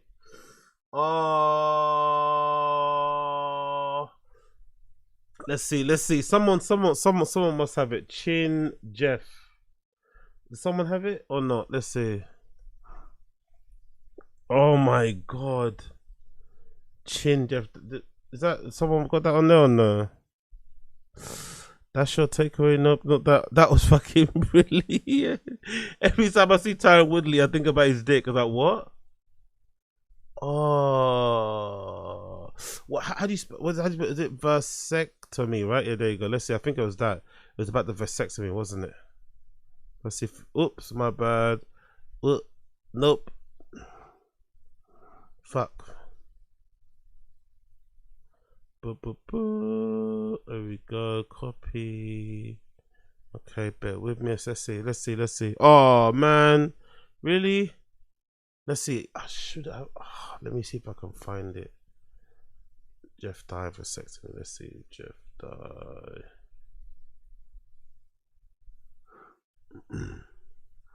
Oh my God, that was brilliant. Big up Chin, man. Big up fucking Chin. Is that the one? It's 7 months ago. It can't have been that long ago, right? Was it 7? I don't think it was 7 months ago. Was it 7 months ago? It can't have been then. Let's see. When was it again? Let's see. I think it was recently I think it was in a new studio, right? This one. Yeah, I think there might have been this one about vasectomy. Let's see if we can find it. Chin asking about the vasectomy was fucking crazy. Let's see if I can find this. Bear with me a second. There you go, vasectomy. Vasectomy? Yeah. Yeah. That's the only downside. Yeah. Isn't that crazy though? Yeah. I thought you were going to say Amish. I thought you were going to say Amish. That could be the Amish too. But. Too hairy. Too hairy. Yeah, they'd spot them a mile away. What else? Well, you got something first, Jen? Current events? We have a few, yeah. Let's But do it. just a quick question for Jeff. We can edit this out, but I'm just very curious. Since you had the vasectomy. Yeah. Got Chin so into that? I love it. Why am I so... I'm just saying, like, so when you do, like, because you're a bachelor, you're good to go, you're single. So do you tell the girls right away, like, I had it, so can I bust? It's none of their business.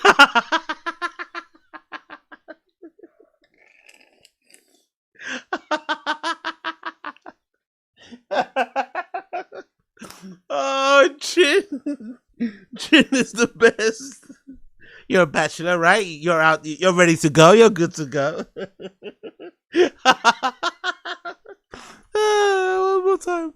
You had the vasectomy. Yeah. Got Chin so into that? I love it. Why am I so... I'm just saying, like, so when you do, like, because you're a bachelor, you're good to go, you're single. So do you tell the girls right away, like, I had it, so can I bust? It's none of their business. Yeah. Oh, I so don't you tell still them. pull out then? No, sometimes I'll, like I like asking, like, where do you want me to finish, And then it's hot. Yeah, but now I don't have to worry about their answer because And I'm sure they want you to bust inside them, especially if they know. Yeah, that's like also.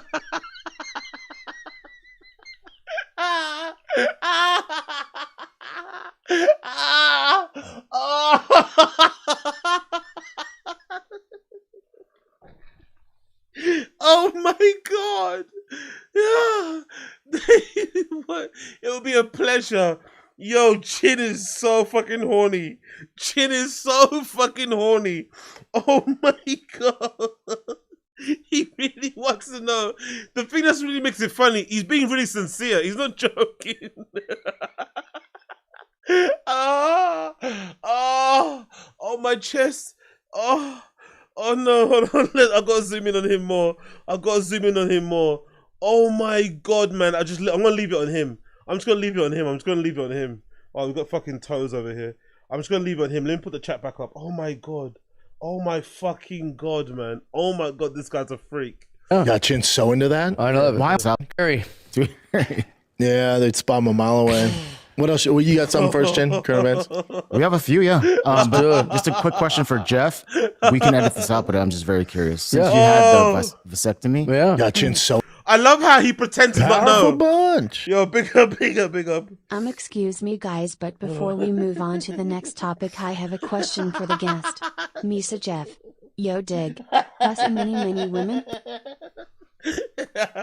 Exactly. Oh my God. Oh, my head. I got a headache. I'm laughing so much. Oh my God, my head's hurting. Oh my God. Oh. Bro, it's the way he tries to pretend like he doesn't know how to pronounce vasectomy. He tries to pretend like he doesn't know how to pronounce vasectomy. Oh my God, bro. Legendary. Well, you got something first, Jen? Current events? We have a few, yeah. Let's but do it. just a quick question for Jeff. We can edit this out, but I'm just very curious. Since you had the vasectomy. Yeah. Got Chin so into that? I love it. Why am I so... I'm just saying, like, so when you do, like, because you're a bachelor, you're good to go, you're single. Good to go. So do you tell the girls right away, like, I had it, so can I bust? It's none of their business. Yeah. Oh, I don't so you tell still them. pull out then? No, sometimes I'll, like I like asking, like, where do you want me to finish, And then it's hot. Yeah. Look, he's smiling. Now I don't have to worry about their answer. Exactly. And I'm sure they want you to bust inside them, especially if they know. Yeah. That's like also like the easiest surgery I've ever had, or it's the easiest thing I've ever done. So much so that I've, like, after the surgery, the day after, or the day of, the next day of the week, I kept asking my doctor, like, are you guys messing with me? Like, I felt like there's no way that I had it. Really? It was that easy. And I think they keep it a secret from young men about how easy it is. Because it was same day in-office procedure. Like, it was like, the money part is one thing, but it's easy and painless. I felt discomfort, Like as far as like for like a few days. Did you have to wear diapers? They made me wear this jock strap and then put like gauze in there. Yeah, I'm out. But it was easy, bro. Like if I pinched you on your hand, it would hurt worse than what they did to me. Oh, weird. I have no desire to do it. It was the easiest thing I've ever done. Oh my god. I was shocked. I'm surprised you haven't been. You know that comment. Thank you for that. I appreciate it. Thank you for that. Chin was. Oh, my head is hurting me. Oh, my head is actually hurting me. Oh, my head is actually hurting me. I swear to God, my head's hurting me. Oh my God, Chin, you're a legend. Chin is a fucking legend. Chin is a legend. I swear to God, he really is. What a fucking amazing clip. What an amazing fucking clip. Oh. Yeah. Yeah. And you mentioned Jake Paul's teeth, and yeah, that brings, especially for the naysayers, like that brings validation, right? Where they're like, wait, hold on. How can you call it rigged? And you guys jaw broken. I'm like, we need to define the term rigged. This fight's not rigged. The agreement to fight Anthony Joshua is real, but he didn't fight him. And as soon as he slowed down, and Joshua landed a decent punch, it wasn't like something crazy. That's how this goes. He broke his jaw in 2 places, and he's fortunate to get out of that. Now, like I say, all you right now, maybe you're working on Christmas week. You got bills. We all got bills. You got a mortgage. You got to fight this. Again, you tell me if it's brave. If you're listening to this right now, and you're a construction worker, or you're fucking working on a fucking 6.0 diesel right now that's giving you problems. And you're pulling an engine, and you got this trans, and the fucking customer's giving you shit, right? Yeah. Just all this bullshit. And I walk up to you, hey, my man, you look like you have your hands full, stressed out about bills and stuff. What if I gave you, it's hard to say without even laughing. What if I offered you, $90 million? And you just got to go 8 rounds to Anthony Joshua. You don't have to engage. If he touches you, you're getting your jaw broken. There's not a person on this earth who would not do that. So that's not brave. That's not brave. That's not brave. So because you would do it for any amount of money, it's not brave. Isn't that the definition of being brave, though? Because it's dangerous and the money's meant to tempt you. So there's bravery in doing it because it's a dangerous thing. No? I don't know what the fuck he's talking about. Our definition of brave is different. Now, maybe it's because I have a fight background. Like, dude, even him getting there, even if he's on his bike, that's brave. Maybe if you have no experience in fighting. But what he's doing to me is not brave. It's not brave. No, I get what you're saying. Yeah. If he actually fought, like truly fought, instead of like doing double takedowns or double legs constantly. That's brave. Yeah. What CM Punk did was brave. He tried at least. He tried, and he went out on a shield. That's brave. You know what Tony did, brave. Congrats to Tony Ferguson. He won his I don't know who that guy is, Spencer, some Warren Spencer guy, but he won. Knocked his tooth out too. Even Andrew Tate, yeah, that was a tough one. Yeah, but he actually did. He fought. He fought. That's brave. No matter how it goes. Yeah. So Andrew Tate put 99% of 40-year-old men with $700 million sitting around with whores. Yeah. I could have done the same and talked shit on the internet and just took no risks and just lived easily. In my heart, I knew I was too old. I knew I'd been out too long. That's why I had to do it. To face fear, I can't live scared. I have to know I faced it. I lost fair and square. Chase is true champion. Warrior, I'm proud of him. Yeah, at least he fought. It's so weird that what he didn't see. Like if you look at his old footage when he's kickboxing, he's actually from me as a fan, he seems like he's like what? He didn't seem as bad as he seemed in this fight though. This one was insane. And I gotta show you this clip. This is hold on. This someone showed this footage. This is before. This is Chase fighting someone else beforehand. But look at how this guy boxes. Boxes like a kangaroo. It's just like a kid fighting another kid, Mm-hmm. And for Tate not to be able to beat him was kind of, I don't know, it was eye-opening. Yeah. But to you, guys, I'm not hating, guys. Neither one of them can fight at all. Fuck about what the public says. If what I find inspiring by Jake Paul, I live by the same way. If I want to do something, I fucking do it. I do it. If I want to get into this, I do it. Oh man, I don't give a fuck. Jake Paul at a much higher level doesn't give a fuck. That's inspiring to me. So this says since then he's become a professional boxer, and he is a professional boxer. Co-founded MVP, fought legends like Nate Diaz, Woodley, Anderson Silva, Mike Tyson in the most streamed sporting events in history, and just went 6 rounds with Anthony Joshua. What's next?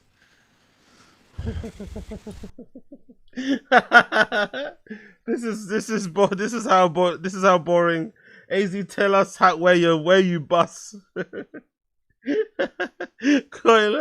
Yeah, AZ, where you gonna land a white in Berlin is fucking crazy. See, this guy put stop. He's not a professional boxer. No, he is.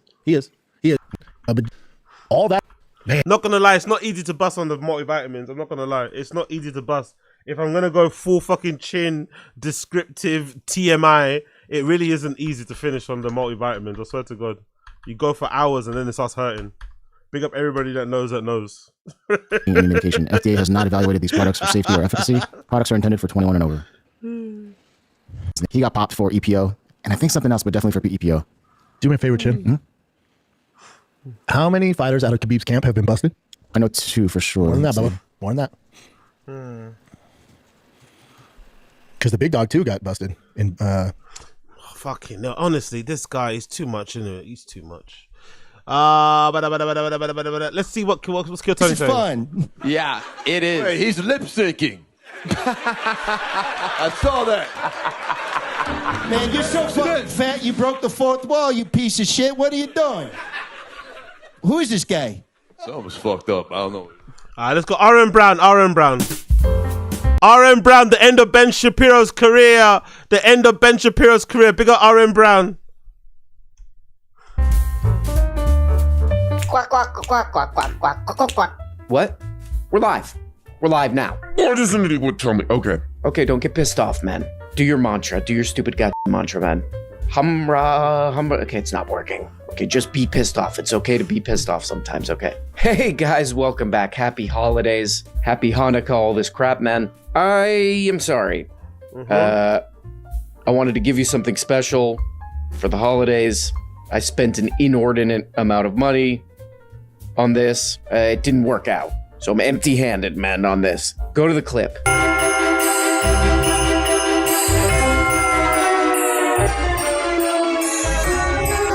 So I'm sorry about that, guys. Another Christmas, empty-handed. I'm so sorry. I think that thing's a scam. Big up Pesa Waste. It got me on that one. Oh, Pesha Waste. Okay. We'll be right back. Despite the devastating loss of Charlie Kirk, my incredible husband at UVU, Right. Caleb has persisted with the same gift. Oh! Grit. It has been a long day. Gift. UVU. Right. Caleb has persisted with the same gift. Grit. It has been a long day. Okay, is that AI? Whoa. It's Adam Friedland made it. Adam Grift. Friedland made an appearance. Let me crop in on that. It's just too French. Okay. Okay, my guys. Okay, my beautiful guys and gals. I like women, not men. You know, we're wrapping up at the end of the year and all that kind of stupid, dumb stuff, you know? And to me, this is just me, I'm a flame carrier. I'm carrying the flame. I'm out here with that flame, like... So I wanted to continue that, what would it be, tradition, 3-month-old tradition of carrying the flame. By taking a look at this thing, what is the thing? What is the thing called? Hold on, I can't read. It's as small in the corner. America Festival. America Fest. America. Huh? And a tragic event happened. A guy is gone, and to honor his legacy, a bunch of people got on a ridiculous stage with fireworks and sparks and smoke and $1 million+ LED screen to fight with each other for clicks, views, and money in honor of him. Let's take a look. I'm gonna haunt you. You're a little baby.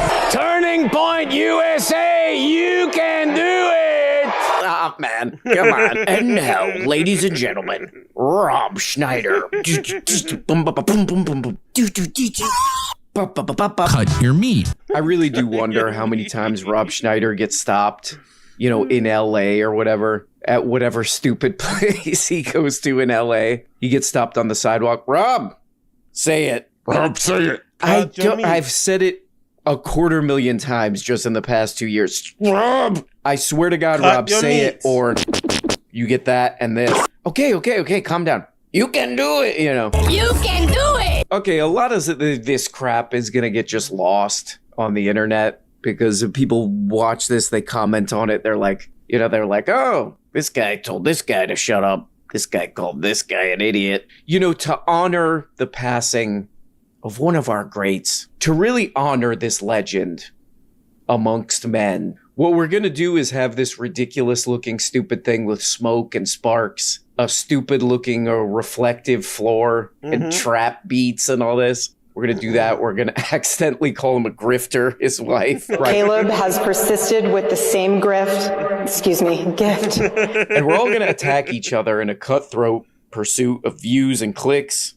I mean, honestly, it is torch carrying. This is how the torch should be carried. I deserve more views. No, I do. That guy is a pendejo. Oh my God, oh Jesus in heaven, I love you so much.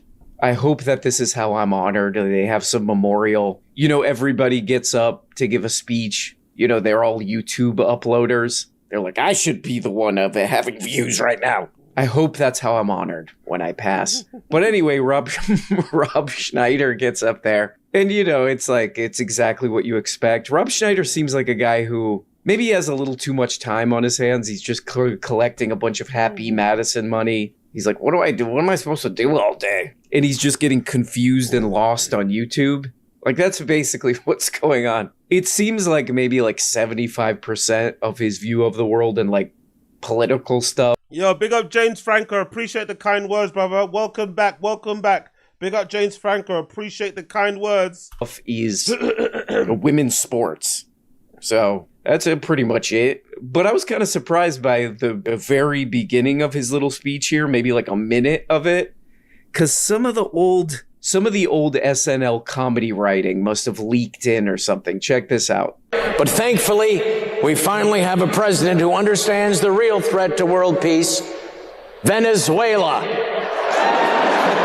You know, Venezuela. It's kind of next to Argentina, I think. I'm not exactly sure, but it's definitely below Mexico. Probably.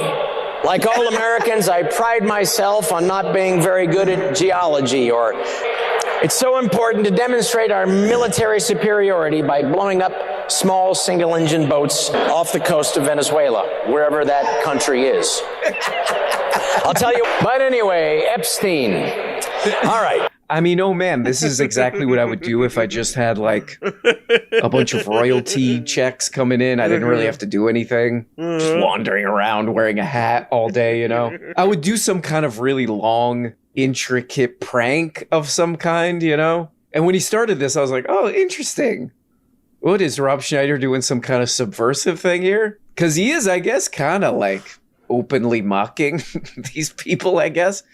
Because this whole organization exists now to like just, I don't know, like get Republicans elected.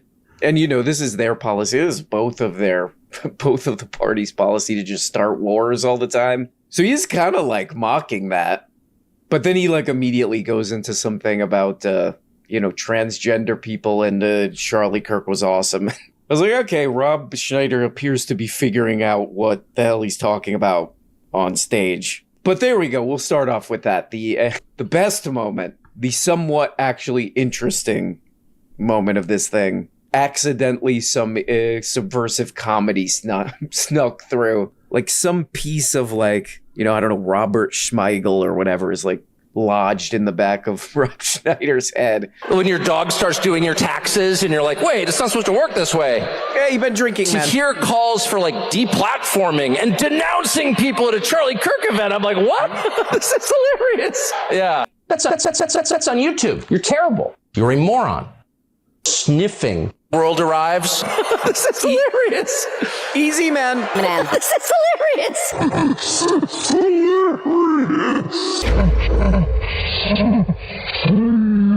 You cannot tell another human being to shut up, even shut up racist, because you don't own him. Oh, right. Okay, sorry. He is an independent, autonomous person created by God as an individual. Okay, so that's where that belief comes. What? God bless you. It's crazy. Calm down, man. None of that. As you think through, like, what should this movement be, and what side should you take on the conservative civil war? Whoa! Stop, man. You already know the answer. You're on the side of America first. And if they can't tell you why it's America first, you just won the argument, because they don't have one. Shut up, Nazi is no different from shut up, racist. I didn't say anything. It's a little more annoying, What? actually. I'm America. Fucking hell, mate. He's got such an annoying voice, isn't it? Fucking hell, mate. Last, actually. Let's check the comments real quick. This is my favorite kind of comment, just a minor grievance. This is like the most common kind of YouTube comment where it's like, the sound is weird in this thing. Or like, what was that weird cut? Fix that. That's like 50% of YouTube comments, but here we go. I could do without that moving hypnotic background. Okay, just a little minor grievance about the background there. Okay, so this is this whole thing, man. I mean, these are the people who are what would you call this crap, man? Pendejos. Like the figureheads of the American government or something, you know? And they're doing this thing. It's getting a bunch of attention, but it's incoherent and ridiculous. And the Royal Gemstones ass set makes it even worse and stupider. But basically, it's like Ben Shapiro gets out there and he has like a manic, panic attack on stage. He's like, "Bop, bop, bop, bop, bop, bop, bop." So no, Tucker Carlson, it is not an excuse to go silent on Candace's targeting of— Look at that voice. Look at that voice. Look at that fucking voice. Look at that fucking voice. TPUSA. No. If Candace Owens decides to spend every day since the murder of Charlie Kirk. Look at you, and I just think you are such a little worm. Truly, Ben Shapiro, fuck you, and the midget horse that you rode in on. The men who have to keep a... That is such a good diss, by the way. Fuck you and the midget horse you rode in on. That is such a good diss. Applauding what you do like you're a 4-year-old to make you feel good. But the rest of the world can't stand you. You're obnoxious. You're obnoxious. You're obnoxious. Hold on, let me get one of my co-hosts. Can you give an example of what it sounds like? Oh yeah, no problem. Thanks for having me.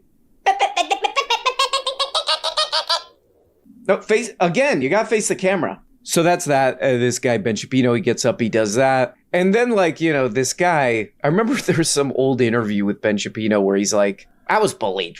I was mercilessly bullied when I was a kid. And it's like now he's just like getting even more bullying. You're obnoxious. He's getting like the worst kind of public bullying. I mean, because he's a con artist, so he deserves criticism. But because it's these kind of people, it's like, he's just getting publicly. You're obnoxious. And the thing, I listened to this whole Tucker Carlson thing. How long is this dumb thing? It's 40 minutes of this. And it's just like mostly incoherent ramblings, It's like white people we're the real victims, and J.D. Vance is awesome, and all this just dumb crap, But he does seem like a normal person. He is able to like imitate how a normal person would behave, sort of, unlike... No, man. He comes off as semi-conversational. He's not... Has he got like fake... Why is his face so yellow? I just wondered looking at it. Is that a bit? Why does his skin look like that? He looks like he's cut. That stuff that they put on you when they're about to cut you up in surgery. It looks like he's covered in that. Like, why does he look so yellow? What's with his skin? Is he like ill or something? Just standing on stage, reading from a paper. Or maybe it's the color of the lighting in it or something. Maybe. Reading a pre-written thing like... The pitfall, here's the trap, is becoming hateful yourself. Exactly. And I sincerely believe that this is a spiritual battle. And I'm not saying everyone who disagrees with me is on the side of evil. I don't think that. I think I'm often wrong. I know that I am. No, you're not. But I do think that fundamentally, this is light versus darkness. I do. And darkness is characterized by rage and division and chaos and confusion.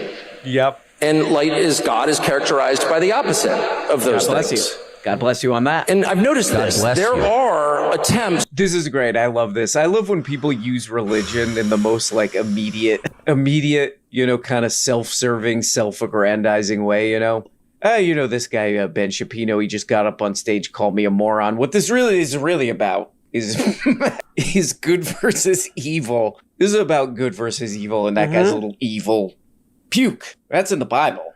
This is Bible stuff, man. This is not just petty backstabbery and click goblinry. This is about good and evil, man. This is not just about two media monsters. What's it about then? Competing for audience and money and all the and attention and all this crap.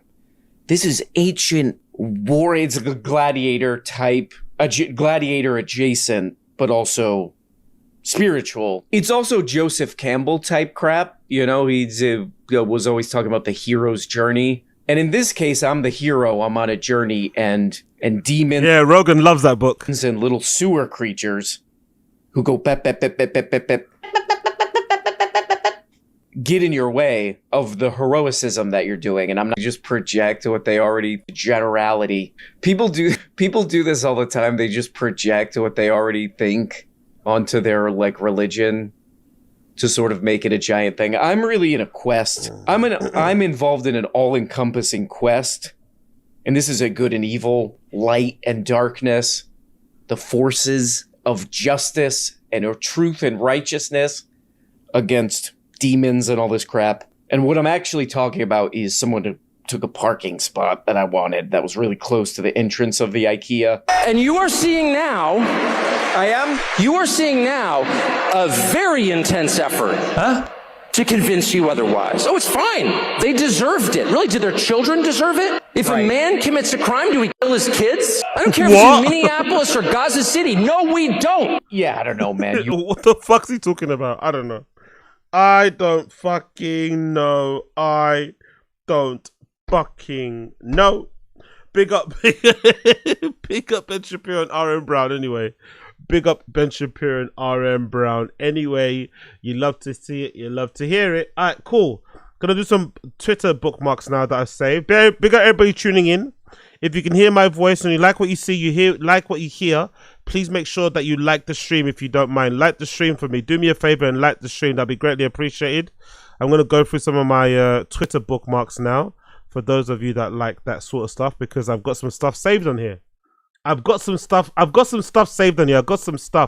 saved on here. Cool. Let's go through some stuff. Bada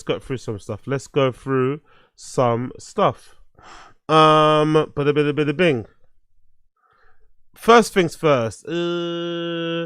What's that? Arky accidentally. I don't know who that is, by the way. I don't know what that is. Let's play this. Where the friends are. Yes, home is where your friends are. Yes, and you know, there's a lot of great friends here. Yes.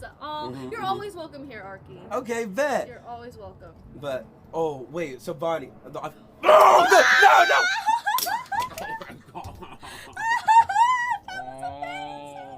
Oh my god. No, well, it was because I read the chat. Oh my god. I'm sorry. It's okay. Yeah. We're the friends. Okay, we don't care. This guy said, I'll never visit Nigeria again. What happened in Nigeria? I'd love to know. This guy said he would never visit Nigeria again. He went to Nigeria one time.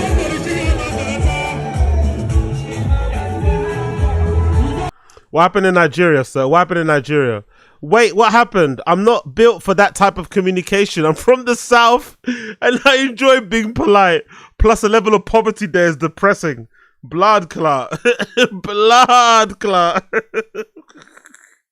Nigeria's a raw place. Raw.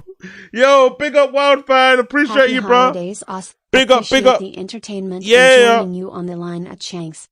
Big up Wild Fan. Appreciate the $20 super chat. You're a legend. Big up Blood Clot. What? Let me give you, hold on. Let me hold it still, because I can't make a heart sign because my arm is fucking banged up. But there you go. Hopefully you see that there. Big up Wild Fan. Appreciate you. You're a fucking legend. Thank you for the super chat. You're a fucking G. Big up Blood Clot. Wild Fan. Appreciate you. Oh, you're a legend. Big up Wild Fan. Big up Wild Fan. Big up Wild Fan. They're all about to be on your post. I'm already fighting for my life. Why is everyone wearing flip-flops? I never noticed that. What happened? I'm too southern for Nigeria. They're probably some of the rudest people in the world to me, and it's just how they interact with each other. I love it. Oh no, is that the crash? Video captures the devastating Ferrari crash of Angel's Crest that took the life of Vince Zampella. Why were they recording? I guess maybe because why were they recording it then? Insane SF90 crash at Angel's Crest. Puta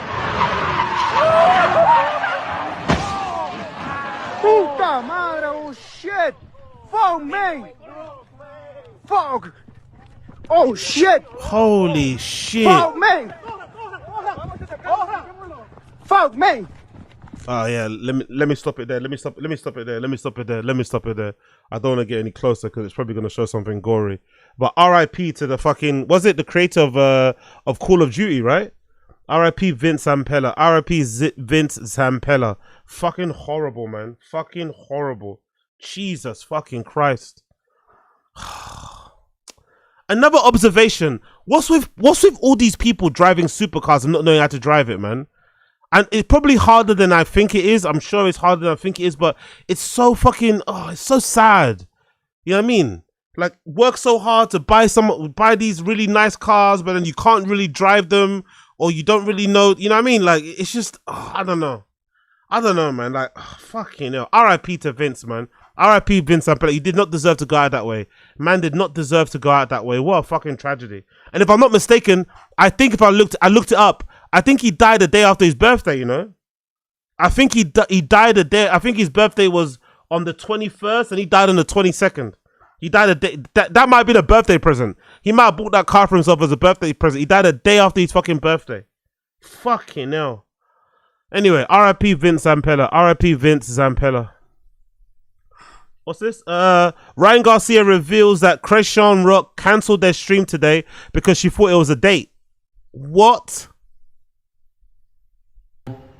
And I was generally just trying to be nice, train, and honestly just have fun on stream. I just didn't go in there with any type of intentions, just like another stream.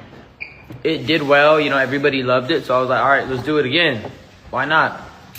And then I was like, oh, what would be cool? Like, we already did boxing, so I was like, let me see what would be cool. You have a gun? I was like, well, Big up Uche! Happy to be here on the last stream of the year. Big up Merry Uche. Christmas and cheers to 2026, mate. Yes, big up Uche. Appreciate you, my love. Appreciate you, Queen. Queen Uche. Queen fucking Uche.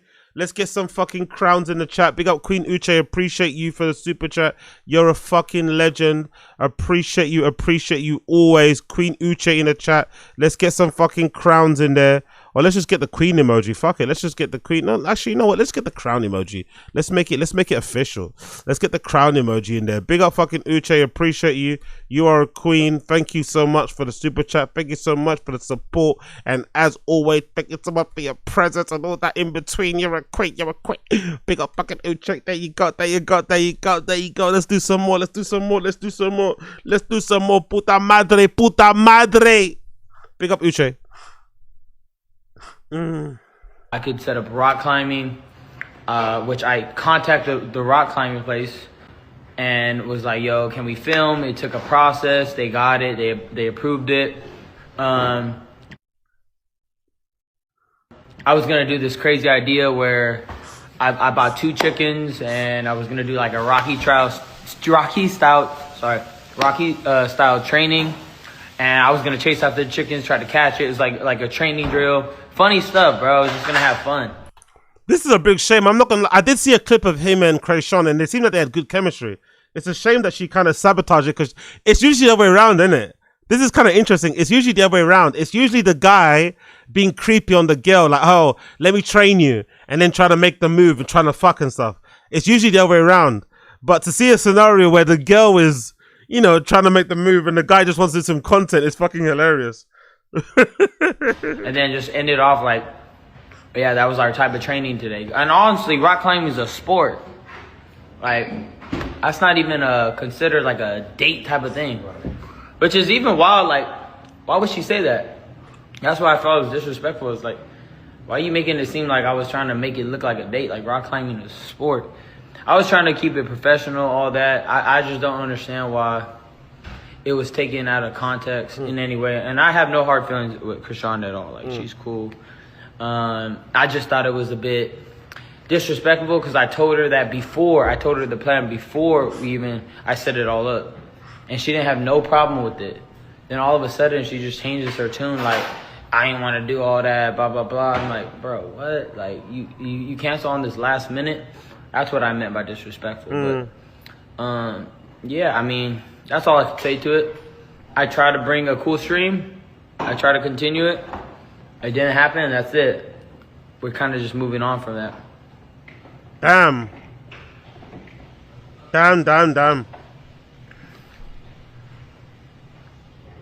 I love how this chat, like, doesn't even respond to what I'm saying, which is hilarious. Yeah, that's what I felt.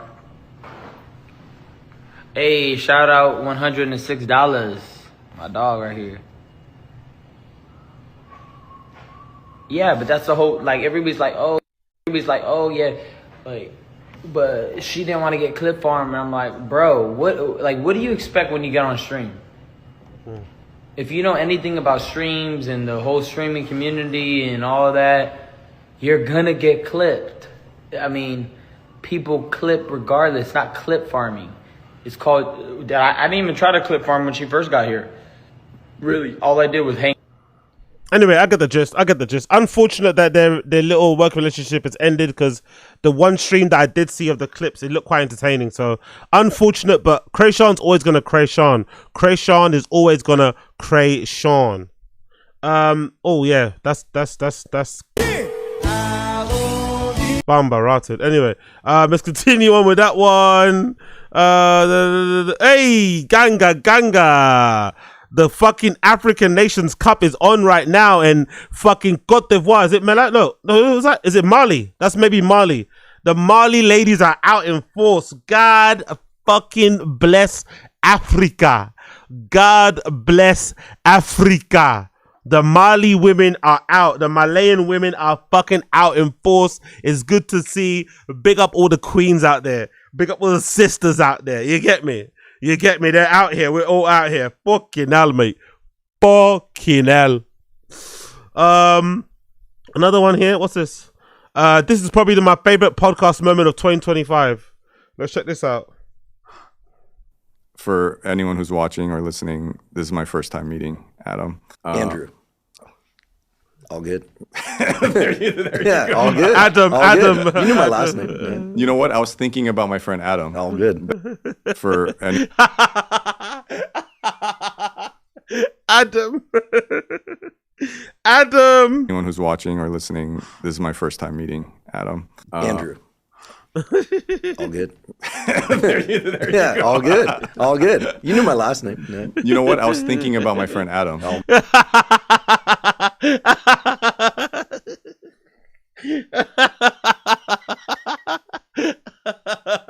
He dealt with it well. That was good. Oh yeah, sure you were thinking about your friend Adam.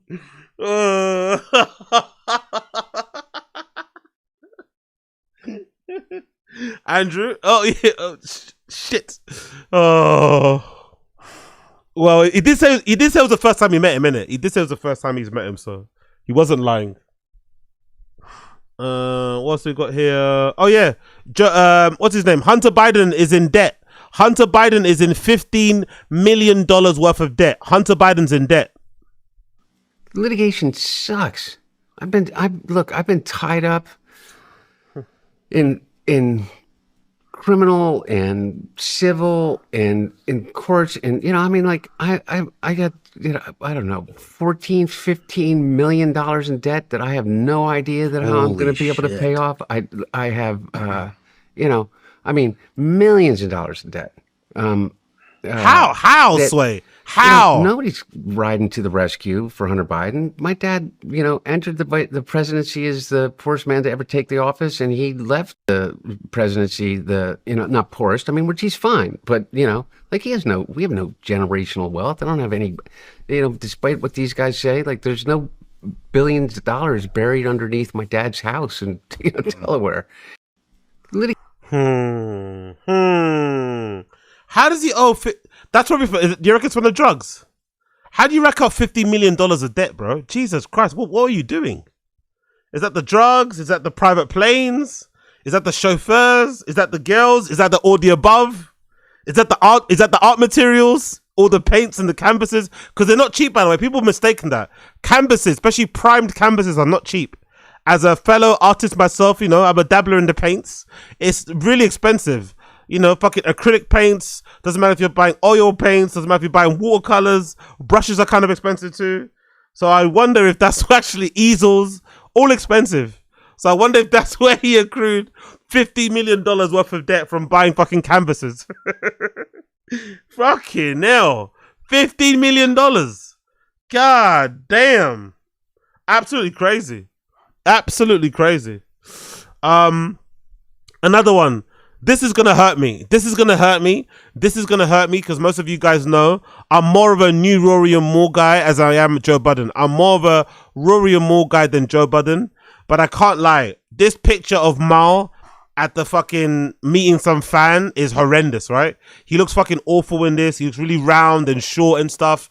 And I think it's a good thing because he's been getting bullies for this picture, right? Mal's been getting bullies for this picture. But I think it's a good thing because I did listen to a recent episode of the pod. He mentions he was in the gym. So I think this picture is going to lead to him, you know, getting in shape. But he's been getting bullied relentlessly because of this. And I really hate to see it. And another person that's taken a lot of joy out of seeing him like this is Joe Budden. You know, they kind of fell out. He left the pod, blah, blah, blah, blah. So let's hear what Joe Budden has to say after seeing this picture of Mal go viral, where he looks very round and very, you know, short and stuff. Unfortunate. Let's see it. Leave him to be messy on his own. But did you see the Why picture? you call that man round? Yo, people are really letting themselves go. God damn, nigga. By the way, I don't listen to the Joe Budden space. The Joe Budden spaces are nauseating. The Joe Budden spaces are nauseating. He has so many, like, I don't know how he does it because he's a kind of an unlikable character, but he's got a lot of very parasocial fans. Like even this girl, how she's giggling and shit. Like Joe Budden fans are like they like, it's a good thing because they really ride for him, but they think like he's one of their friends. I don't know. It's a weird thing. If you ever listen to a Joe Budden spaces, you'll know it's like it's kind of like, ew. Why are you guys like, you know, glazing him like, ugh, ew. That's crazy.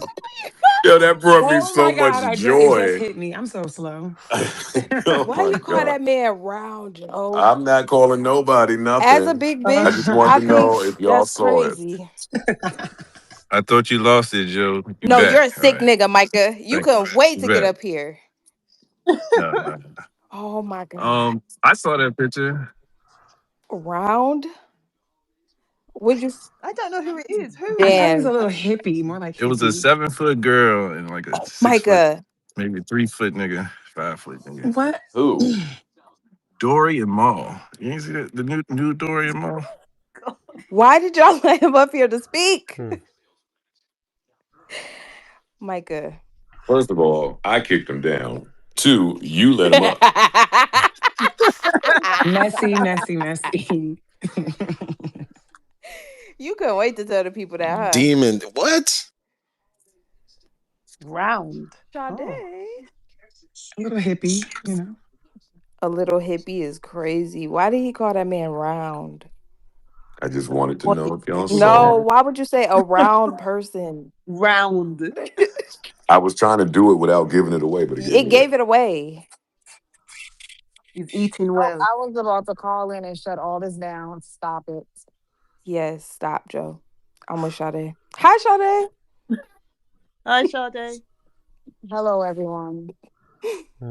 Now he on mute. He's scared. He's scared. Look at him. He's scared. Okay, come on. Any more jokes? Use your good. I'm out. Talking about round. And too, because she's a co-host. Shit. No pictures Yeah, in the dog. jumbo. Well, they can't. Right. Oh my God, you've been hanging around Dub too long. No. Oh shit. Oh Lord. My. It's just a picture. all. I'm not Hey posting. man, I'm not, not too much on the Dubberooski. I'm not putting in the jumbo. That would be messy. I got it. I got. Don't y'all put no pictures Yeah, in the dog. jumbo. Well, they can't. Only Right. me and you can. Oh well, I don't know how to do it, so I'm that not. leaves you. I'm not doing that shit. Thank you very much. Leave me out the mess, okay? Oh, Well, on Jan a can positive too, because Yeah. she's a co-host. On a positive This is note, a I didn't know he mess-free was talking. space. Yeah, y'all got messy quick.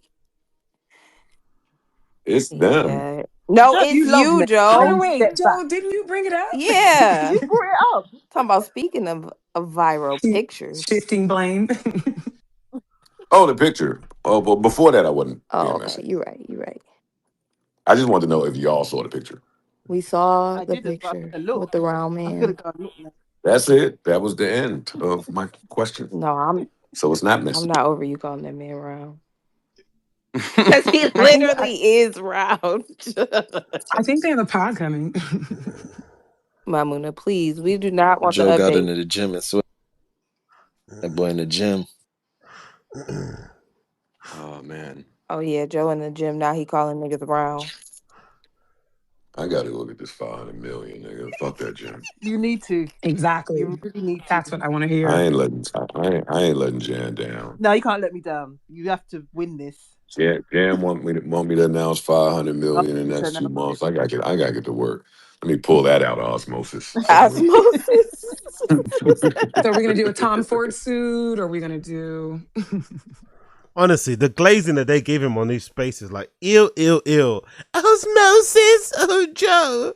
Like, yuck. Act like you've been there before, girl. Anyway, let's move on. Charlemagne speaks on Joe Budden. Let's hear Charlemagne on Joe Budden since signing the $200 million deal. If I was him, because Charlemagne and Joe Budden have had like a long-standing beef, if I was Charlemagne, I would literally pull my nuts out of my fucking boxers and put them on the table. Like, yeah, have some of that, you know? That's what I would do, but I'm sure Charlemagne's going to be way more gracious, even though he's 200 M's up. Are you friendly with him, or are you guys you're like good and bad? You're like frenemies? I haven't talked to him in a while. I haven't talked to Joe in a while. I don't have any problems with Joe. Okay. I feel like you should be friendly, the two of you. Nah, I got a lot of love for Joe. Me and Joe, you know what it is? Me and Joe, when we are mad at each other, we go bad on each other. I know, but you're both involved now. Like you should be in better space. Like I don't know.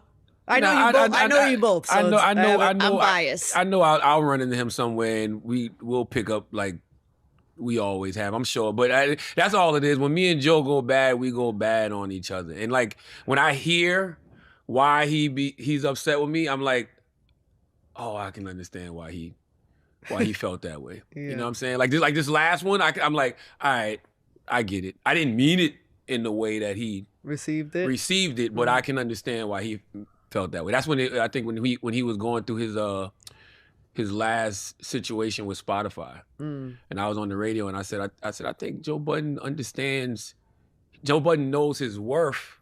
He just doesn't know how to negotiate it or something like that. I think I said, and I was just like, you know, if every time you're at a corporation and things don't go the way you want them to, kind of got to blame you and your Well, he's not lying. He's telling the truth here. He's not lying here. Team. And then it was a whole discussion around podcasts, and I was like, you know, you can't compare yourself to the Joe Rogans and the Bill Simmons and all of those guys, because Joe Rogan is an anomaly, number one. Like, don't nobody do numbers like Rogan, period. Black, white, it don't matter. And, you know, the guys like Bill Simmons, they have networks. So they get compensated a little bit different for that. And so that was actually a conversation I probably shouldn't have been having publicly on air. But, you know, we on radio, we on these podcasts, and it's like, we all do it. He does it as too. well. You know what I'm saying?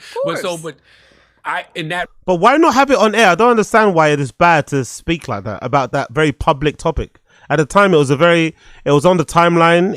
It was news. Why wouldn't you want to talk about that on air in those type of details? Especially, it would lend more weight. Surely Charlemagne speaking about it the way he did, being who he is, would give what he says way more weight than me talking about it. It'd resonate with the audience. It'd probably maybe resonate with Joe.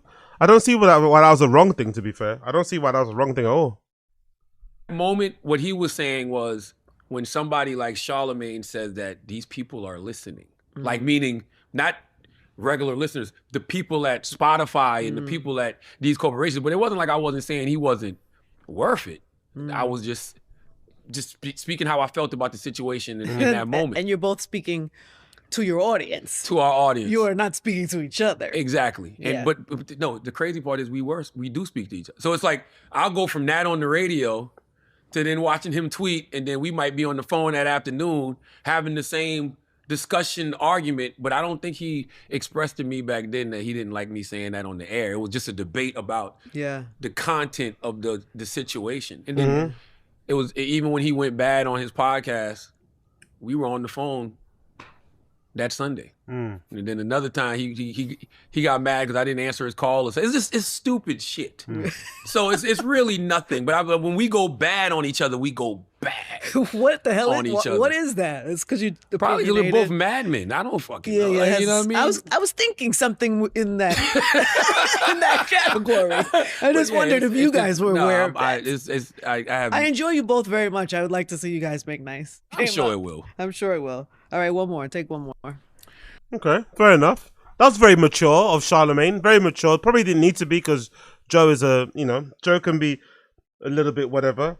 And it's funny because Joe Budden's reaction or response to the news that Charlemagne signed that $200 million deal with iHeartMedia was very mature, very sincere. Even he didn't really sound like he had any hate in his heart. But I wonder if that's just what happens when you find out one of your quote unquote ops or enemies is 200 mil up. You can't really say or do anything, innit? You know, you kind of have to tip your hat. You kind of have to tip your hat. You really can't say anything else. So I think the $200 million deal has humbled Brendan. Sorry, not Brendan. Ooh, not Brendan. Joe Budden has humbled Joe Budden somewhat. I think so, but I don't think this will last. I don't think this will last. Something else will happen. Joe will get mad. Charlemagne will say something slick on his pod. It won't last. These two they're like, you know what I mean? They're like, what's that? Water and oil. They don't mix too well. It won't fucking last. And I think fundamentally too, as people, they're very different. Charlemagne even mentioned in that interview, I read the interview on Forbes I think on Taz, and he was mentioning a lot of like, we, the team. That even though that interview, even though it was a cover story for him and his big face on the front cover of Forbes and shit, the interview was really about Charlemagne basically saying it's a team effort. He was really going to at pains of doing that. And I was wondering, when I was reading the article, I was like, Rod, he's doing a really good job of like mentioning his friends, mentioning his team, so that, on this big platform. But I was thinking about it, I was like, if Joe Budden did that, if Joe Budden had that same opportunity, it would be a whole article about how amazing he is. There wouldn't be a lot of team talk. So I think fundamentally that difference, I think, makes them really incompatible. Because Joe is very much he very much thinks about himself. Whatever can benefit him, he'll use that to benefit others. But he's not really trying to, bring everybody in under his limelight, really and truly. So, but I could be wrong, but I think that's the case. Big up Charlemagne anyway. Big up fucking Charlemagne. Ebro takes shots at Charlemagne. Great timing for us. No, it is. The whole thing because is good timing for us. Listen, there were things that Charlemagne was willing to do that I would have never done. Never. And that's how you get to those big bags. Because I don't to have the people like the iHearts of the world want to hand you this much money. But it's the same with Stephen A. Smith, though. When Disney wants to give you money like that, you got to do a dance I ain't willing to do. You could have. I think you could have done it. I don't know if you would have gotten the Stephen A. 30 a year is a big one. Who? You. No. But I think you would if you had flipped it on and done the dance right, you could have got yourself a nice 10, 15. I think that's. Oh yeah. But I can't do it. Ebro, you should have been at Turning Point USA this weekend. This could have been you. Nah, son, it crossed my mind. You could have been lit. Because imagine, if I start sitting down with the, give me a name. Candace. Oh. Ben Shapiro. Hey, come on. Tucker Carlson. Oh, come on. I mean, you really go all the way to Nick Fuentes. I mean, me and Nick would get it popping. I mean, well, you guys could find some common ground. It's all about finding common ground. Common ground will we find? Listen, I'm sure you guys could find the same person you don't like here or there. Have yourself a little chit chat. Well, apparently, me and Nick agree on Israel.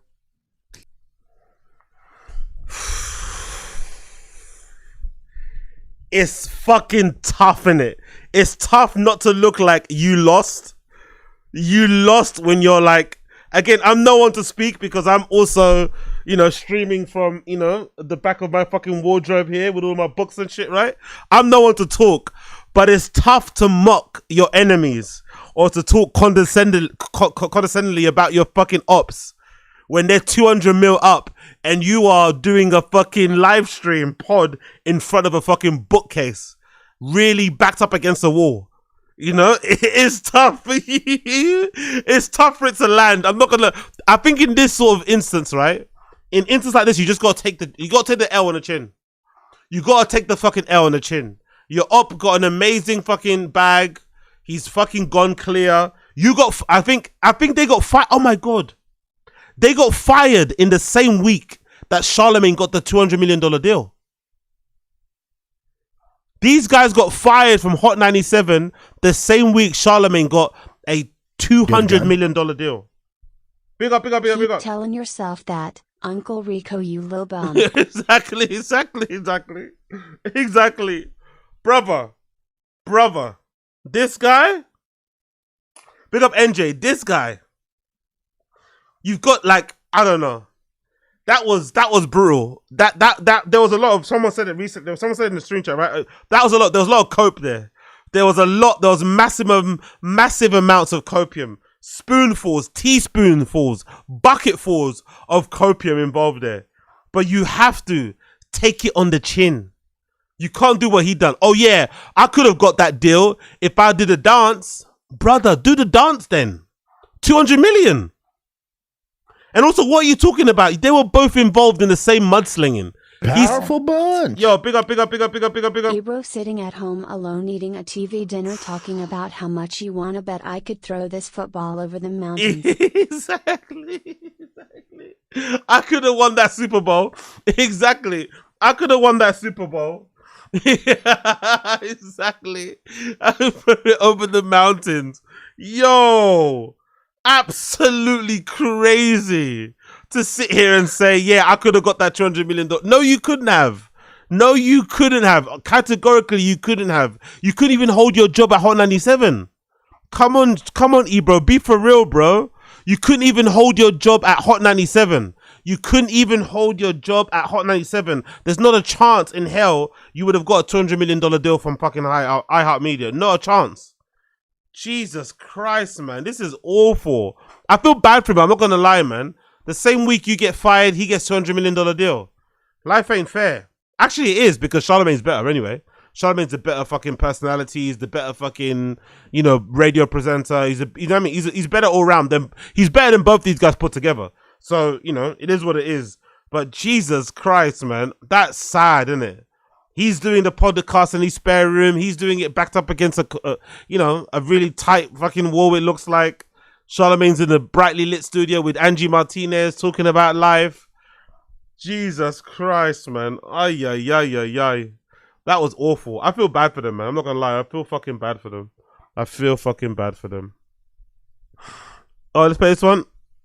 The Quartering invites Melanie Mack over to watch football. Huh? Yeah. By the way, big up Kino Casino. Kino Casino are the one that revealed. Kino Casino are the ones that revealed this. They revealed the creepiness and the oddities of fucking the Quartering. Big up Kino Casino. Let's see this clip. Melanie and I will be watching the football game tonight, and Hannah Claire will probably be going somewhere family orientated. I can't watch football with you guys? You can. I would love that. Oh yeah, that would be wow, fun. thanks Melanie. I and would love Jared. it. Yeah. We just didn't know if you wanted to, but I would love I'm it. great at watching sports, and by that I mean I'm solidly okay. Well, yeah. Well, we got to figure out where we're gonna go. I have a dinner place I want to go, but I got to call. Okay. Football game tonight. Yo, she wanted her to come so badly. Please come. I don't want to be alone with fucking Jeremy. That was a girl thing. That was like one of the yes, come please come. Like she made sure. Oh my god, Quartering. Oh my god, it's so embarrassing. And Hannah Claire will probably be going somewhere. Help me. Claire will probably be going. She didn't say that obviously, but it came across like that. That was she knows what was going on there. Yeah. Melanie and I will be watching the football game tonight, and Hannah Claire will probably be going somewhere family orientated. I can't watch football with you guys? You can. I would love that. Oh yeah, that would be wow, fun. thanks Melanie and Jared. Yeah. I would love that, Melanie. We just didn't know if you wanted to, but I would love I'm it. great at watching sports, and by that I mean I'm solidly okay. Well, yeah. Well, we got to figure out where we're gonna go. I have a dinner place I want to go, but I got to call. Okay. Also, look at Quartering's face when it first, when that Melanie girl in the middle says, "I would love you to come," look at Corin's face. Honestly, look at Corin's face. Look at how he reacts. Melanie and I will be watching the football game tonight, and Hannah Claire will probably be going somewhere family orientated. I can't watch football with you guys? You can. I would love that. Oh yeah, that would be Wow, thanks, Mel. Look, he's like, oh, he rolls his head like fucking hell. You know? He throws his head like, fuck, man. I've nearly got her alone. I nearly got her alone. Look, look. You can. I would love that. Oh yeah, that would be Wow, thanks, Melanie. He's so pissed. Yeah, he's like, look at his face. Look at how he's looking at her. Yeah, so great. Great. Great. Of course he's married. Yeah, that also makes it worse. I think his wife is I think his wife was ill too. I think his wife was ill recently and she just got I think his wife was going through some sort of illness, some sort of sickness thing. So yeah, it's even worse. It's even fucking worse. It's even fucking worse. I think his wife went through some surgery.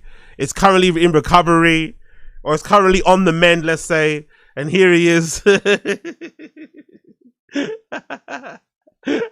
at his face. He's so pissed. Go. You can. I would love that. Oh yeah, that would be Wow, thanks, Melanie. I would love it. Yeah. We just didn't know if you wanted to, but I'm great at watching sports. And by that I mean I'm solidly okay. Well, yeah, we got to figure out where we're going to go. I have a dinner place I want to go. But oh my God, man. Oh my God.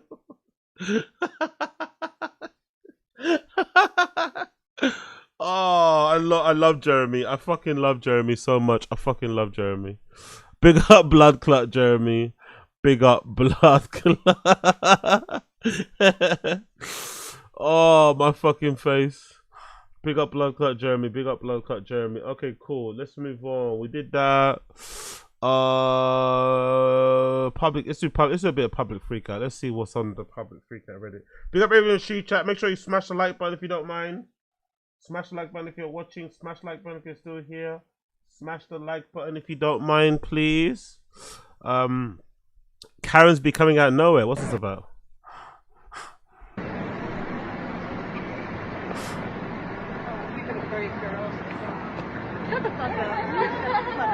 You shut the fuck up. You shut the fuck up. You shut the fuck up. I will lay you out so fucking fast. You're like 60 years old. I will still lay you out. You're like, I'll push you down the stairs and you fall off. Oh. Come on. What's your problem? Come on. Yo, I'll kick you. Wow. Wow. What the fuck? Kick you. I will kick you. I will kick you, old lady. Come on. I will fucking punch you right in the fucking face. What the fuck is your problem? Call me an old lady, you fucking no, fuck you. What the fuck? Like I said, like I always say, the real enemy of women isn't men, it's other women. The real enemy of women isn't men, it's other women. God almighty, the hate that was coming out of that old lady's, that was fucking emanating, that was fucking, you know what I mean, from her fucking pores. The hate. Fucking hell, the hate was massively strong. That girl showed a lot of restraint. I would have fucking kicked her in the leg time ago. I would have kicked her right in the pussy time ago, bro. That girl showed a lot of restraint. That was so unnecessary. What a mean lady. What a mean lady. Fucking hell. Okay, I'm not gonna do that. ICE agents illegally break into a woman's bathroom. What? La puerta. It's a foot. It's resistance. Yeah. Hang it. Got it? Necesitas abrir la puerta ahora. Tell me back up. Necesitas muevas. Vamos a abrir la puerta. Con fuerte. He's in there. I got it. Ready? Yep. Get down! Get down! Get on the ground! Females. Siéntese ahora. Siéntese. No te muevas. Miss, pull up your pants, come out of the bathroom. Pull up your pants, come out of the bathroom. Pull up your pants, come out of the bathroom. Necesitas poner tus pantalones. Okay, please hurry. Okay. Señoritas, conmigo. A mis compañeros, por I can't believe this is a thing in America, man. I can't believe this is a thing. I can't believe this is a thing. I really can't believe this is a thing, man. I can't believe this is a thing. I wonder if this is going to ramp up next year. Is it going to ramp up next year with these ICE fucking abductions and stuff? Is it going to settle down? You know, are people going to finally realize this is fucking inhumane? Like, I don't know. This is fucking crazy. Bursting into the women's toilet. So, like, what the fuck is going on right now? Holy fucking shit. Holy fucking shit. What else is here? This chick has a crazy meltdown. But you're Slytherin most. I'm just learning your Visayan language. Your Visayan language is all over your fucking brother. Why? Because we're standing against you. My grandma's right behind you, fucking traitor. Fucking traitor. Grandma fucking bite that bitch.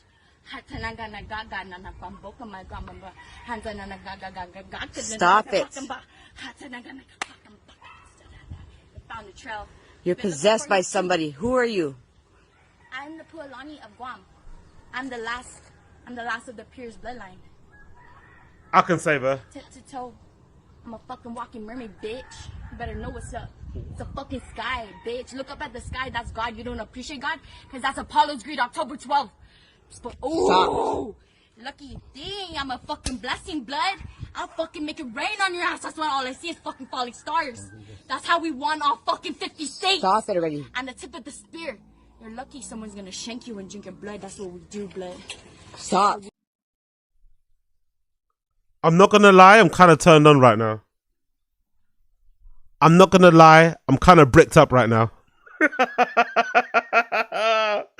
Yo, hello. We can save you. Holy shit. I'm the tip of the spear. That's how we won all 50 states. What a legend. What? Holy shit. Big up her. Oh my god. That was fucking brilliant.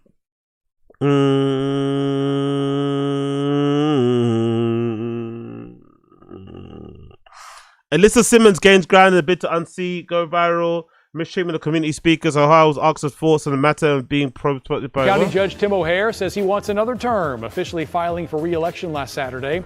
O'Hare. You'll be removed. If you do it again, you'll be removed. Another term, officially filing for re-election last Saturday. O'Hare took office back in 2023 with an emphasis on. Shh. There's a lady on the aisle right there in a gray sweatshirt, the one right next to her. Remove her from the courtroom. She keeps clapping. That it is your constituents who voted you into the seats that you are in right now, and it is your constituents that can vote you out. So please stop wasting time trying to silence them. Thank you. If you do it again, you'll be removed. To visit the court. Thank you. He's removed. You're absolutely right. Bishop Kirkland, will you give it just a minute here?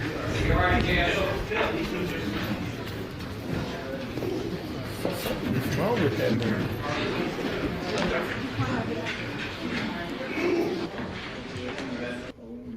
Are you good enough? We stand you up? No. Where are you, sir? More Chandler.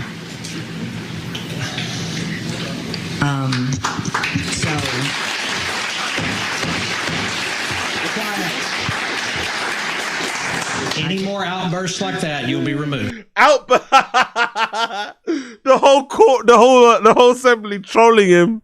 That's fucking brilliant. Oh, it's so good.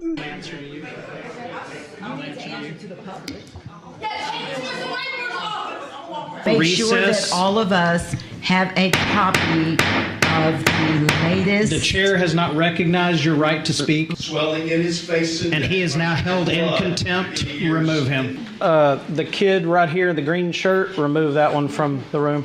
Anyone else like to speak on this item? Map 7. Okay, hang on. I will recognize who the speakers are. So you may go. Map 7. Remove him from the building. church. There's a lady on the aisle that just turned around and looked. The one next to her, please remove her from the courtroom. The United States Constitution establishes the separation. Thank you, ma'am. You're done. Lord, I live in America where people cannot clap. That is insane to me. You can sit down if you would like to. Sit Thanks. down. Your time is done. Sit down. Go. There's not going to be commentary from you on everything out of the audience. I'm the one talking now. Well, I run my Twitter, but I'm the one talking now, so you'll sit there and be quiet and listen to my talk, and then you can talk later. You will have to talk. If you're a Republican office holder and you haven't been called a racist, you probably hadn't done a thing. Sure. Right. Whoa! Whoa! Whoa! What the fuck? What? There and be quiet and listen while I talk, and then you can talk later. You will have to talk. If you're a Republican office holder and you haven't been called a racist, you probably hadn't done a thing. Sure. Right. Tarrant County Commissioner's Court Judge Tim O'Hare is being accused of bullying one of the commissioners during this week's meeting. During Tuesday's meeting, he told her that, quote, she'll sit there and be quiet. Wow. Segregation, it's intentional discrimination, it's racism. The policies of Democrats continue to fail black people over and over and over, but many of them keep voting them in. Some of you don't think decorum matters. I happen to think it does and think that's the way we should run things. You don't? Fine, you can disagree with it. Staff did not choose the firm. These are people that I researched and found. How many phases do you anticipate? I don't know, but I don't answer to you. So, Well, you put something on the agenda. Vote the way you want. I will, but you put something on the damn agenda, so you ought to be able to speak to it. So what I'm is not gonna happening? answer any What's of happening your after questions. the initial? What's happening after the initial phase? What is the initial phase? It's in your contract. Exactly. You should know. I just told you. Well, if you've read the contract, you know what happens. Why are you asking? And your disrespect for our staff is one of the most abhorrent things I have ever seen. Be quiet now. They don't have to be quiet. Be quiet. They can respond. Yes, you do. Remove him. Remove him. And you know what? When I have the remove him. He's so sassy, isn't it? He's so sassy. Remove him. Be quiet. Remove him. Remove guy in the gray top, red top, green top. Yeah, the guy there. Yeah, the black one. Yeah, the really dark one. Remove him. Microphone. I have the ability. So you love, excuse me.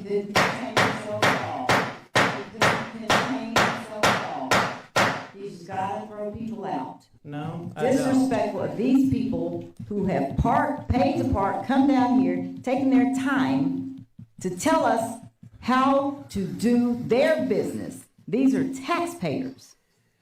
And you are constantly calling our staff members liars, questioning They their lie. integrity over and over and over. If they lie, Would you do sir, me a they favor? lie. I'll let you speak. Would you do the same for me? Okay, I'll speak after you. So of course you will. You can never stop. Oh! Oh! He's so sassy, isn't it? Hey, Jared, you ready for Lisa Simmons to beat you at the election? Yeah, maybe not. I hope not. Oh, you ready? I hope not. Gerrymandering the commissioner, voting maps, shoving all minorities in District 1 so the other districts are majority white, ensuring single party control for a decade. Tim Crow laws, Tiny Tim's racist role. He kills starfish.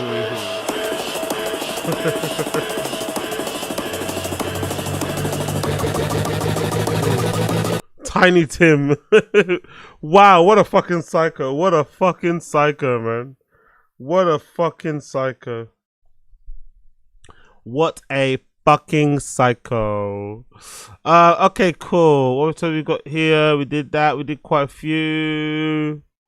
Man sings a song at Turning Point USA. This goes out to Charlie Kirk. Welcome to Coachella. Hell yeah! This is the turning point.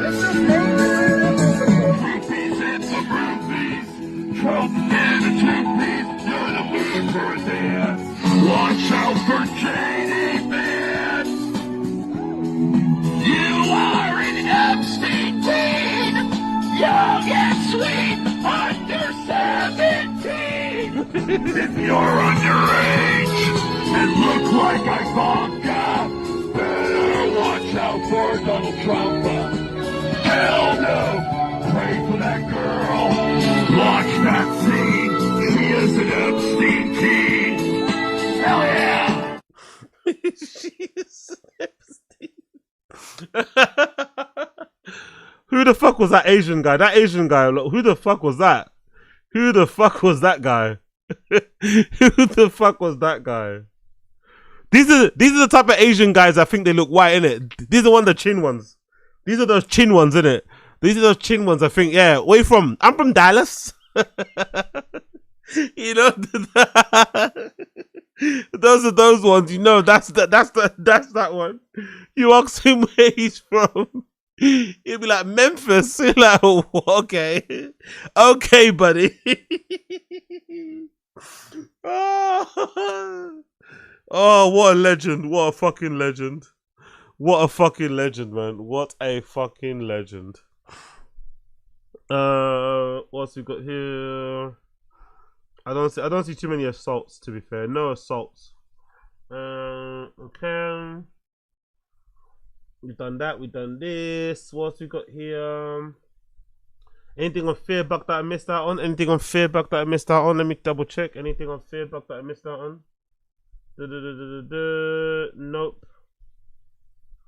Not that I can see here. Anything on the main page that I might have missed out on? I'm not too sure. Oh, of course, the ladies are out in force. Huh? What the fuck? Drake copped a new fleet of cars. You seen this? What you got up on that motherfucker? Ooh. Jesus. NASCAR though. NASCAR. You got air 29 on the side. NASCAR. Fuck you know. What you got up on that motherfucker? Is that? Those are all Drake's new cars. I'm not gonna lie. I hate the rap. I hate the Realtree camo rap. But Jesus Christ, man, being rich must be fun, innit? Being rich must be fucking fun. You just bought a bunch of trucks and wrapped them in this Realtree camo with the American flag. Did the same thing. Is that a Bentley or Rolls Royce? I think, right? God Almighty, being rich must be so fun. Fuck you know. I wonder if he got the help of all drive. Was that all gas no brakes? All gas no brakes. Or all, what's that? All gas no drive or no drive all gas? I wonder if he asked for Brendan's help. That's all. Drive fast all gas with all gas no brakes. I wonder if he got the services of drive fast all gas to help with this. But yeah, I don't like the raps, but crazy collection though. Crazy new collection, crazy new fleet. Fucking hell. Anything else? We got King Jared. We've also missed on there. Nothing.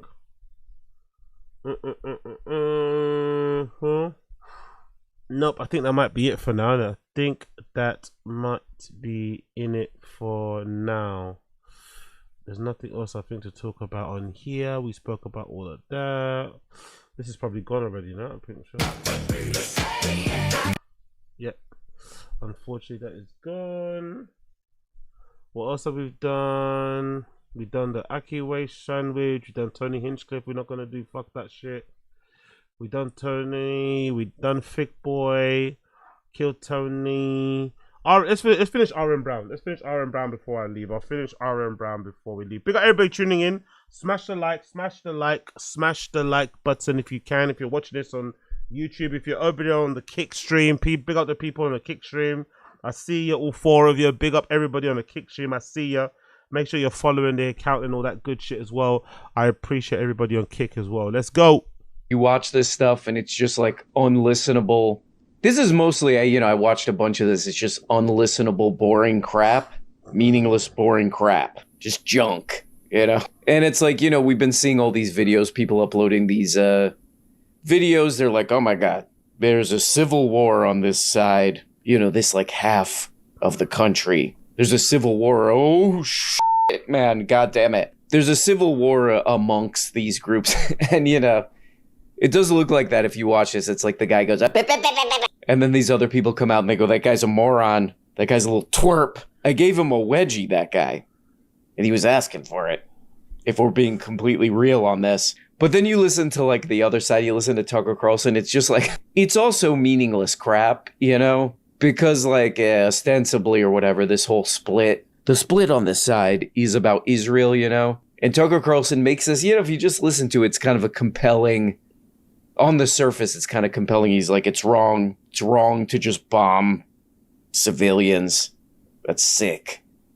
That's wrong. Also, and it would seem like this would kind of affect this audience. It's like, that's ungodly, that's unchristian, we don't do that. But then, like, this is everything Tucker Carlson, in the same speech, he's like, Trump is awesome, J.D. Vance is awesome, America #1 is the best, America first, other countries suck, yada, yada, yada. And it's like, if you read about this stuff at all, like, Israel is basically a creation of the British and the United States. And if you read more about it, it's kind of like a military and surveillance laboratory and a yada, yada, yada. It's all wrapped up in military-industrial complex stuff and all this crap that we know about. So it's the same old crap. It's like a Steve Bannon type crap where he's like, oh, the working class, da da da da da da da da. But it doesn't go anywhere. It really doesn't go anywhere. It seems like a real cutting critique, but it ultimately leads nowhere, So then what this really is, this civil war is like, what's the most efficient way to con people? What's the most efficient way to trick our audience? That's what this war is really about. So I actually... Yeah, I have to tell you. No, you don't. Ben came across as the more mature guy here. What? Huh? Really? Ben Shapiro, mature? Are you sure, mate? And handsome. But it's like you're married to Ben, but you're attracted to Charlie. Yeah. I don't know if that makes sense or not. It's like Ben is the husband, but Charlie's the guy you follow, and you're like, dude, Charlie's a freaking, not Charlie, what do you call it? Tucker is, that guy's kind of like him. You're attracted to Tucker, but you're married to Ben, okay? Because Ben is what? Boom, boom, boom, boom, boom. I get that. In regards to, what the fuck is that analogy? You're attracted to Tucker, but you're married to, what? What the fuck is he even talking about? Tucker, he got 45 minutes. Ben got 20. Okay. I think Ben probably donated his time. I think both of them probably donated their time. So, Rob, when I look at this, what I'm seeing here, the other guy, I forgot his name, Rob, is my side boyfriend. Cut your meat. Cut your meat. Oh no! Oh no! Russell Brand. Oh no! Toilet poop.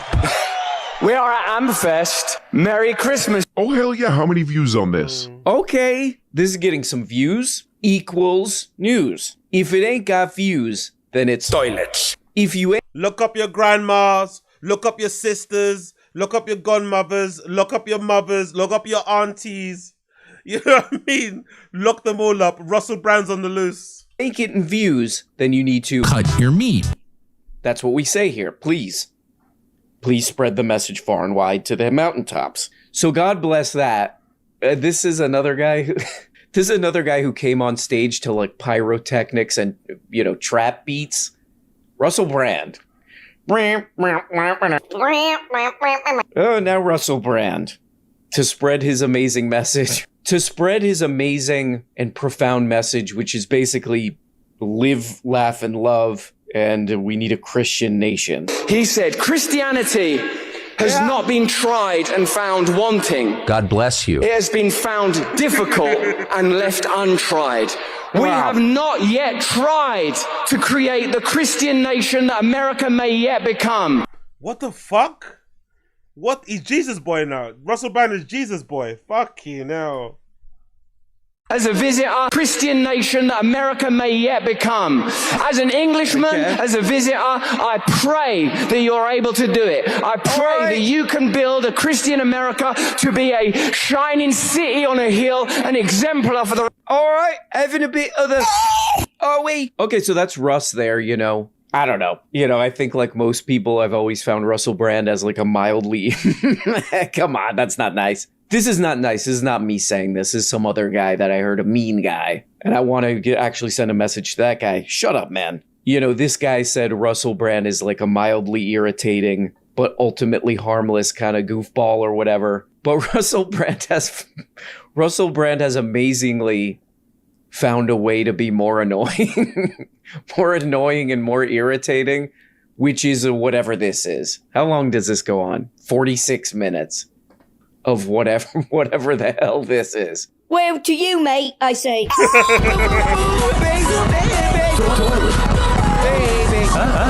one is for the boys. This one is for the toilets that need to cut your meat. Okay, this is so. It's so loud. It's so chaotic. Oh, cool, man.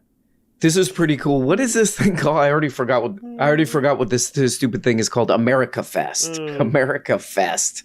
For some reason, Nicki Minaj is there. Okay. But I thought this was funny. Nicki Minaj comes on stage. She's on stage for 30 minutes talking to Erica Kirk in discussion with Erica Kirk. I like that she comes on stage with her bag. She's got her bag on her shoulder. And I picture she's in the bag, like the green room or whatever. You know, she's like, I'm not leaving my bag here with Russell Brand. Russell Brand roaming around. My bag doesn't seem safe back here. Russell Brand, Rob Schneider. I'll just hold on to my bag. You can leave it, Nikki.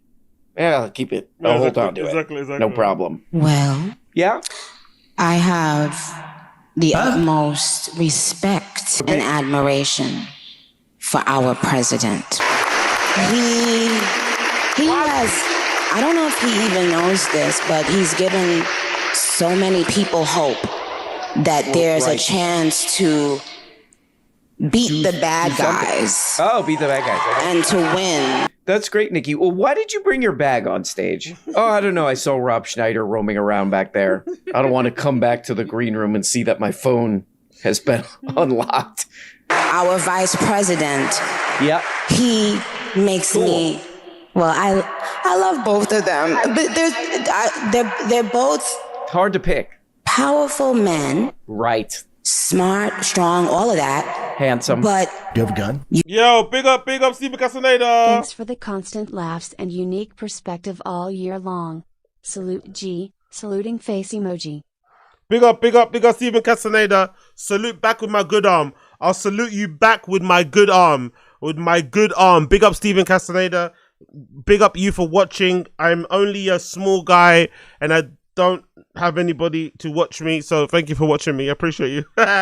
Big up Steven Castaneda. You relate to.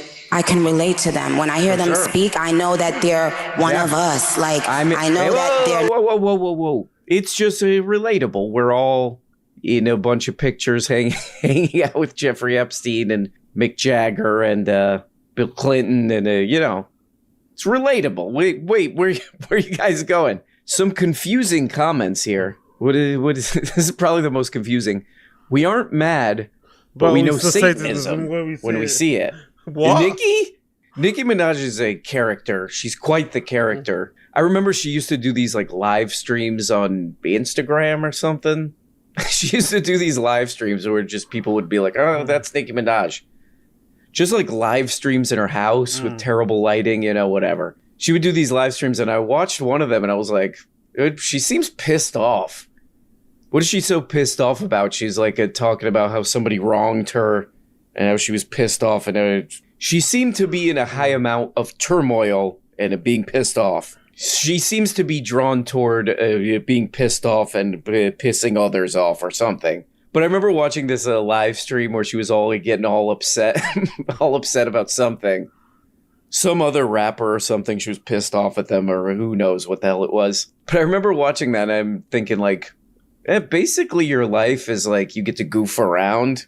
You get to goof around and you get paid, no exaggeration, $400 million trillion bazillion $1 million. And you like live in a mansion and stuff. It's like, what are you so pissed off about? But now she's doing this. And I think that even she might be a little confused as to what the hell's going on here. Ooh, dip. Is that true? Kirk, really? I didn't know that. Charlie Kirk hated Nicki Minaj. Let me sign that. Charlie Kirk on Nicki. When did he say that? Holy shit! I didn't hear about this. I didn't know this. Oh wow, it's real. Where's the volume button? There it goes. Black culture is being held captive by influences, songs, Which and role models. influences? I mean, Nicki Minaj, Cardi B. Okay, Nicki Minaj is causing dads to leave the home. Hold on a second. I don't think that's a good role model for 18-year-old black girls. I don't. Wow. I don't think that songs that are talking about like glorifying wet female genitalia is wet female genitalia. Say it with your chest, man. Wet ass pussy. Say it with your fucking chest. Wet female genitalia. Fucking dork. Wet female genitalia. Wet ass pussy. exactly. I don't know which one wrote that song. Which one was it? I think it was Ben Shapiro. Yeah, that's right. Yeah. But by the way, the role models of the 1940s and 50s for Black America were completely different. So it is a representation issue. Hold on a second. No, not representation. It's who do you get your art from? It's what values are they putting forward? It's the question of every day. For example, more times than not, black politicians will lament the condition of America. It's systemically racist. It's terrible. What does that do to a 14-year-old black kid if you just find that you hear that everything is rigged against you? I don't like the way he says black. I don't like the way he was saying black. I'm not gonna lie. Instead, they should be saying, hey, black. There might be some barriers, but if you believe in yourself enough, you can achieve in this country. It creates a form of social conditioning of low expectations. And right now, black culture. It's so fucking funny, man. It's so fucking funny. It's so fucking funny. It really is so fucking funny. But yeah, I don't know. What's up with the wife though, man? Really, like, what's up with Erica? Well gone for Erica, man. You saw your husband get blammed like the way he did. Gruesome, bloody, right? Horrific, blamming. And she's just out here like, is this like, do you reckon this is a form of grief? The way she's like, just completely steps into the limelight. You know, other women would have probably retreated away somewhere. You wouldn't have seen them for years, you know, like depressed. Like she has proper, like she hasn't missed a beat. She hasn't missed a beat, bro. She hasn't missed a beat. Like what? Like I wonder, like were they going through hard times before? I wonder if that's what happened. I wonder if they were actually having a tough period in their marriage before he passed away. And she was like, you know what? I don't even love you anymore. And then he gets blamed, and you're like, oh. You know what I mean? You're like, result? So I wonder if that's what happened. I wonder if that's what happened because she does not give a fuck, man. Like, she's outside. She's outside. She's showing no signs of slowing down either. Interesting, man. Interesting. I don't know. Big up her though, innit? Big up her, I guess. Big up blood clot her. I had no idea about that, man. That's a crazy clip. Dip. Guys, sorry, I'm getting an incoming dip. Dip. I'm getting an incoming dip. Dip. So sorry about that, guys. Oh my god. Yeah, big up Apex Potter. It took Jackie O 3 years to step out. Jesus. Yeah, imagine her giving you some sloppy Kirk with those demon eyes. It's fucking crazy. I think he realized who she was. Yeah, maybe a form of Grishmore. Like big up NJ. I don't know, man. It's a weird thing. She's an interesting lady. Oh my god. Much like when that guy came and he said something to George W. Bush when he was at that school. This is basically an exact same similar parallel situation where it's just been brought to my attention that we have an update. We have an update on the YouTube shorts I've been watching. Hello and welcome to the beautiful segment known as High Rise Pool Watch 2025 to, what is it, 26, where we look at high-rise pools breaking, AI slop of that. Yeah, people love this, by the way. Why do people love these? Why are these so popular, by the way? What, like, is it a boomer thing? Like, why are these high-rise boosts, like, You see these orders, like, why do people keep making these shits? Or the ones where, like, there's a bunch of fat people crossing across, like, walking across, like, one of those, like, glass bridges. He's finding, like, China and shit and breaking it. Like, why are they so popular? Why do people love those videos? I'm slipping. Somebody, oh my God. Oh my God. Okay, that's right, guys. We have an update. We have an urgent and important and life-changing, life-altering update on High-Rise Glass Pool Watch 2025 to 26. If you're not familiar with this segment, which God only knows why you're not, how you're this out of the loop. I mean, what else are you doing? Explain yourself. This is a segment where I spread my knowledge of what I've learned from watching hours and hours. This is true. I was watching, I think I watched maybe like 200 wow. Oh no. Of these. It's these AI, terribly AI generated YouTube shorts that have like millions of views, where it's people in a high-rise glass pool, infinity pool, and it like breaks. I'm like Candace Owens up in this MF because this is just opening a whole world. Like there must be trillions of these shorts, because I watched at least 200,000 of them last night. I kind of lost track of time. I was just watching these and I looked at the clock. I was like, oh, it's 5 a.m. I've been watching these for 5 hours. Okay, so by now you should be familiar. Yo, big up Ricky Picture. Happy Hanukkah, my brother. Yes, big up, happy Christmas. Well, happy Hanukkah, happy Christmas, Merry Christmas, everything in between. Big up Ricky Picture, appreciate you, brother. Big up Blood Clot Ricky Picture, always appreciate your support. You're a fucking legend. Big up Blood Clot Ricky Picture in the chat. You're a fucking G. You're with the story here. These people are absolutely amazed at the idea of being in a pool that's high up. And they always say the same thing. They're like, I could see the whole city from here. I could see the whole city from here. And then it starts breaking. But check this out. Let's see if we can crop in on this right here. I'm sorry, what's going on there? It's a guy whose head appears to be on backwards and then half lady. So there's many things that you need to be aware of when you go into these high-rise glass pools that we all do every weekend. If you see this, say something. If you see something like this, say something. Also, a lot of people, that seems dangerous, just hanging over the edge there. Oh my God, what's happening? Check this guy's reaction right here. So this glass pool is breaking. Somebody just fell over the edge. Check this guy.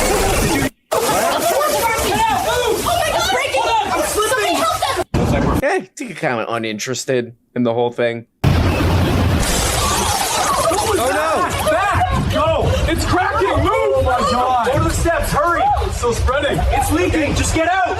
Come on. Okay, so yeah, you know, as a huge fan, as maybe the biggest fan of the glass pool, what is it? High-rise glass pool breaking subgenre of AI trash, to the film directors who are typing in this movie. We're soon going to be killing, big up Ricky Picture, we're soon going to be killing space, mate. We're soon going to be killing space. The next frontier is to have data centers in space. That's the next frontier. We'll be killing space. We'll have these data centers in fucking space for this shit. To make more of this. or like videos of like toddlers doing stand-up. You seen that, right? The little toddlers that speak and shit. Oh my God.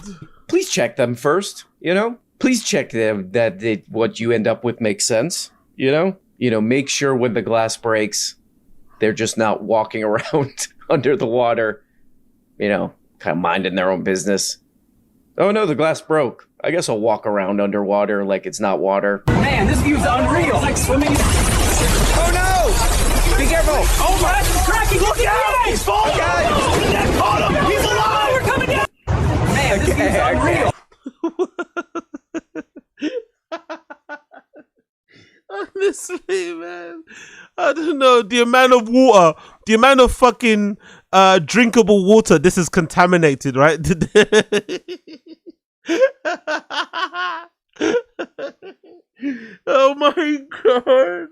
Oh my God, man, look at what we're doing, man. We're literally like destroying planet Earth for this shit.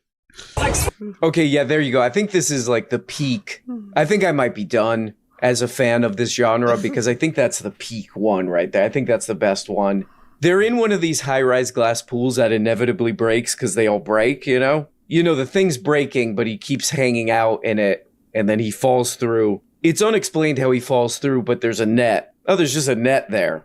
This thing breaks so much. This high-rise glass pool breaks so much that they just have a net there when people fall out. Hopefully they'll catch one of them. Well, anyway, guys, there we go. Happy holidays, happy Hanukkah. Love you. Hope you cut your meat. Hope you do some of this and a little bit of this.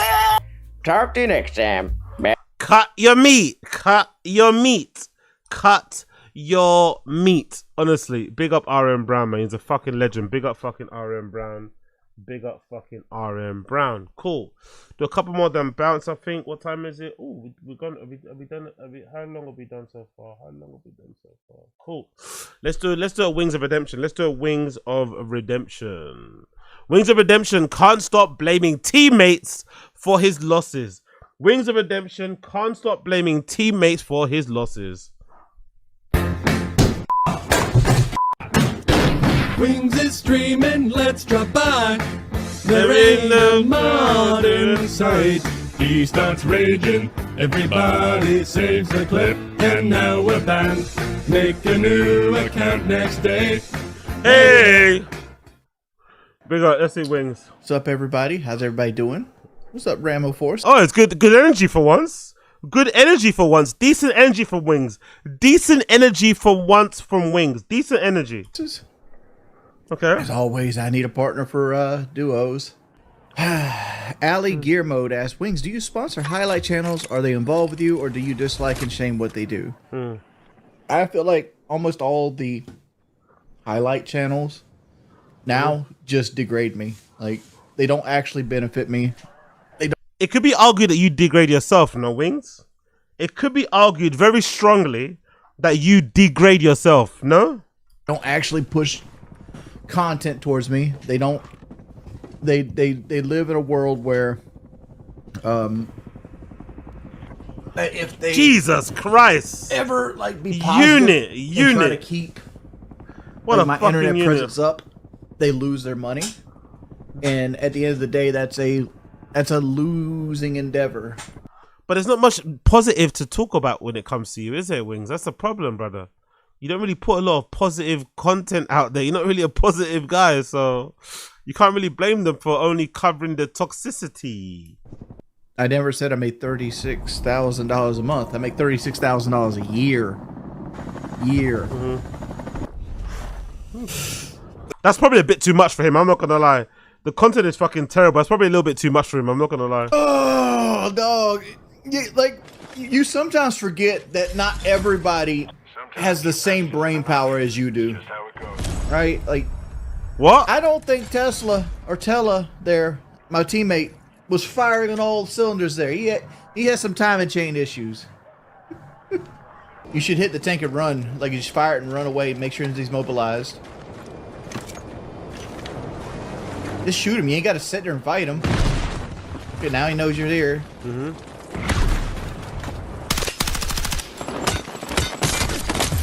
Dude, there's too much going on, man. There's tanks, there's people, there's... You're a terrible engineer, by the way. Absolutely terrible. So honestly, he has so much to say about other people's play. Please play. He's fucking garbage himself. He has so much to say. So what's my goal there? I hit him once with a rocket. He has 75% health left. Yeah, but he's also immobilized. And here's the thing. Like, once you immobilize him, they tend to panic. Sometimes they'll get out. Sometimes other people help out once they see somebody else is shooting them. Right? Like, he can't chase you at the corner of the building. You hit him with the rocket, you run away, right? Then you might fight that guy that you fall in the back there, whatever might happen. But at the time, like, now you recharging your rocket, the idea is you got to put pressure. He's a proper keyboard warrior, isn't it? He's a definition of a keyboard warrior. On the tank.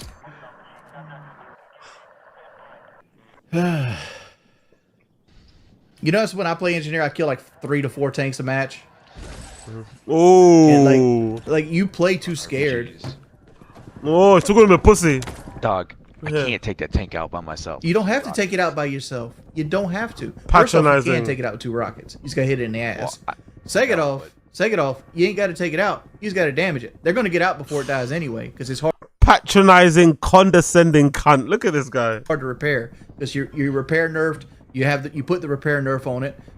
Even if you shot it one time, I don't know if you know what the second perk is. The second perk is you add 10 seconds to every repair thing. So like now that ammo restation takes 10 seconds longer. So now it's boom, boom, boom, boom, boom, boom. Like there's all kinds of benefits to just fire and forget. Okay. So break him for 250. He's stuck. Let's say best case scenario, I shoot him in the ass and he's got 200, and I hit him for 500 there, and he's got. It's 798, but yeah. What's my next play while they're still in it? You don't gotta fight. You run away. Shoot him one time, run away. Like if he sits there, right? If he sits there and it just stays in it, you reload the fucking rocket, pounce around the corner again, fire again. Please do it yourself. Please show him how it's done. Please show him how it's done, Wings. Come on, show him how it's done. Please, let's see you do it. Well, I only had two rockets. Yeah. So. But you said if you got an ass hit, which does almost 80% of his health, right? It does 798 damage. Then you have like 200 some damage to do. Any hit from any angle at that point is going to kill him. Okay, so his ass wasn't too. I understand that, but what you're not factoring in is you're not factoring in the other people around you. It's a battle royale. It's a free for all. Somebody sees the tank get hit. Like let's switch out. Let's say you're not the guy with the rocket going to shoot the tank. Let's say we're just sitting in the bushes and we know the tank's there, and we only have like an RPG and we don't want to fight the tank because it's an actual fight. I would have told him to shut the fuck up so long ago. The guy that's on the other line, the guy that's on the other side, wherever he is, must be a fan. This must be a fan. I would have told him to shut the fuck up so long ago. God almighty, man. The tone of his voice as well. What a cunt. Right? We don't got to immobilize. Somebody immobilizes the tank. Maybe I take a shot too. Maybe two other teams take a shot. You want me to put my faith in another party to shoot at the tank cooperatively with me? Well, look at the end result. What happened anyway? The tank's still up. You're dead. Nothing actually happened. I think. Hard to weaken artillery. Maybe. Yeah, let's just walk away from it. He's by himself. He's a solo. Third party this. Watch your back. Oh shit, that dude might go. Fucking A. Another guy pushing? Another guy pushing? Or are you just gonna... Need a medic! I'm reloading. Okay. Come on, man. That's like... Did he already get his teammate up? He's getting up right now. That was him. I just died. Yeah. Man. Sometimes your best isn't enough. It's just how it goes. Damn it. Good try. He's mad. He's mad. Look at him. He's mad. Shouldn't have pushed alone. I try not to. Luce just takes... He acts like a grandma. What a cunt. Well, what Luce is not taking into account is like, if a recon kit knocks me down, he gets wall hacks on Luce.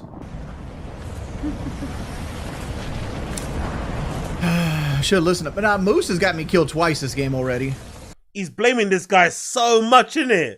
Moose this, Moose that, Moose this, Moose that. What about you cunt? What about you? Moose plays too passively at times.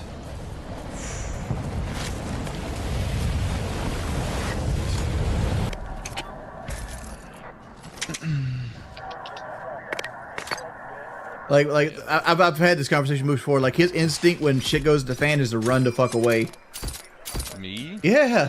Like when I got killed in the house, like you could have stopped him from thirsting me, but you decided to go take cover behind the van in the thing instead of like instantly try to refrag him while he's shooting me. This guy, man. This guy. Like that's a free knock. Bang. Now I'm there, and now it's a 1v1 when you have one of the best submachine guns in the game. But you chose to abandon me and go to the street. Just like that last fight. That last fight, I busted the guy's plates after he shot you. I understand he took one of your two plates off, but instead of trying to help me kill him again, because I busted his plates and I chased him a little bit, you just kind of hung back, and then the tank got into it because I was trying to kill him before he got into the tank, and then I died again. So it's his fault, right? Yeah, there's more to it than that. Exactly, there is, yes. Well done. I got it on video. First day. I mean, chat. Look at the chat. Chat's agreeing with me. They're saying good try. Thank you.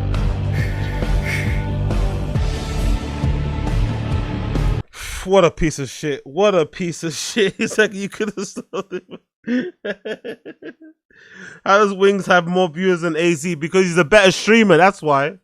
Wings has more viewers than me because he's the fucking G. Wings is the top G. Forget fucking Andrew Tate. Wings is the top G. That's why he has more views than everybody.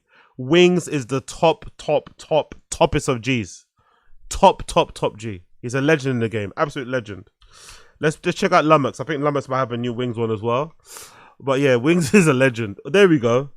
400-pound man still avoiding life responsibilities. Picks nose. $25. Taco Bell. Oh, this should be a good one. Stop it.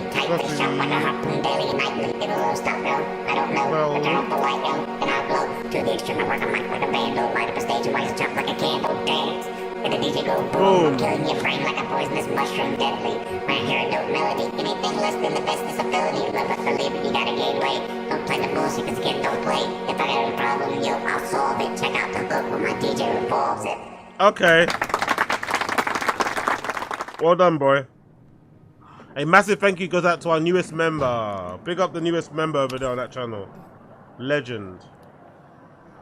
Go on, Wings. Loads of dead air. I love. That's one thing I love about these clip channels. Even these clip channels, they can't get rid of. They can't make you. They can't not make you see how dead it is. The show.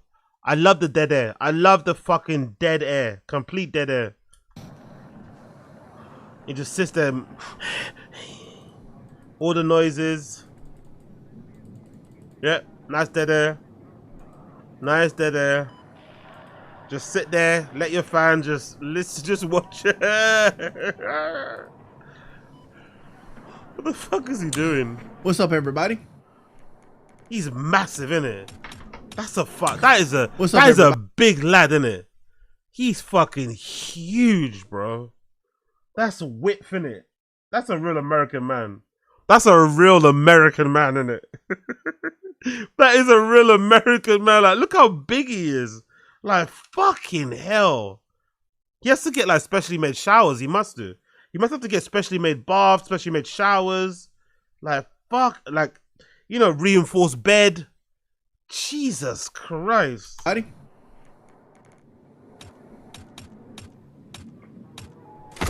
Okay. Don't know what he's going on with the faces. Trying to look cute, I guess. He's trying to look cute. The plimp. Mm-hmm. Look at how big those forearms are. Jesus Christ. Of course he's got a soft drink. Of course he's got a soft drink. Of course he's got a soft of course he's got some sweets, of course. Did I hear about Vince Zampello's passing? Yes, I did. He's always eating, isn't it? He's always fucking eating. This motherfucker's always eating.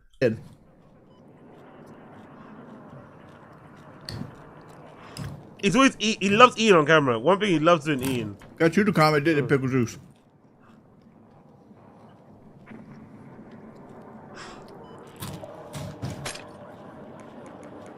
Yeah, exactly. Big up Asad Aziz. That's not just cupcakes. That's cupcakes with excess protein, big. That's that expensive, big. Yeah, like, that's the thing though as well. Like, that's a really mad thing about Wings. And I guess people that size Powerful anyway. bunch. Yo, big up Wingus. Appreciate you. Big up Wingus. Thank you for being a member. 14 months. You're a fucking G. Big up Wingus. Appreciate the support. You're a fucking legend. Wingus has been holding me down. You're a fucking G. Big up Blood Clot Wingus. Big up Blood Clot fucking Wingus. The legend. But there's a thing about somebody at Wings, right? Where he's this big, not of good food though. That's what fascinates me the most. He's not this big off of fine dining. You know? He's this big off of just like Taco Bell and what's that thing called? What's that place called he likes? With the chili? It's that place likes with the chili. I forgot what it's called. But yeah, all of it's from fast food. That's the wild shit. It's like, fuck, you got that big from fast food.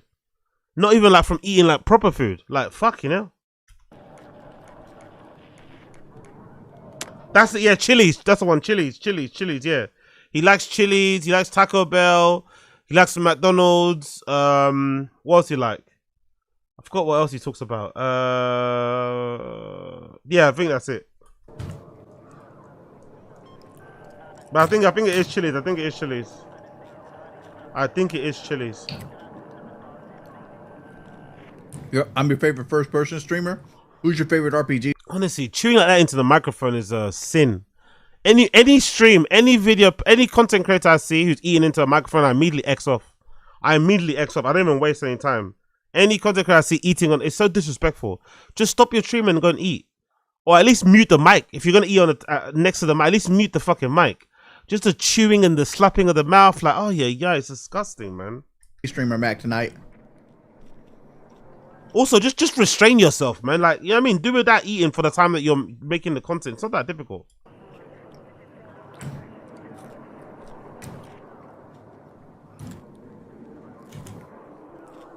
Kelly's doing well.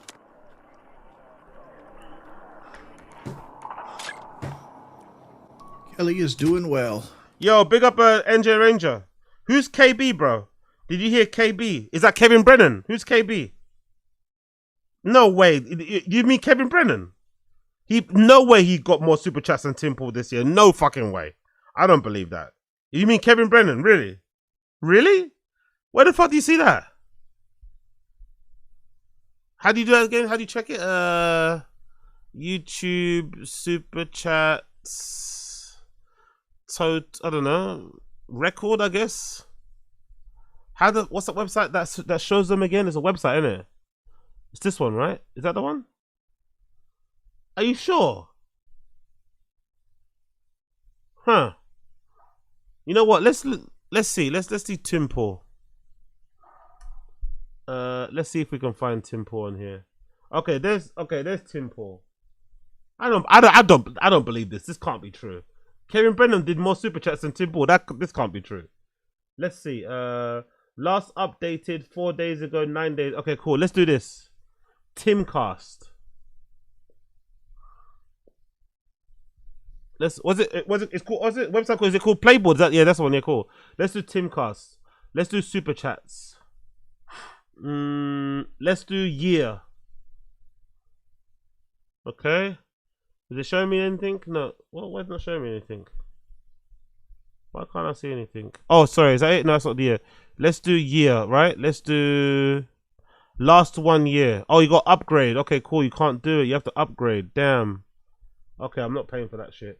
But are you sure? 40. Okay, cool. It says. I don't know if that means that's the. I don't know if that's the year. But let me check. Was it? It's Misery, right? Misery Loves Company. That's the YouTube, right? Is that the one? Is it Misery Loves Company or something else?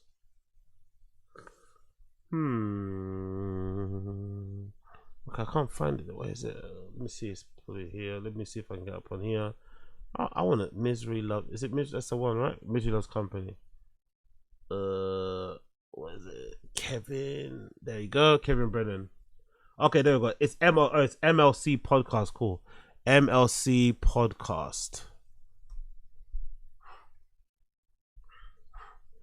Okay, still not fucking there. Where is it? Let me just get the link. Let me just get the fucking link. Boom, boom. Let me just get the link. I'm curious to see this. Is this true? Ah, for fuck's sake, it blocked. Okay, sign me out. Are you sure this is true? That's fucking. If that's true, for fucking big up to Kevin Brennan. That's fucking amazing. It's just him in front of a fucking green screen for the most part, isn't it? Big up fucking Kevin Brennan. It's true. It's literally just him in front of a green screen. That is fucking amazing. Big up Kevin Brennan. I can't check in now because it's making me fucking sign in and shit. But if that's true, big up fucking Kevin Brennan. We love to see it. We love to fucking see it. Big up NJ Ranger. Where did you get that information from, NJ? Or did you search it yourself? Or did you know? How did you know? How did you know about that? That's fucking crazy. Just constantly, blah, blah, blah, blah, blah, blah, blah, blah, blah, blah, blah, and then everybody else wants a little bit of me.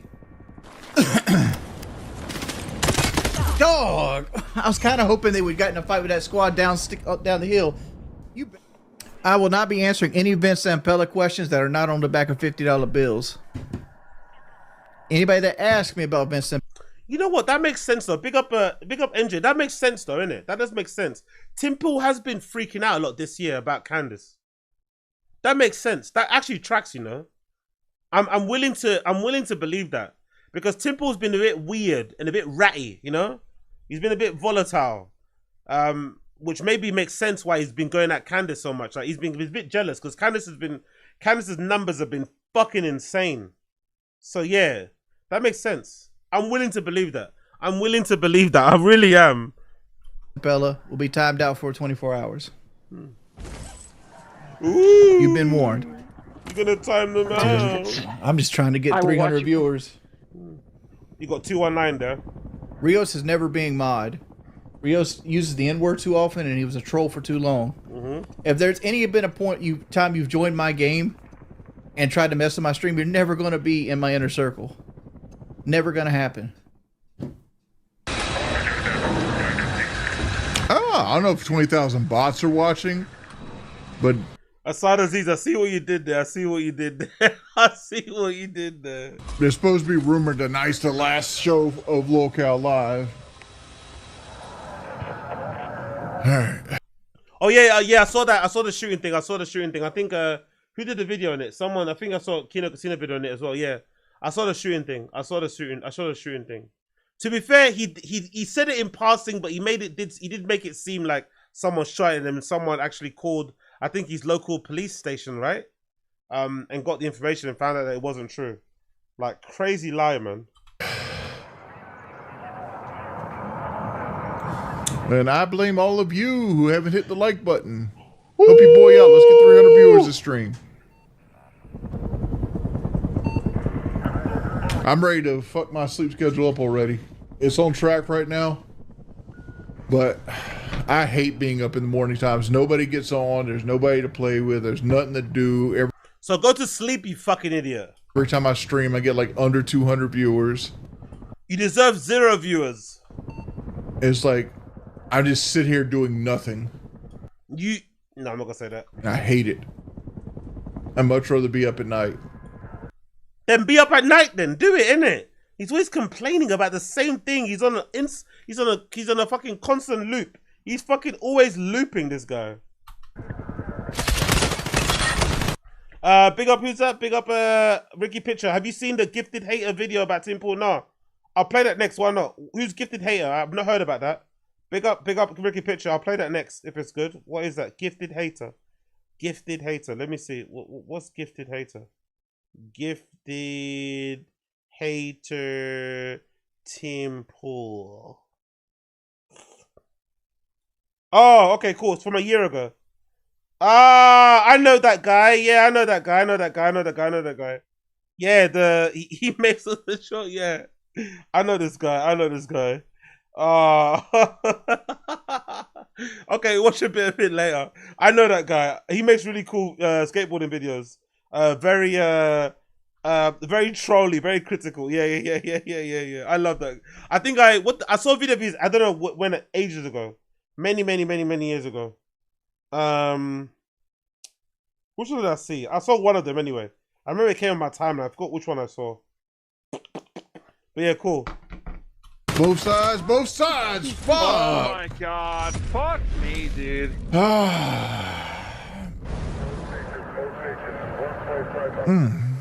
Oh, was that him? Okay, that's the guy that exposed Chris Cole. Oh, really? Okay, I didn't know. Okay, cool. Makes sense. I thought he got exposed on that podcast he went on, but cool. Okay, fair enough.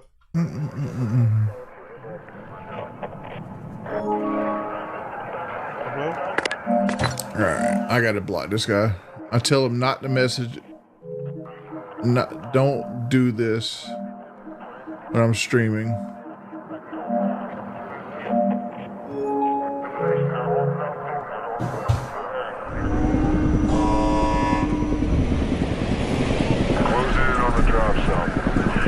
Nice yawn there. Nice sexy yawn. Nice sexy yawn there from Wings. Let's go. Now we need to find out what's going on. So keep comms open. It's a combust.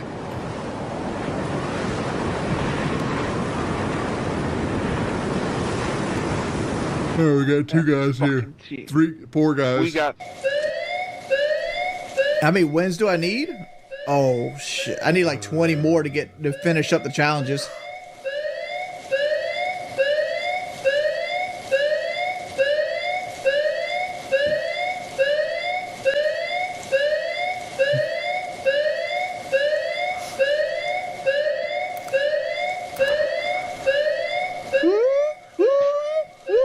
What's the donation goal? 130, so 110 off.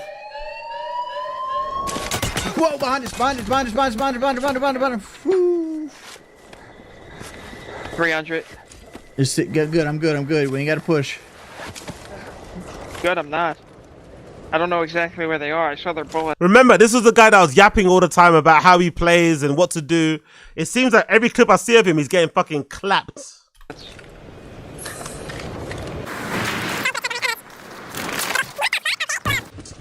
North.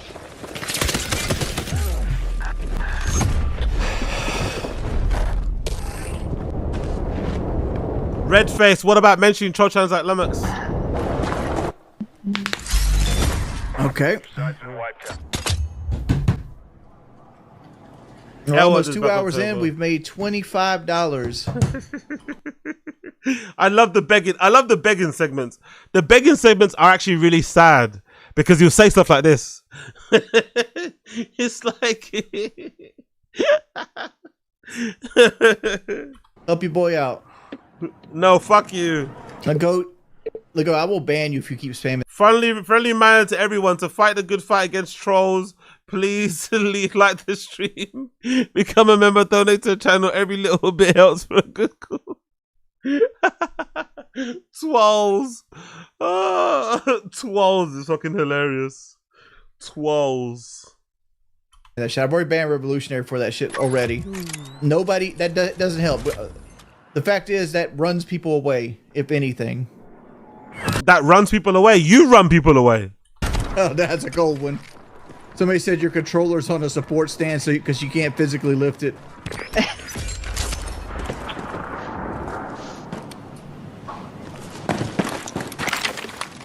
That one's a little cold. Dude's probably 600 pounds and sits in a bed all day. Fuck him. And he's dead.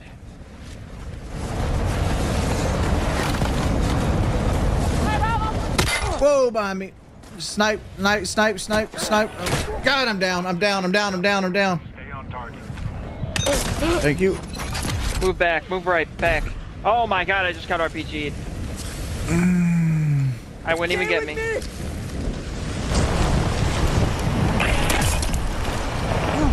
Ordnance inbound. Get clear. Oh my god, I smoked you.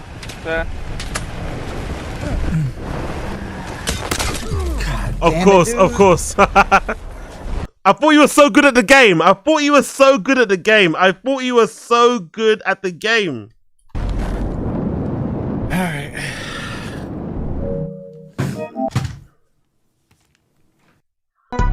Yeah, buddy. Hey, big up NJ. Love to hear it. Big up NJ. What if I told you I beat Steel Toe Evening Show in total YouTube views the other night? I fucking love it. Big up fucking NJ. That's what we love to hear. If I could fucking clap my arm, my hand. Actually, my arm's getting better now. Oh, it still hurts, sir. Big up fucking NJ. That's what we like to hear. That's you clapping Steel Toe. That's NJ clapping Steel Toe. Love it. Big up NJ Ranger. Oh my god, my arm. Was it? Yeah, so what was it called again? I was gonna say. That's it, Gifted Hater. So is it Gifted Hater Tim Paul, right? Gifted Hater Tim Paul. Ugh. Let's see, what's going on? Yeah, there you go.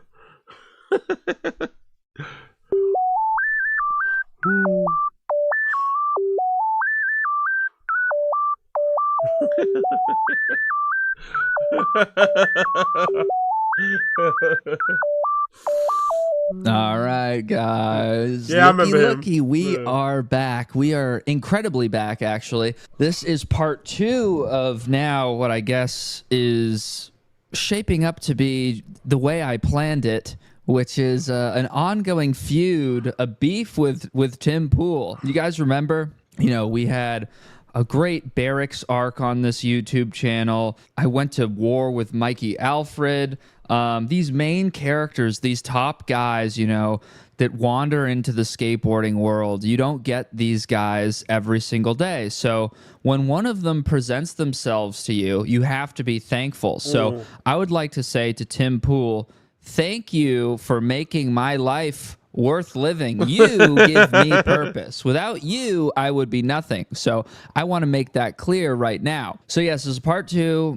I've been praying for a moment like this. I've been going to bed, closing my eyes, putting my little hands together, and saying, please, God, give me somebody perfect. Usually, you know, you would expect, okay, if I'm going to be beefing with this guy with 1 million followers, he's a millionaire, he's probably going to be some sort of intellectual powerhouse. But no, he's a sitting duck, but he's a golden duck. In fact, Michael Relevant, this YouTuber, you should check out his channel. He makes great YouTube videos. He covered the video that I did about Tim Pool. And even though Tim Pool is a millionaire with 1 million subscribers, he gets like 75,000 viewers on his YouTube live streams, insane numbers. Michael Relevant said, Gifted Hater's last video, I think he was punching down to Tim Pool, even though Tim Pool has a bigger audience, because I don't really think Tim Pool understands like how to be cool, how to fit in. Tim Pool is so incredibly uncool that he actually thought that me, a YouTuber with 100,000 subscribers, was punching down on this guy. Now, I have to wonder how Tim Pool feels about that. Tim, how do you feel that somebody would accuse me of punching down by interacting with you? That's more insulting than anything I said about you my entire YouTube video. Tim Pool versus the communists. Yes. As the story goes. Young Tim Pool wanted to skate. Okay, wait. 38. And he showed Jesus up Christ. in Martinsburg, West Virginia, where he owns properties, and all around the area, which he owns many more properties, and said, hey guys, can I skate with you? And they went, no, we're too cool for you. So he said, oh yeah, I'm buying your land. That happened. Tim Pool gets rejected by a crew of skaters that run a local DIY skate park. His response? Purchases the land from underneath them and calls them woke leftists. No, I'm calling the... Yes. You did, actually, Tim. They're basically a bunch of leftists. They're very woke. So what is the miscommunication exactly? Specifically, 4 or 5 guys who are woke leftists, because they've posted online legitimately and specifically that they reject my politics, they support LGBTQ pride and pride flags, and they've intentionally said it's political. Now he's changed it from what he was saying earlier. Guys, this isn't about me going to war with an entire scene. This is now just about me versus 4 or 5 people. Bear in mind, fucking 4 seconds ago, he was talking about... Because the culture war is on. And this title is Tim Pool versus Commie Skateboarders Round 2, Leftists Lie. Okay, so what are we talking about here? Are we talking about 4 or 5 people? Or is this a highly politicized event that ties in to the culture war? You got to make your mind up, dude. You can't have it both ways. And he says, they were politicizing it. Right. You explained to your fans already in that clip that I've copied and pasted so many times, I can do it again, that you are interested in skateboarding for political reasons. We are building this massive skate park. And it's all part of winning the culture war and taking over. And now that people are pushing back on that, saying, no, we don't want that in skateboarding, you are accusing them of politicizing it. Tim Pool does something very frequently. It's extremely obvious, as he would say. And it's fairly obvious to everybody. When Tim Pool accuses somebody of doing something, he is just projecting the exact thing that he is doing at that time. That's the same thing that Hassan Piker does. And I've noticed that. That's exactly the same thing that Hassan Piker does. To decode him, all you have to do is listen to what he's saying and then assume that whatever he's accusing this other person of doing, he's the one doing it. That's all it takes to understand this guy. And he also says, by the way, guys, these people, they're very woke, these communists, they believe in LGBTQ pride and pride flags. They reject my politics, they support LGBTQ pride and pride flags, and they've intentionally said it's political. So you're coming out as saying, I'm anti-gay, and then also saying, I don't know why these people don't want anything to do with me. Maybe because they're not anti-gay, exactly. and they reject you. That's not a fucking mystery. Exactly. A 40-minute reaction. Yes, sir. That's me, everybody. Round of applause. I've been mentioned in a Tim Pool video.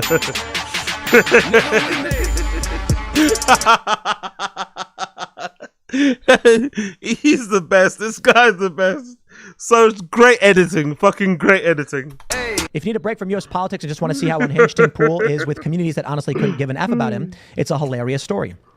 And thus, the culture war rages on, my friends. Yes, this is the culture war. I'm balls deep in the culture war with Tim. From the Surfs. You guys know Lance from the Surfs. I don't know this guy. IRL. Never seen this guy before. Videos. Tim Pool buys and closes DIY skate park, ? The reporters on the case. No such thing happened. Certainly no such thing happened. Do I have the Gifted Hater video pulled up? Of course you do. Don't pretend like you don't know all about my video, Tim. Yes. Gifted Haters video, skateboarding's new supervillain. Yes, sir. That's right, ladies and gentlemen. I am skateboarding's new supervillain. To communists, liars, grifters, clout chasers, and haters. No, I didn't shut down a skate park. That's laughable. In fact, I've paid for repairs and improvements to the park already and posted this on Instagram, which I will start out by proving instantly to you. To show you these people are liars. And that is, in fact, the purpose of what they do. They lie for political power. And so wait. Just everybody, hang on. Put the fucking brakes on, Tim. You're not. I wonder why he hasn't got his hair done, by the way. Why do you guys think that? Do you think he just prefers the look of the beanie? I wonder why, because he's got a lot of money, right? He makes a lot of money. He's got all these properties he's talking about. Why hasn't he gone and taken a trip to Turkey to get his fucking his hair done? I wonder why he hasn't bothered to do that. Because he could easily do that and then insecurity gone. Because he's clearly insecure about his hair, clearly insecure about his head shape. Just go get it done, man. Go to Turkey and go get that fixed. You got the money for it. Fuck it. That's sneaky. I never said in my video that you shut down the skate park. I didn't say that. I said that you bought the land that the skate park is on, which you did. We know that.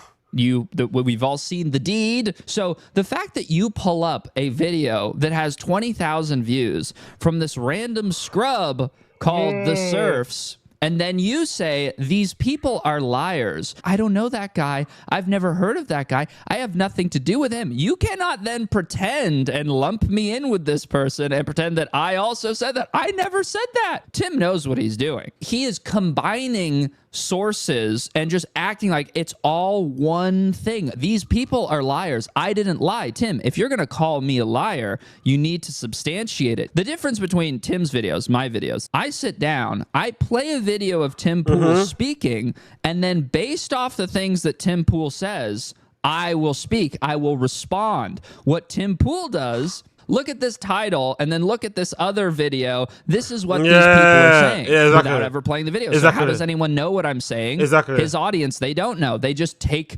Tim Pool's word for it so he can lie. Yeah, big up Ricky Picture. What's that? It would, to get his hair done, it would be too obvious. Everyone already knows now. It's too late. Yeah, that's a good point. Big up Asad Aziz. The beanie contains him from releasing his... from releasing his full power. Yeah, exactly. Or Man Unit. Exactly, Black America. Exactly. Or Man Unit. Oh, his full power is fucking crazy. And misinform his audience, misillustrate the situation however he pleases. He can victimize himself because he doesn't have to go off of fact. As exemplified by the fact that... This is good. This is one of the smartest things I've heard Tim Pool say. Listen to how he explains that I am a liar. These people, which I am included, are liars. Liars. And that is, in fact, the purpose of what they do. They lie for political power, as exemplified by the fact that they're literally lying. Oh, that's circular, Tim. You can't say these people are lying. And to prove it, they're literally liars. The lies that the left is pushing. And I exemplified by literally the Surfs and Destiny, etc.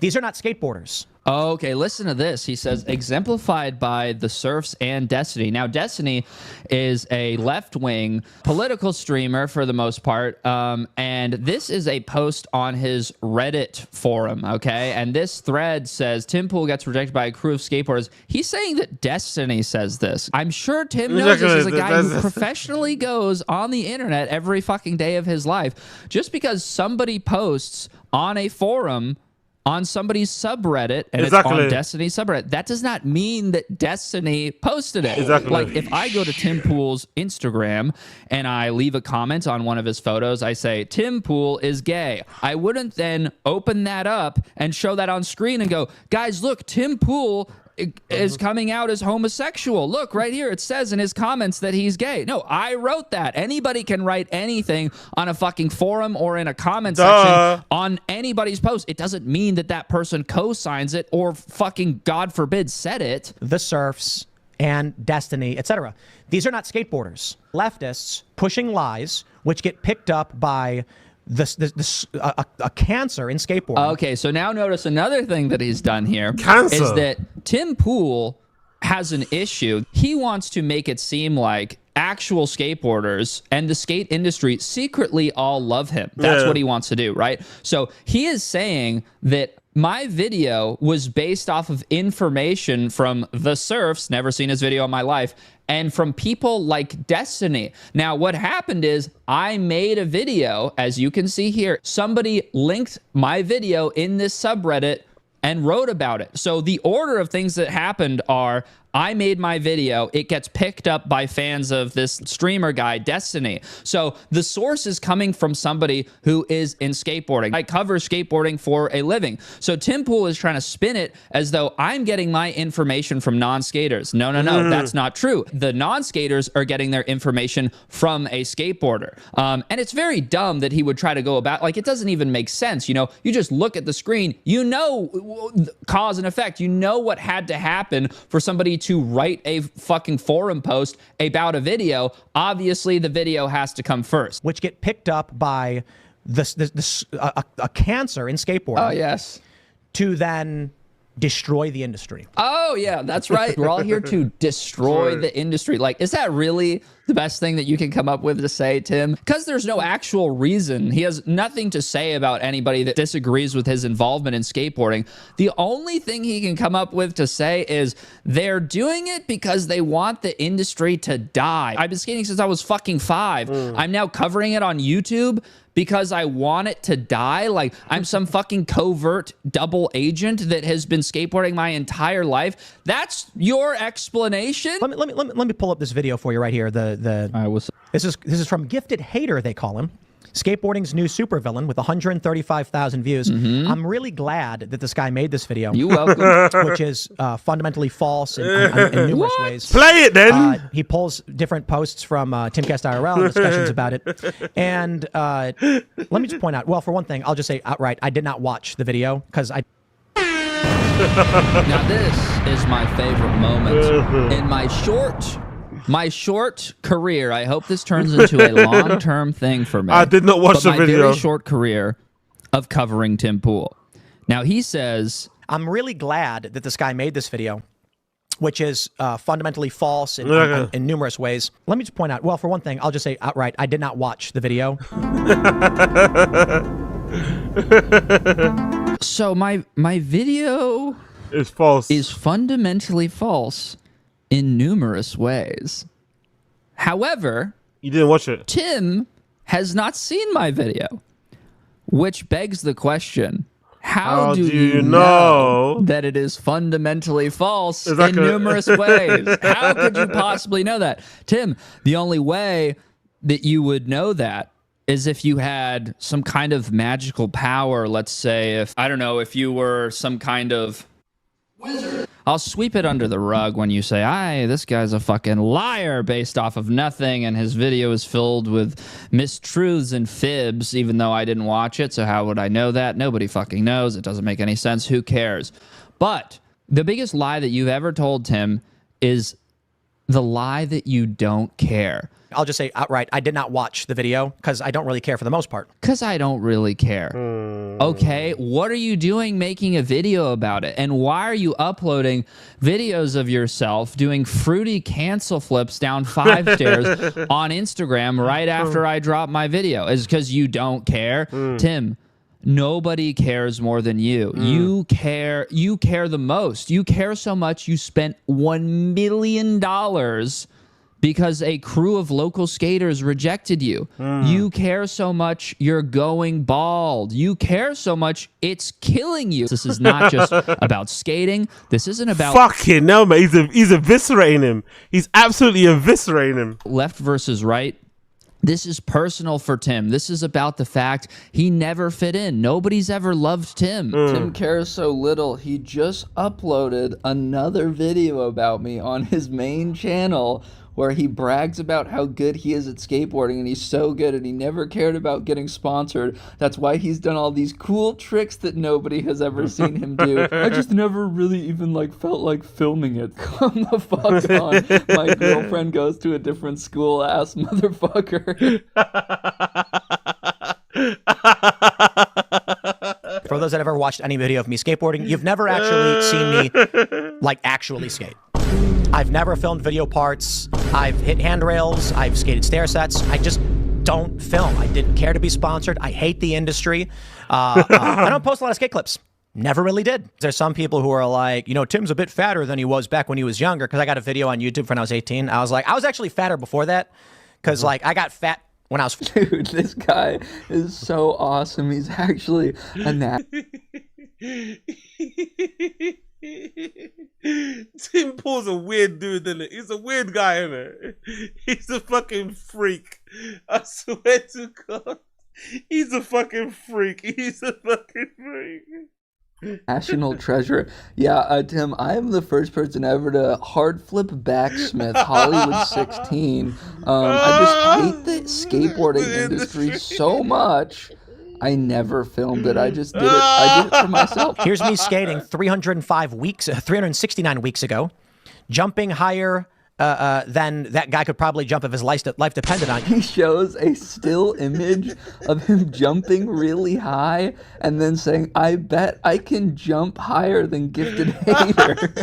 That's how...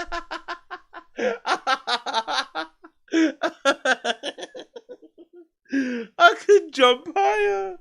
Oh my God. He proves that he's better than me at skating after saying he doesn't film anything because he doesn't care. He shows a still of him jumping. This is identical to the Facebook profile pictures that kids would make when I was in fucking middle school of them faking skateboarding tricks, trying to make people at school think that they were cool, and you hard posted this to Instagram as an adult, you fucking moron. Here's me hanging out with Bark Bark at Slab City Skate Park 479 weeks ago. Who the fuck is that guy?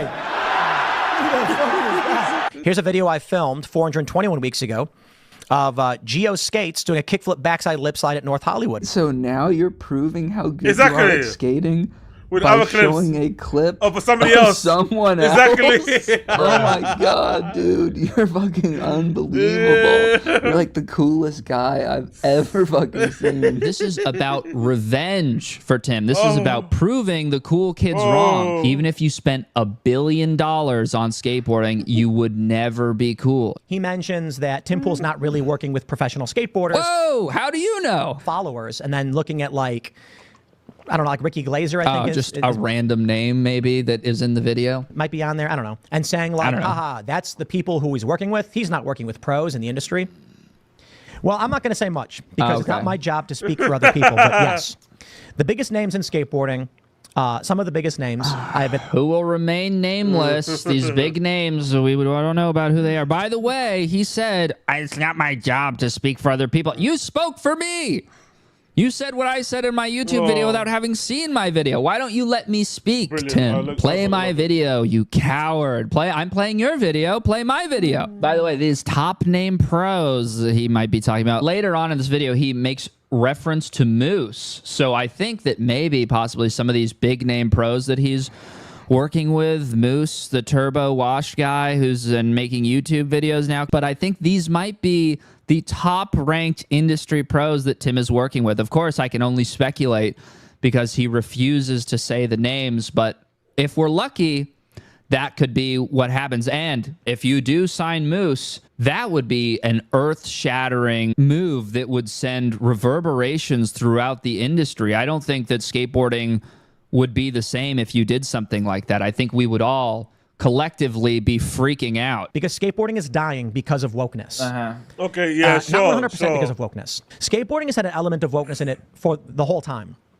Virtue signaling, clout chasing, what the fuck's he talking about? What the fuck's he talking about? Join or die mentality of our dominant culture. And that's been the case for skateboarding for a very, very long time. Wokeness is killing skateboarding, whatever, fine. But he's also saying wokeness has always been in skateboarding. I guess now it's worse than it ever was, and that's why Tim is claiming that the industry is dying because of wokeness. Now, I just want to say, as one counterexample, you know, Brian Anderson, the professional skateboarder, was pretending that he wasn't gay for the majority of his career so that he could be a professional skateboarder. Because I was pretty freaked out, you know what I mean? I was really scared, and people would have perceived it a lot differently, I think, had I said this 15 years ago. You guys remember Hubba Wheels?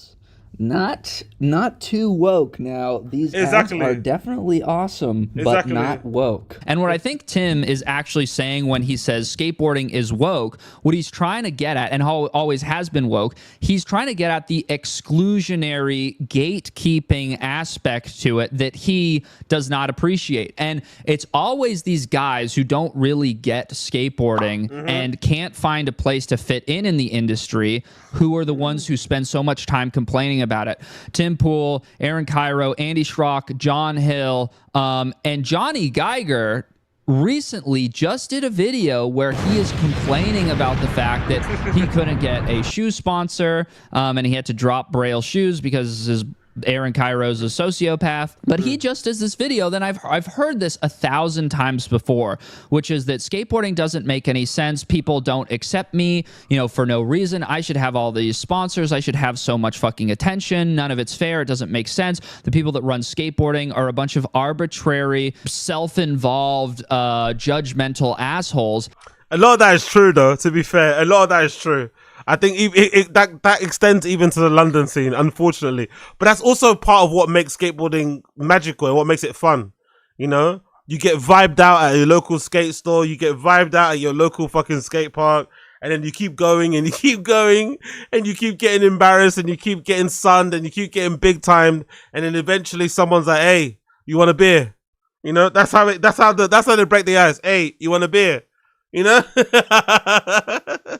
then suddenly you're in. So yeah, I think that is actually true.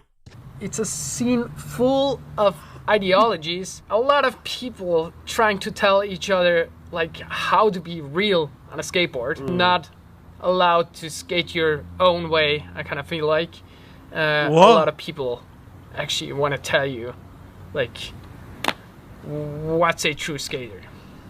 Let me explain something to you guys. I'm sorry if I'm the one who breaks this news to you, but skateboarding, a big fucking part of it is about being cool. And how much money you make is largely predicated on how marketable you are, which has to do with being fucking cool. Skill level is important, but it is not the only thing. So these guys that like Johnny fucking Geiger who film 5K 2-mile-per-hour quadruple flips on flat ground in like the Swiss Alps or something.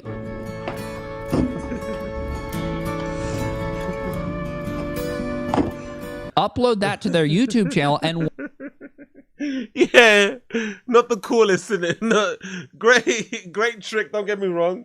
Good trick, congratulations, but not the coolest clip in the world. I get what he means. Wonder why Nike isn't breaking down their door to pay them $1 million fucking a year. Because nobody gives a fuck, dude. That is why Nike can't sell that to random people who want to buy shoes. They don't think it's cool. Skaters are going to prefer watching Nick Stain do a manual on a fucking curb. Yeah. Oh! At 80 miles per hour, fucking looking hell. dope as fuck, than they would watch any technical flat ground fucking thing that you guys do. Rather watch Gino push. Would rather watch Gino push than some of you motherfuckers. You look at this logic and you apply it to something like music, okay? Say I want to go to a concert. I look at my phone, concerts in my area. The way that Tim Pool, fucking Aaron Cairo, whoever, the way that these guys describe this shit is like I have some sort of obligation to go find the biggest fucking math. Yo, big up Shades Cow. Yeah, last show of the year, brother. Last show of the year. This is the last show of the fucking year. We're going out with a bang. Last show of the year. Rock nerd who's going to play the most technically difficult guitar riffs possible, even if this shit is unlistenable. What am I actually going to do? I'm going to go to a concert playing music that I actually like, that speaks to me on a fundamental personal fucking level. I don't have to go watch somebody who is playing music that is hard if I don't like it. Big up, Sadaziz. It's too woke for me. Mia Houston. I'm more what's up, Dallas. Big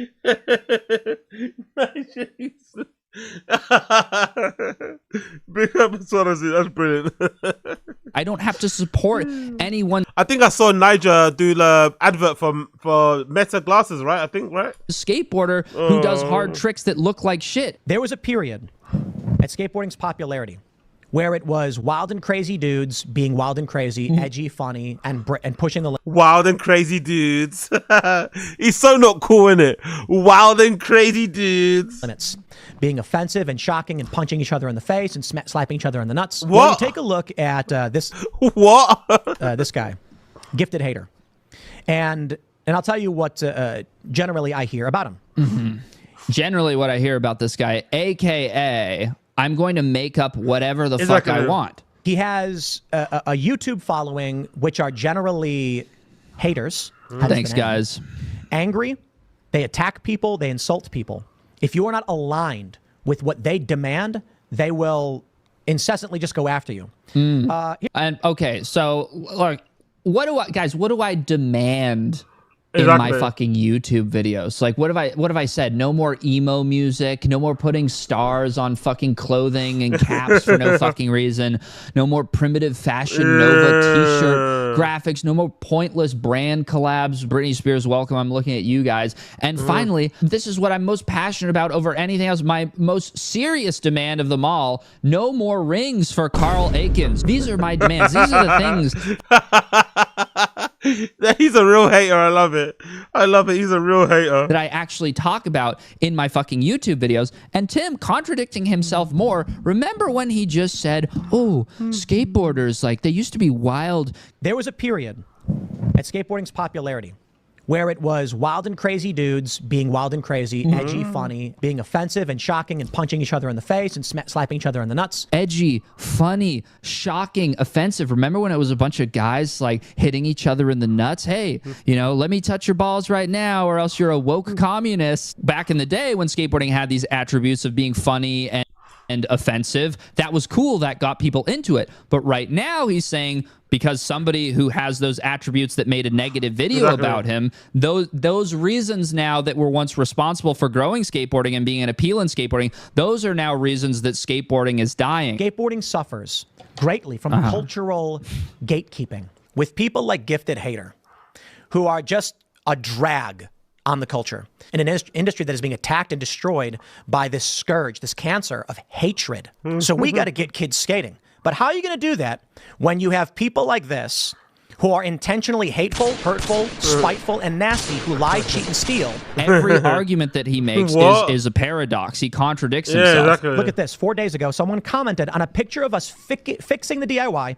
Gifted Hater just trashed you on this. It was great. Oh, let's look at the lies, Tim. You're such a sneaky little weasel, aren't you? This is what the comment says. Okay, Gifted Hater just trashed you on his YouTube. It was great. Gifted Hater just trashed you on this. It was great. Why is he trashing me for giving money to help fix a local skate park? He is deliberately misreading a comment and trying to make it look like I said something that I never said. I did not say that, Tim. Also, let's not forget, that's your skate park. You are repairing your own skate park. You purchased it. It's your responsibility. Tim tries to act like he's being treated so unfairly when this hit piece gets put on him that filled with lies and mistruths, none of them, of course, which he will cite or reference directly, these apparent lies, you know, and he's saying that people are coming to his page and bullying him. When you made this video about me and you referenced my video, do you know what happened?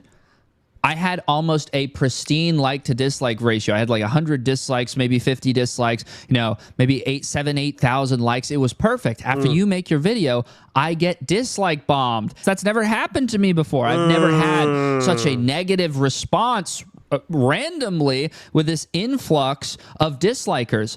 And it's because you made your video. I wouldn't now sit here, Tim, and say, Tim Pool has set up a witch hunt, to defame me. Even though you call me a liar like 20 times and a cancer and a scourge. Yeah, exactly. So actually you kind of are doing that. Unsubstantiated, by the way, no proof. And you have people like this who are intentionally hateful, hurtful, spiteful, and nasty, who lie, cheat, and steal. When Tim Pool accuses somebody of doing something, he is just projecting the exact thing that he is doing at that time. I know it's how the internet works, as you are very well aware. You make a video, your fans go and shit talk me. I make a video, my fans go and shit talk you. That's very basic shit. I'm sure you understand that. There's no way you don't understand that. And what I want to know is a lot of these comments I got from Tim Pool fans, like skateboarding is, a bunch of pussies now. And Tim Pool sits there in his chair like, oh, the crying woke left. There's a bunch of snowflakes. They're always fucking complaining. Dude, all you do is complain. Exactly. You are whinging about the fact that you got a negative comment on your Instagram page. All you do is bitch and moan.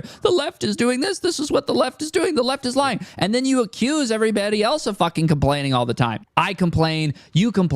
We all fucking complain. The skateboard industry is a bunch of fucking complainers. We all complain, whinge, moan, and talk shit on whatever is going on. That's the way that we function, okay? So, for the first time, I actually feel like Tim maybe fits in a little bit. I announced that we were going to be participating in our local skate jam in Martinsburg, for which we are allowed to because we own property there and we skate there. Okay, pause again. I gotta correct the record again because, I did all of this in my first video, but Tim says, I announced we will be participating in our local skate jam. No. The locals from Martinsburg were planning an event. You saw that they were planning an event, and then you attempted to hijack it. You said, I'm giving away $20,000 at a best trick contest at this DIY, and my friend Richie Jackson will be one of the judges. You never contacted these people to ask, hey guys, is this okay? No, you just announced that this would be happening, which you can't do for a variety of reasons. First of all,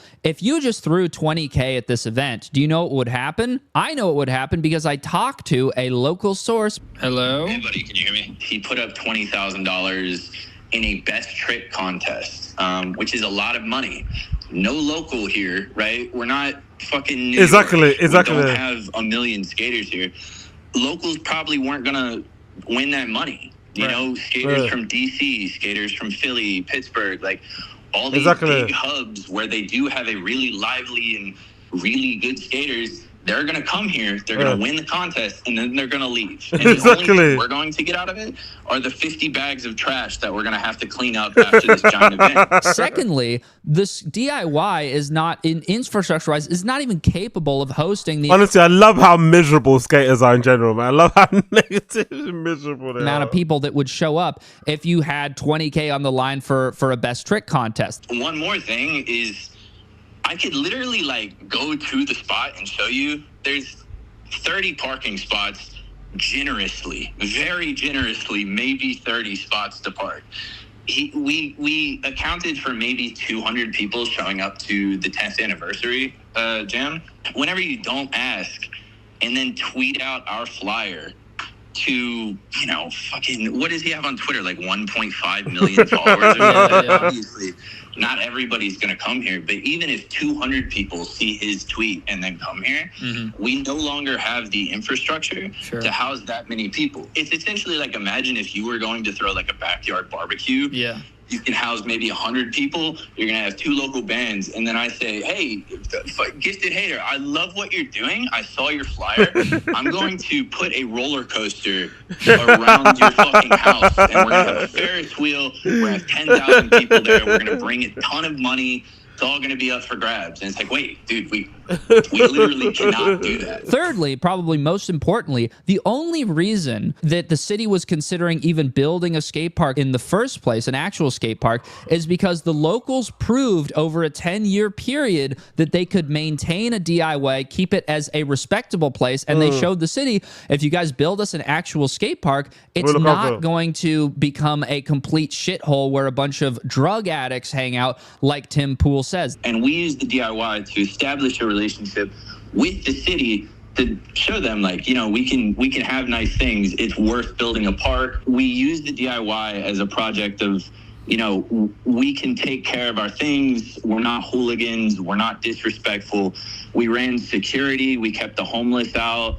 And we kept the place clean. Whenever we got there, we had to do tons of landscaping ourselves, obviously, because we're not, you know, we're not making 100,000 views of videos, so we can't just pay landscapers to go in there. We get our tools from work, because most of us either work construction or blue-collar people. He paints us like we're, you know, San Francisco financiers or something, but like basically everybody here is working 45 to 60 hours a week, you know, doing labor. That's really all there is in West Virginia. We cleaned up the entire place.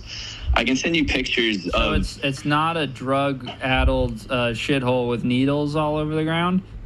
Well, coincidentally, since he bought the property, yeah, people have stopped getting People go there. Nobody picks up trash. I can show you pictures from when it looked great, you know, us renting a dumpster out of our own pocket to, you know, throw away 40 bags of trash that Of course, Tim Pool bought the park to flex, and now it's turned into a shithole. Of course, we're sat there. But now, I mean, you can go there. Things have, you know, kind of gone to shit. Tim doesn't know any of this shit, right? In the same way that when I made my video, I didn't know any of that shit. That's because neither Tim nor I are actually part of this local scene. It's a DIY. It's not owned by anybody. And so it was falling into disrepair. Now.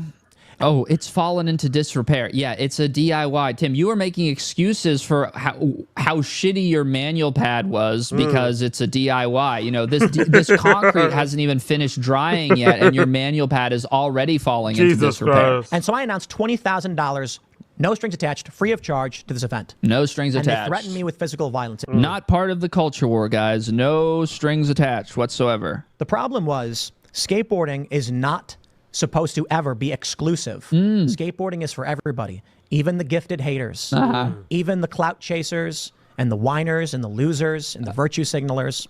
But you don't get to tell people what to do. And if your intention is to hurt the culture and attack... Guys, you don't get to tell people what to do. That's why I bought the skate park. Now I have control over it. Anybody who wants to be a part of it, you are the reason skateboarding is dying, and it is. I'm gonna break that all down for you. Okay. So, guys, yeah, let me leave. I'm gonna pause it there for now. I want to watch Voidzilla, and I think I might end there. I'm gonna watch one more. I'm gonna watch a Voidzilla, and I think I might end there. Big up everybody in the stream chat. Big up everybody tuning in. Appreciate you. Smash the like. Hit subscribe if you're here and you're watching this show live. Smash the like. Hit subscribe if you don't mind. Smash the like. Hit subscribe if you don't mind. Let's check out Voidzilla. I think he's got a new video on fucking what's his name? Epstein. Let's see. Yeah, there we go. Bit of CoffeeZilla. Let's check him out. The FBI just accidentally released 11,000 Jeffrey Epstein files that they hadn't publicly put out yet, but we got access to them. And at the end of this video, I'm going to show you how to access them. Here's what that looks like. It's volume 8 of the files, but you can see right now that they've only released 7 data sets. And so myself, the guys at Jmail and the guys at Dropsite, we've been investigating this. I've partnered with them to kind of look at some of these files, and they got access to volume 8 early. You would just type it in the URL. Wow. It wasn't like indexable on search, but you could just type in the specific URL and it would just come up. You could download the entire zip file, and that's what we did.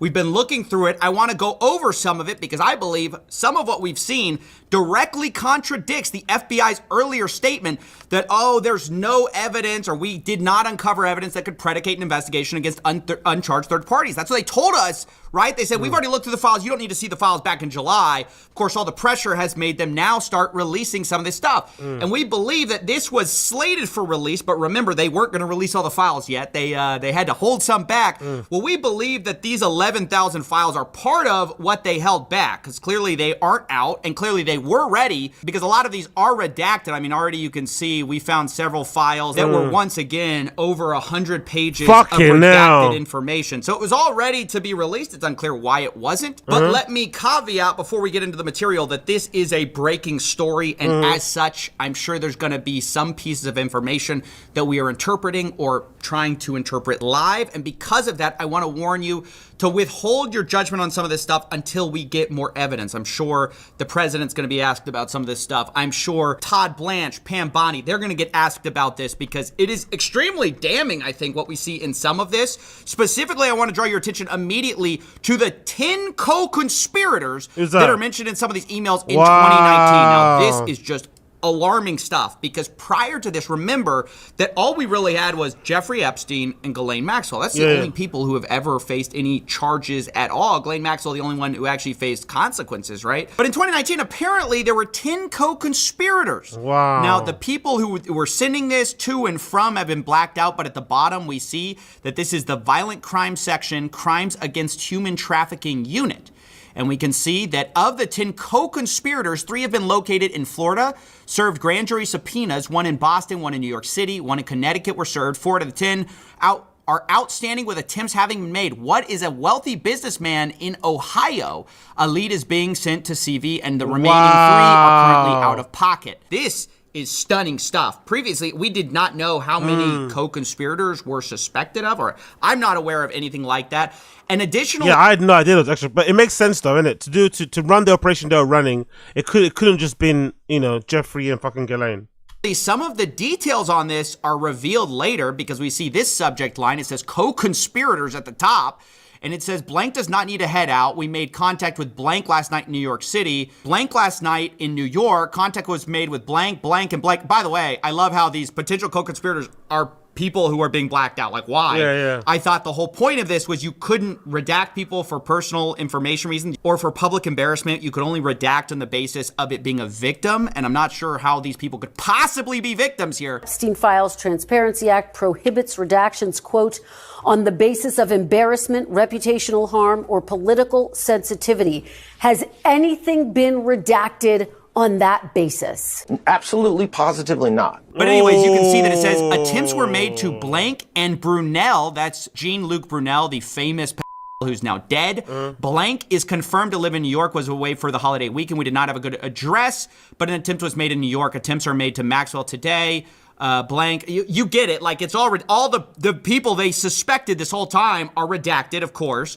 And they say, I do not know about Ohio contacting Wexner. Now, that's a reference to Les Wexner, the former CEO of Victoria's Secret. This is huge. We've long suspected that he was, of course, one of the co-conspirators.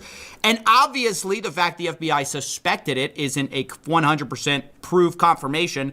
But clearly, they were serving grand jury subpoenas. I mean, that must be who they're talking about, one wealthy businessman in Ohio, because later it's confirmed by this whole idea of Ohio contacting Wexner. And you can see at the bottom, this is from the FBI New York. When you get a chance, give me an update on the status of the 10 co-conspirators. This is really bad to know that we knew as early as 2019 the right people to target, and yet our FBI, who's had evidence of this the entire time, or leads on it, has declined to prosecute. Right? Wow. Because this is what the FBI now tells us. Oh, don't bother. Wow. Don't worry about it. That's what they wanted us to believe in July. Fast forward to December, we find out there's 10 guys that they knew about since like 6 years ago. It's insane. Even over here, we see that in one of the lawsuits, I believe this is with Maxwell, the government actually wanted to refer to people at trial as co-conspirators of the defendant, aka Maxwell, for the purposes of a rule. And then they say Jeffrey Epstein, and then there are 2 names listed there who are going to be listed as co-conspirators. Again, who are those people? We were told that the only co-conspirator now is Maxwell, and if you don't believe that, you're crazy, you're a conspiracy theorist. But back in 2020, this was an idea not just promulgated by wackos, it was promulgated by who? The FBI themselves, the Department of Justice. Look at this. Co-conspirator question transcript. This is from USA NYS. They say, question, when Jeffrey Epstein died, a lot of people asked, who's next? Is the government going to hold people who are accused of helping him recruit these girls? Are they going to hold them accountable? And then the answer is, well, I'll note that the original charges against Jeffrey Epstein contained a conspiracy charge, and we allege that there were conspirators involved. Jeffrey Epstein couldn't have done what he did without the assistance of others. And I can assure you that our investigation is moving forward, except I guess not. Yeah, exactly. Against everyone except for Ghislaine Maxwell, it got killed. Like, Ghislaine Maxwell was the only one who faced justice, right? Yeah. Except then she got moved to Club Fed, to this nice prison, right? And by the way, that a whole interesting interview we saw happen with Todd Blanche, which is Trump's former defense lawyer. So he got grilled on Meet the Press about his relationship. Like, why did Ghislaine Maxwell go to this nicer prison immediately afterwards? And while he declines to comment on it, he says something very interesting. Why was she moved just days after you interviewed her, Mr. Blanche? So that's a Bureau of Prison Security issue that I will not talk about. Did you have anything to do with it? Did you have anything to do with it? Let me finish. First of all, I am responsible for the Bureau of Prisons. So every decision that they make lands on my desk to the extent it needs to. But just let me talk about the security issue. At the time that I met Ms. Maxwell, there was a tremendous amount of scrutiny and publicity towards her. And the institution she was in, she was suffering numerous threats against her life. So the BOP is not only responsible for putting people in jail and making sure they stay in jail, but also for their safety. All right, so he's like, yeah, that's crazy. No, I'm not going to talk about that, but every decision lands on my desk. I mean, eventually he goes on to say that, oh, she was in so much danger. We were worried about her safety as a prisoner. I just got to say, there's a lot of concern about Ghislaine Maxwell. All of a sudden, I don't know where that came from. There's not a lot of concern about these conspirators that I guess we've swept under the rug, that we don't care about anymore since 2019. Guess we knew about them and didn't care. And what's even more concerning is our president also seems concerned with the wrong people. Like, while Todd Blanche is concerned about Ghislaine Maxwell's safety and well-being, you've got Trump concerned about the people who are going to be unfairly implicated in the Jeffrey Epstein files, rather than worrying about how to catch the people that we obviously let go through the cracks. The victims were protesting that too many of them were redacted. I know there are a lot of people that are angry about all of the pictures of other people, but I think it's terrible. Look, I like Bill Clinton. I've always gotten along with Bill Clinton. I've been nice to him. He's been nice to me. We've always gotten along. Respect him. I hate to see photos come out of him, but this is what the Democrats, mostly Democrats, and a couple of bad Republicans are asking for. So they're giving their photos of me, too. Everybody was friendly with this guy. I think it's a terrible thing. I think Bill Clinton's a big boy. He can handle it. But you probably have pictures being exposed of other people that innocently met Jeffrey Epstein years ago, many years ago. Now, I'll be honest, he gets off track from here, but the point he was making is that those poor, innocent, bankers who were meeting with Epstein, the poor lawyers who were meeting with Epstein, like all of Epstein's friends are just caught up in this unfortunate thing. And it's just such a reversal of what previously the DOJ and FBI believed. In fact, they believed it so much that they got a federal search warrant for the SDNY, and they got it, and part of the seizable data, part of the stuff that they commanded them to seize as part of the search warrant, which, by the way, I think you need some kind of standard of evidence for. I'm not a lawyer, you guys can chime in, but you can't just get a search warrant without some kind of evidence that you believe there's a crime that's been committed. And part of it says evidence concerning the identity or location of co-conspirators of Jeffrey Epstein, including blank and Ghislaine Maxwell. So again, who is blank? Will they keep redacting the names of these co-conspirators uncharged? I'm sure the internet's going to find out. I'm sure some sleuths, I'm sure some very, very crafty people on social will end up finding out who those names are. I bet you people are going to find out. Remember, and now they're saying we have no evidence to charge anybody. Clearly, they had evidence for a search warrant, and it's just completely ridiculous that some of this stuff is redacted and that we're viewing the rich and powerful people who are mentioned as the victims here. Now, that's all I want to talk about for now. Remember, this is a developing story, so there's, I'm sure, going to be more evidence that comes out. I will try to keep you updated. I'm probably going to cover more of this stuff in the future because there's so much here. But I had to get this out while it was basically not public yet. I mean, I think it's eventually going to be public when, we don't know.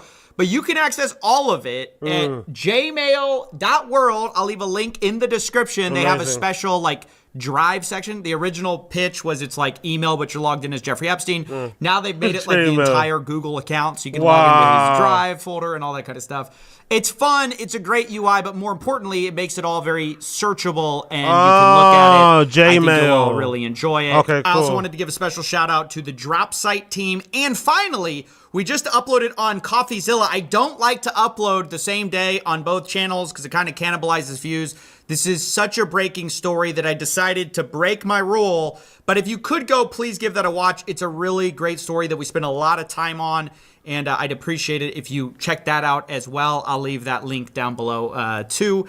And yeah, thank you. I'm going to go get some sleep. Yo, big up Voidzilla. Big up Voidzilla. That's fucking brilliant. Big up fucking Voidzilla. Big up fucking Voidzilla, aka CoffeeZilla. Absolutely horrifying, man. No one's ever gonna get arrested for that shit, man. Let's be real. No one's going to prison.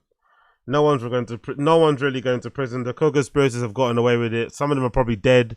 Most likely, some of them might end up, unaliving themselves because of all the releases and shit. You know what I mean? It's never happening. No one's going to be held accountable for that shit. They've got Ghislaine Maxwell, they've got Ghislaine Maxwell. That's going to be about it. That's my opinion. I think that's going to be about it. It's finished. It is fucking finished. But yeah, how long have I done now? Oh shit, fuck, 6 hours. Okay, cool. I think I'm gonna stop there, innit? I think I'm gonna stop right there, people. I appreciate you. It's been a fucking blast. First time doing a little 6 hour stream on here for a while, so make sure you like the stream. Like the stream, people. Like the fucking stream. Don't be lame. Like the fucking stream. I appreciate you. And yeah, man. Last stream of the year. I'll see you guys again at the start of the year. We're gonna hit the ground running. Gonna have a little break, recharge the batteries and shit, and come back extra fucking strong. Extra fucking strong. Appreciate you all. Actually, you know what? Tomorrow I might be able to squeeze. We're done on here. I might be able to squeeze one more tabs later because I still got some tabs to get through, but we're done on here. Random show for sure, we're done for the year. But I might be able to squeeze a little extra tabs later. I'll see how I'm feeling. But for now, random show, last show of the year. Thank you for tuning in. Like I said, thank you for all the support, all the flipping comments, views, people in the chat, super chats, downloads, everything. I appreciate every single one of you that have been here throughout the year. It's been a very topsy-turvy. It's been a very up and down year. Some demonetization, some streams getting deleted. Remember the whole gun stream? There's been a bit of drama, right? There's been a bit of drama, but I think overall, it's been a really solid year. I've really enjoyed it, and I can't wait to see what next year brings on this particular channel with you particular people as an audience. So thank you for all of you. Pat yourself on the back for a job well done. And I won't pat myself on the back because I don't do that sort of shit, but you know what I mean. Thank you for joining me. It's always been a pleasure, never a fucking chore. Merry Christmas to all of you that do celebrate it. If you don't, happy holidays. And I'll see you guys again at the beginning of the year. I'll probably come back before the end of the year anyway. But yeah, still, this is the last one of the year. Let's just say that for now. And I'll see you guys again in the new year. But for now, thank you so much. Peace and blessings to all of you out there. Peace and blessings to all of you out there. Peace and blessings to all of you out there. Bye.